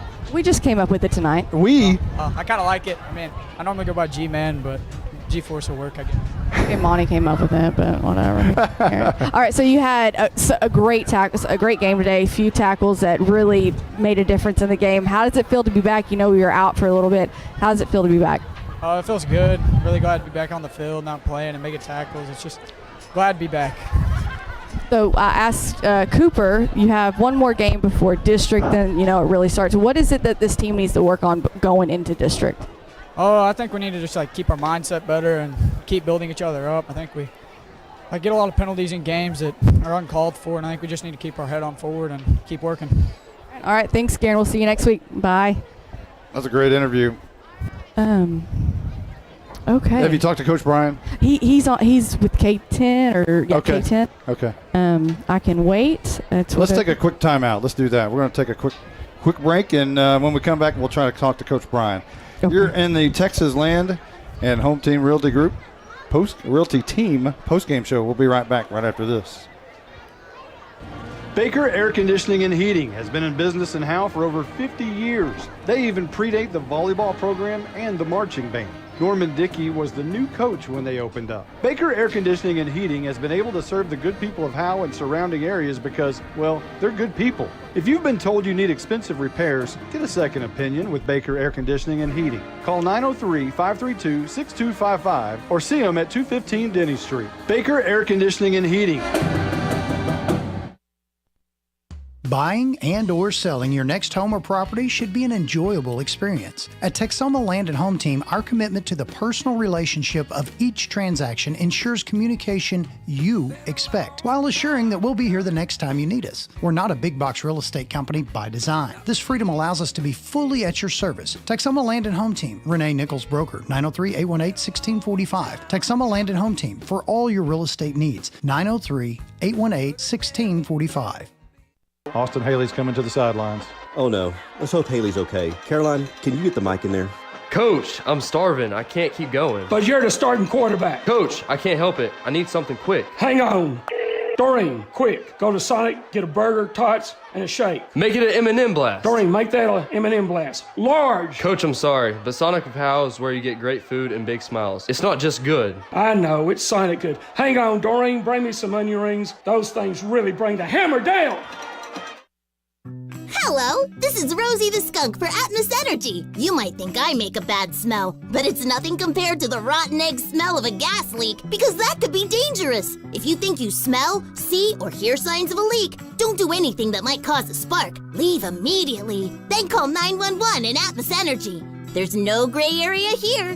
When dealing with gas leaks, it's black and white. For more information, visit atmosenergy.com/gas safety. You're listening to the Texas Land and Home Realty Team post-game show. Now let's go back to the stadium with Caroline Slauson, Justin White, Jake Roberts, and Blake Burnett. Welcome back. It's a 42-14 win for the Howe Bulldogs here at Bulldogs Stadium. And Caroline Slauson, I know she's going to have a hard time tracking Coach Brian down. Right now he's being interviewed by Dave Campbell's Texas Football. Matt Stepp is over there. Talking with him, and I know Coach Brian is probably extremely happy about that right now. You know, Coach Brian was excited. He was like a little kid at Christmas when he found out Matt Stepp was coming to Bulldog Stadium to see his Bulldogs. And standing there right now watching him being interviewed by Matt Stepp, you know he's very happy.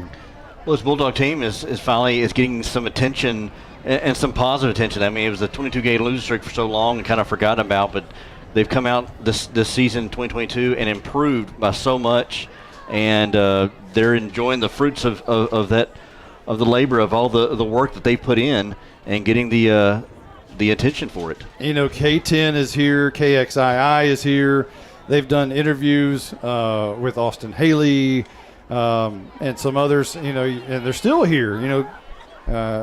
Kinsey Lee is out there right now in the middle of the field, and K10's going to do a report from Howe, Texas, and you just love this atmosphere. It's been a while that Howe's been able to garner some of this attention from the local area and the state, and they're getting some of that tonight, getting some love. And that happens. It does seem like the 22-game losing streak was a long time ago. It's starting to feel like it was, in way back in the rearview mirror now. Yeah, especially, you've racked up 3 wins now on the season, and you're in a groove here as you get ready for S&S next week, and then a bye, and then district. Caroline, any news down there? I know Coach Bryant's still being interviewed. Yeah, he's still being interviewed. I'll tell you what, we can cut some highlights, or we can have Blizzard do some stats. I don't know if he's ready yet. You ready for stats, Blizzard? I'm ready, and I also want to talk about how good the district did as a whole tonight. Okay. Go ahead. We'll start with stats, though. Austin Haley led the Bulldogs passing 8 for 13, 153 yards and 3 touchdowns. He also had 9 carries for 77 yards and a touchdown. And Monty was the 68-yard touchdown run, the longest run of his career. He's just stepped away for a second. We'll ask him a second. Cooper Jones had 1 carry for 5 yards. Carson, 2 for 9. Colin Murphy, 1 for 13. Braden Ulmer, 1 carry for 11. Receiving for the Bulldogs, Cooper Jones, 1 for 30. Receiving. Your mic. Receiving. Y'all there? I keep hearing receiving about 3 times. Keep going. Y'all there? Yes. Yeah, there you go. Did something happen? Yes. Go ahead. Just keep going. So Cooper Jones had 1 catch. Keep going. Oh, okay. 1 catch for 39. Ryan Huff, 2 for 49, a touchdown. Antoine Radler, 2 for 25 and a touchdown. Carson Daniels, 2 catches for 30 yards. And Tristan Williams, his first career varsity touchdown, 1 catch for 10 yards, and it was a touchdown. On defense, the Bulldogs Howe was led by Malin Walker for 10 tackles. Bryce Crosby had 7. Bo Stevens, 8. Braden Ulmer, 8. Carson Daniels, 8. Tristan Williams, 6. Matt Hayes, 7. And 4 of those were humongous hits. Carson Daniels, 7. Cooper Jones, 6. 3 of those were humongous hits, and he had a 48-yard touchdown, pick 6. Garen Lankford had 5 tackles for the Bulldogs as well, and they were open field tackles. Tioga quarterback Austin Norwood was 10 for 28, 121 passing with a touchdown and an interception. Jonah Grubbs had 22 carries for 142 yards. Chase Evans had 20 carries for 125 yards and a touchdown. Austin Norwood, 4 carries for 11 yards. And Tyler Henley, 5 catches for 93 yards and a touchdown for Tioga. On defense, Tioga was led by their linebacker, Alex Bautista with 10 tackles, Manuel Molina with 5, Evan Bollinger with 2, who also had an interception. Preston Koch had 1, Joe McNabb had 1, Kristen Case had 1, and Elijah De Leon had 3. Hey, what was your question for Monty about Austin Haley? Was the 68-yard touchdown run the longest run of his career? I don't know for a fact, but I'm pretty sure it has to be. I don't know. I can't recall another 68-plus yard. I would say there can't be that many out there. I don't know how long the one was where they had the holding penalty, but it was pretty close. Longer. Yeah, I think it was longer. Yeah. Yeah. Because he hit that sideline, and I was like, just keep running. Do not step out. Just keep running. He had a great game tonight. Homecoming king. And, boy, he did an outstanding job all over the field tonight, both sides of the ball. Blake, were you going to say something about the district? Yeah, I want to talk about how the district did as a whole. We had a big matchup with Gunner and Brock, and Gunner was victorious in that 21-16 over Brock. Those are 2 top 5 teams in 3A Division 1 and 2, Gunner being Division 2. Bells beat Pilot Point 56-19 tonight. Bells is for real. We knew that. Blue Ridge beat Wolf City 49-0 tonight. Boy, they score some points in Blue Ridge, don't they? And that's an interesting score because Wolf City beat Leonard in week 1. And Blue Ridge put 49 up on them tonight. The Leonard score is not updated, but it was 31-0 Leonard at the half over Trenton. Has not been updated. And Lone Oak lost 49-14 tonight to Tyler Grace Community. Hey, Caroline, I think Caroline, Coach Bryan may be ready. Are we he got away from Matt Stepp for a moment, and Kinsey almost grabbed him. So I think we're. I think now's the time. Now's the time. Here we go. I'm gonna grab you. I can't. Hey, Coach Bryan, what a game! What a game. Okay, so this is a big game. So coming in here, two coaches took over programs that needed help. What does it mean for you to come out here and maybe do you feel like you've proved yourself? Do you feel like this team has proved themselves? Are you comfortable? What are your thoughts? You know, the biggest thing is these kids are winners, and they just need to get put in the right direction. And we moved some guys around and did some different things, and we did change the defense a lot, and the offense, I really took the handcuffs off Coach Cater and really let him do exactly what he wanted to do. And I'm still involved, but it's more suggestions, it's not demands. And so he's a really talented OC, and I'm glad he's here, and you can see what he can score a lot of points. Yeah. No. Well, what do you think of this coaching staff? I mean, how would they support you? How do y'all mesh well together? There was most of the guys that are here were here last year. I brought in two new guys, and they're both on defense. And Coach Graham actually he coaches offense and defense really, because we only put one guy in the box. It's kind of weird that we do that, but he's a good mind for football, offense and defense. So he helps both ways, and so that's why I brought him in. And Harvey is a fiery guy. I mean, if you hear him on the sideline, he's intense, but that's what it takes to coach defense. And so you got to be intense, because you got to get effort and physicality, and that's all defense is. And so he definitely preaches that, and that's our message. Hey, Caroline, one question. Ask him, there were a lot of eyes on this football game, across the state of Texas, locally. I mean, a lot of people here, to come here and win a big statement game like this, it's got to feel good with all of the eyes looking at him. Yeah, so Monty, he wants me to ask you, there were a lot of eyes on this game. K-10 was out here, Dave Campbell was out here. This place was packed. What does it feel like for you to come in and win a game that so many people are watching and looking at this team now? I think the community deserves it. These guys, I've said it before, when I was coaching against them, the crowd was out, and these guys deserve to watch some wins, and I just believe that. And the community's done nothing but support everything I've done. The parents of all the players have really bought into everything we've been doing, and the kids have done that too, and really it's a credit to them. They bought into everything we did, the new coaches, the new schemes, and everything like that, and they're seeing the results, and they deserve every bit of it. One last question. I talked to a couple players. One more non-district game, and then we're going into district. We got a bye week, but what are your final repairs before going into district? We definitely got to clean up penalties. There was a couple drives in there that seemed like there was a penalty about every other play, and they all seemed to go against us. And that's definitely been something that we've got to improve on. And some of them, I'm not saying I agree with all of them, but they got called anyway, and so that, they still count. But I'd agree with all of them. That's a nice way of putting it. But there's some things we need to fix there. But for the most part, we've shot ourselves in the foot a few times this year on offense, and we've kept some drives alive on defense when we shouldn't have. But some of that's just football, and we've just got to control our mindset and respond the right way. And that's football, and it happens. And so we just got to keep improving that. Awesome. Thanks, Coach Bryan. It was a good one. We'll see you next week. All right, good job, Caroline. That's our Night Furniture sideline reporter, Caroline Slauson. We're going to we'll take a quick time out. We'll come back and do some highlights in just a moment. Hello, this is Rosie the Skunk for Atmos Energy. You might think I make a bad smell, but it's nothing compared to the rotten egg smell of a gas leak, because that could be dangerous. If you think you smell, see, or hear signs of a leak, don't do anything that might cause a spark. Leave immediately. Then call 911 and Atmos Energy. There's no gray area here. When dealing with gas leaks, it's black and white. For more information, visit atmosenergy.com/gas safety.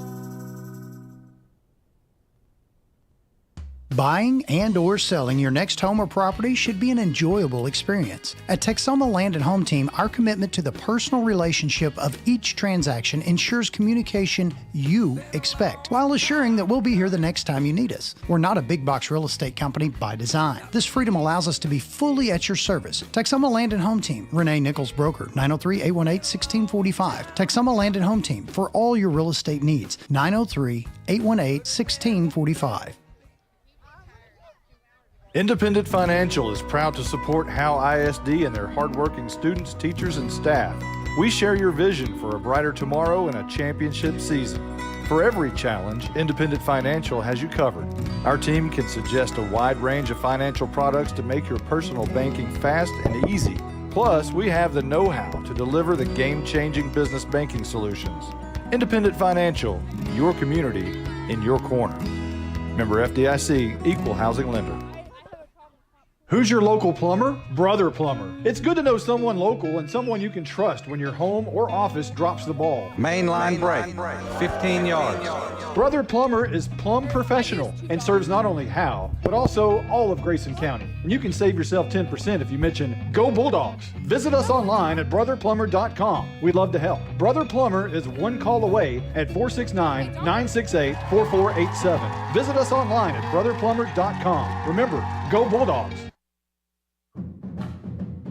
You're listening to the Texas Land and Home Realty Team Post-Game Show. Now let's go back to the stadium with Caroline Slauson, Justin White, Jake Roberts, and Blake Burnett. I'd like to say hello to Carson Grogan, who's listening from the officials' locker room at David Kirkendall Stadium. Let's get into some highlights for tonight. A 42-14 win for Howe.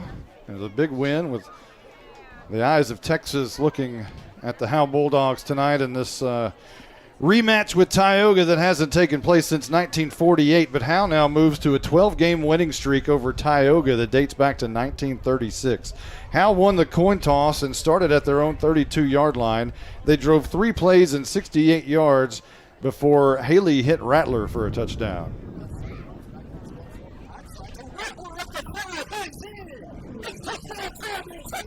7-0, Howe led after Rattler's first catch of the year, which was a touchdown, and that left 11 minutes exactly on the clock. And Tioga touched the football first at their own 25-yard line. They drove 7 plays to the 48-yard line, and then it didn't go very well for them.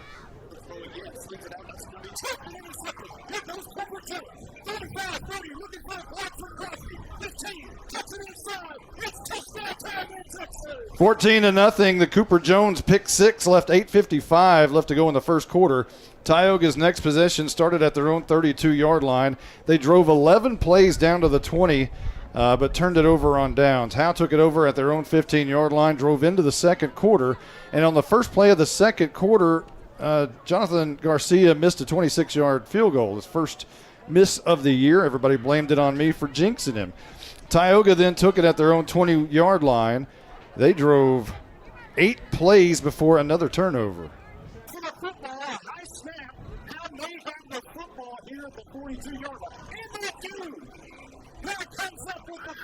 That gave them the ball at the 42-yard line, and 6 plays later, it was Cooper Jones on the wild dog.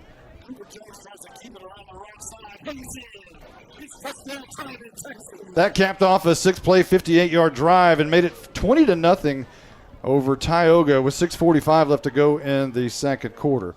Tioga's next possession started at their own 49-yard line, and it ended 4 plays later.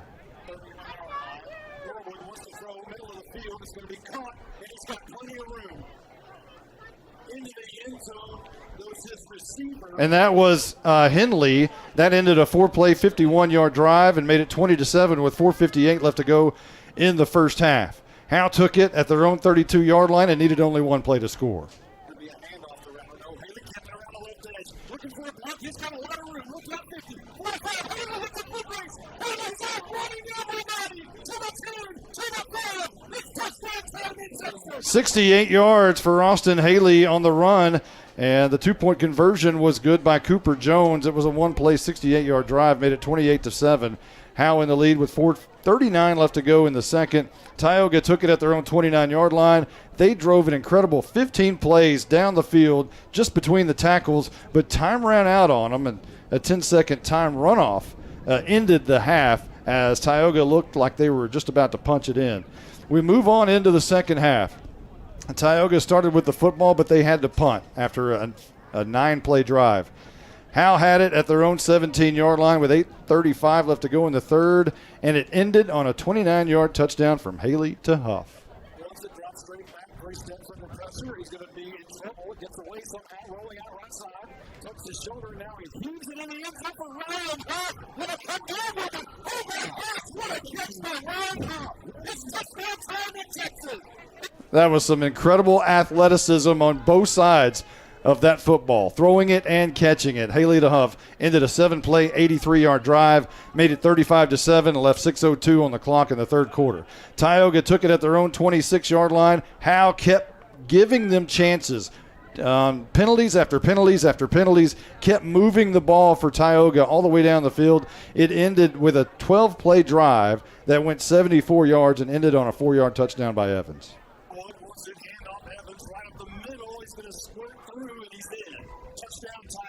That made it 35-14 with $1:58 left to go in the third. And then Howe, with a minute 58, took it at their own 49-yard line. And then I believe Haley was intercepted, which gave the ball back to Tioga, who took it at their own 30-yard line. 2 plays later, they fumbled.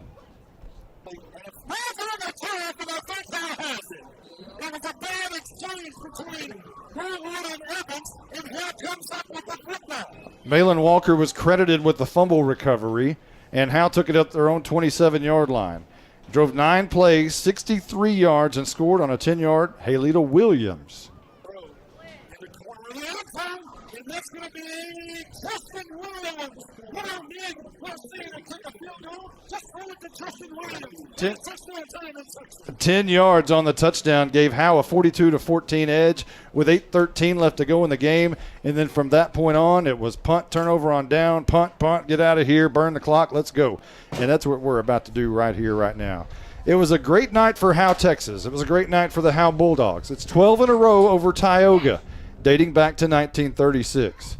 Howe needed this in so many ways. It's the 150th birthday of the city of Howe, the sesquicentennial. We crowned the queen, we crowned the king, and Austin Haley, by the end of the night, owned it all. For everyone who's been a part of this one, including Jake Roberts, our engineer, Caroline Slauson on sidelines, Justin White on lead guitar, and the Blizzard, Blake Burnett, perhaps on the bass or the drums. I'm Monty Walker. So long, everybody. You've been listening to the Texas Land and Home Realty Team post-game show. Howe Bulldogs football is a product of Studio 42. The full replay of the game will be available within minutes on this same link on YouTube and HoweEnterprise.com. Howe Bulldogs football is brought to you by Scoggins Funeral Home, Baker Air Conditioning and Heating, Independent Financial, GCEC, Sonic of Howe. Also brought to you by Michelle Castle Guild Mortgage, Atmos Energy, Corey Hernandez State Farm, Rapid Electric, Brother Plumber, Attorney Micah Belden. Also brought to you by Howe Athletic Booster Club, Linda Hamill Insurance, Michelle Carney Photography, Hit Exteriors LLC, TechWave, Night Furniture, Bullard Construction. Also brought to you by All In Custom Gutters and Christmas Lights, Texoma Land and Home Realty Team, Don's Smokehouse, Goodfellas Barbershop. Turn out the lights, the party's over. They say that all.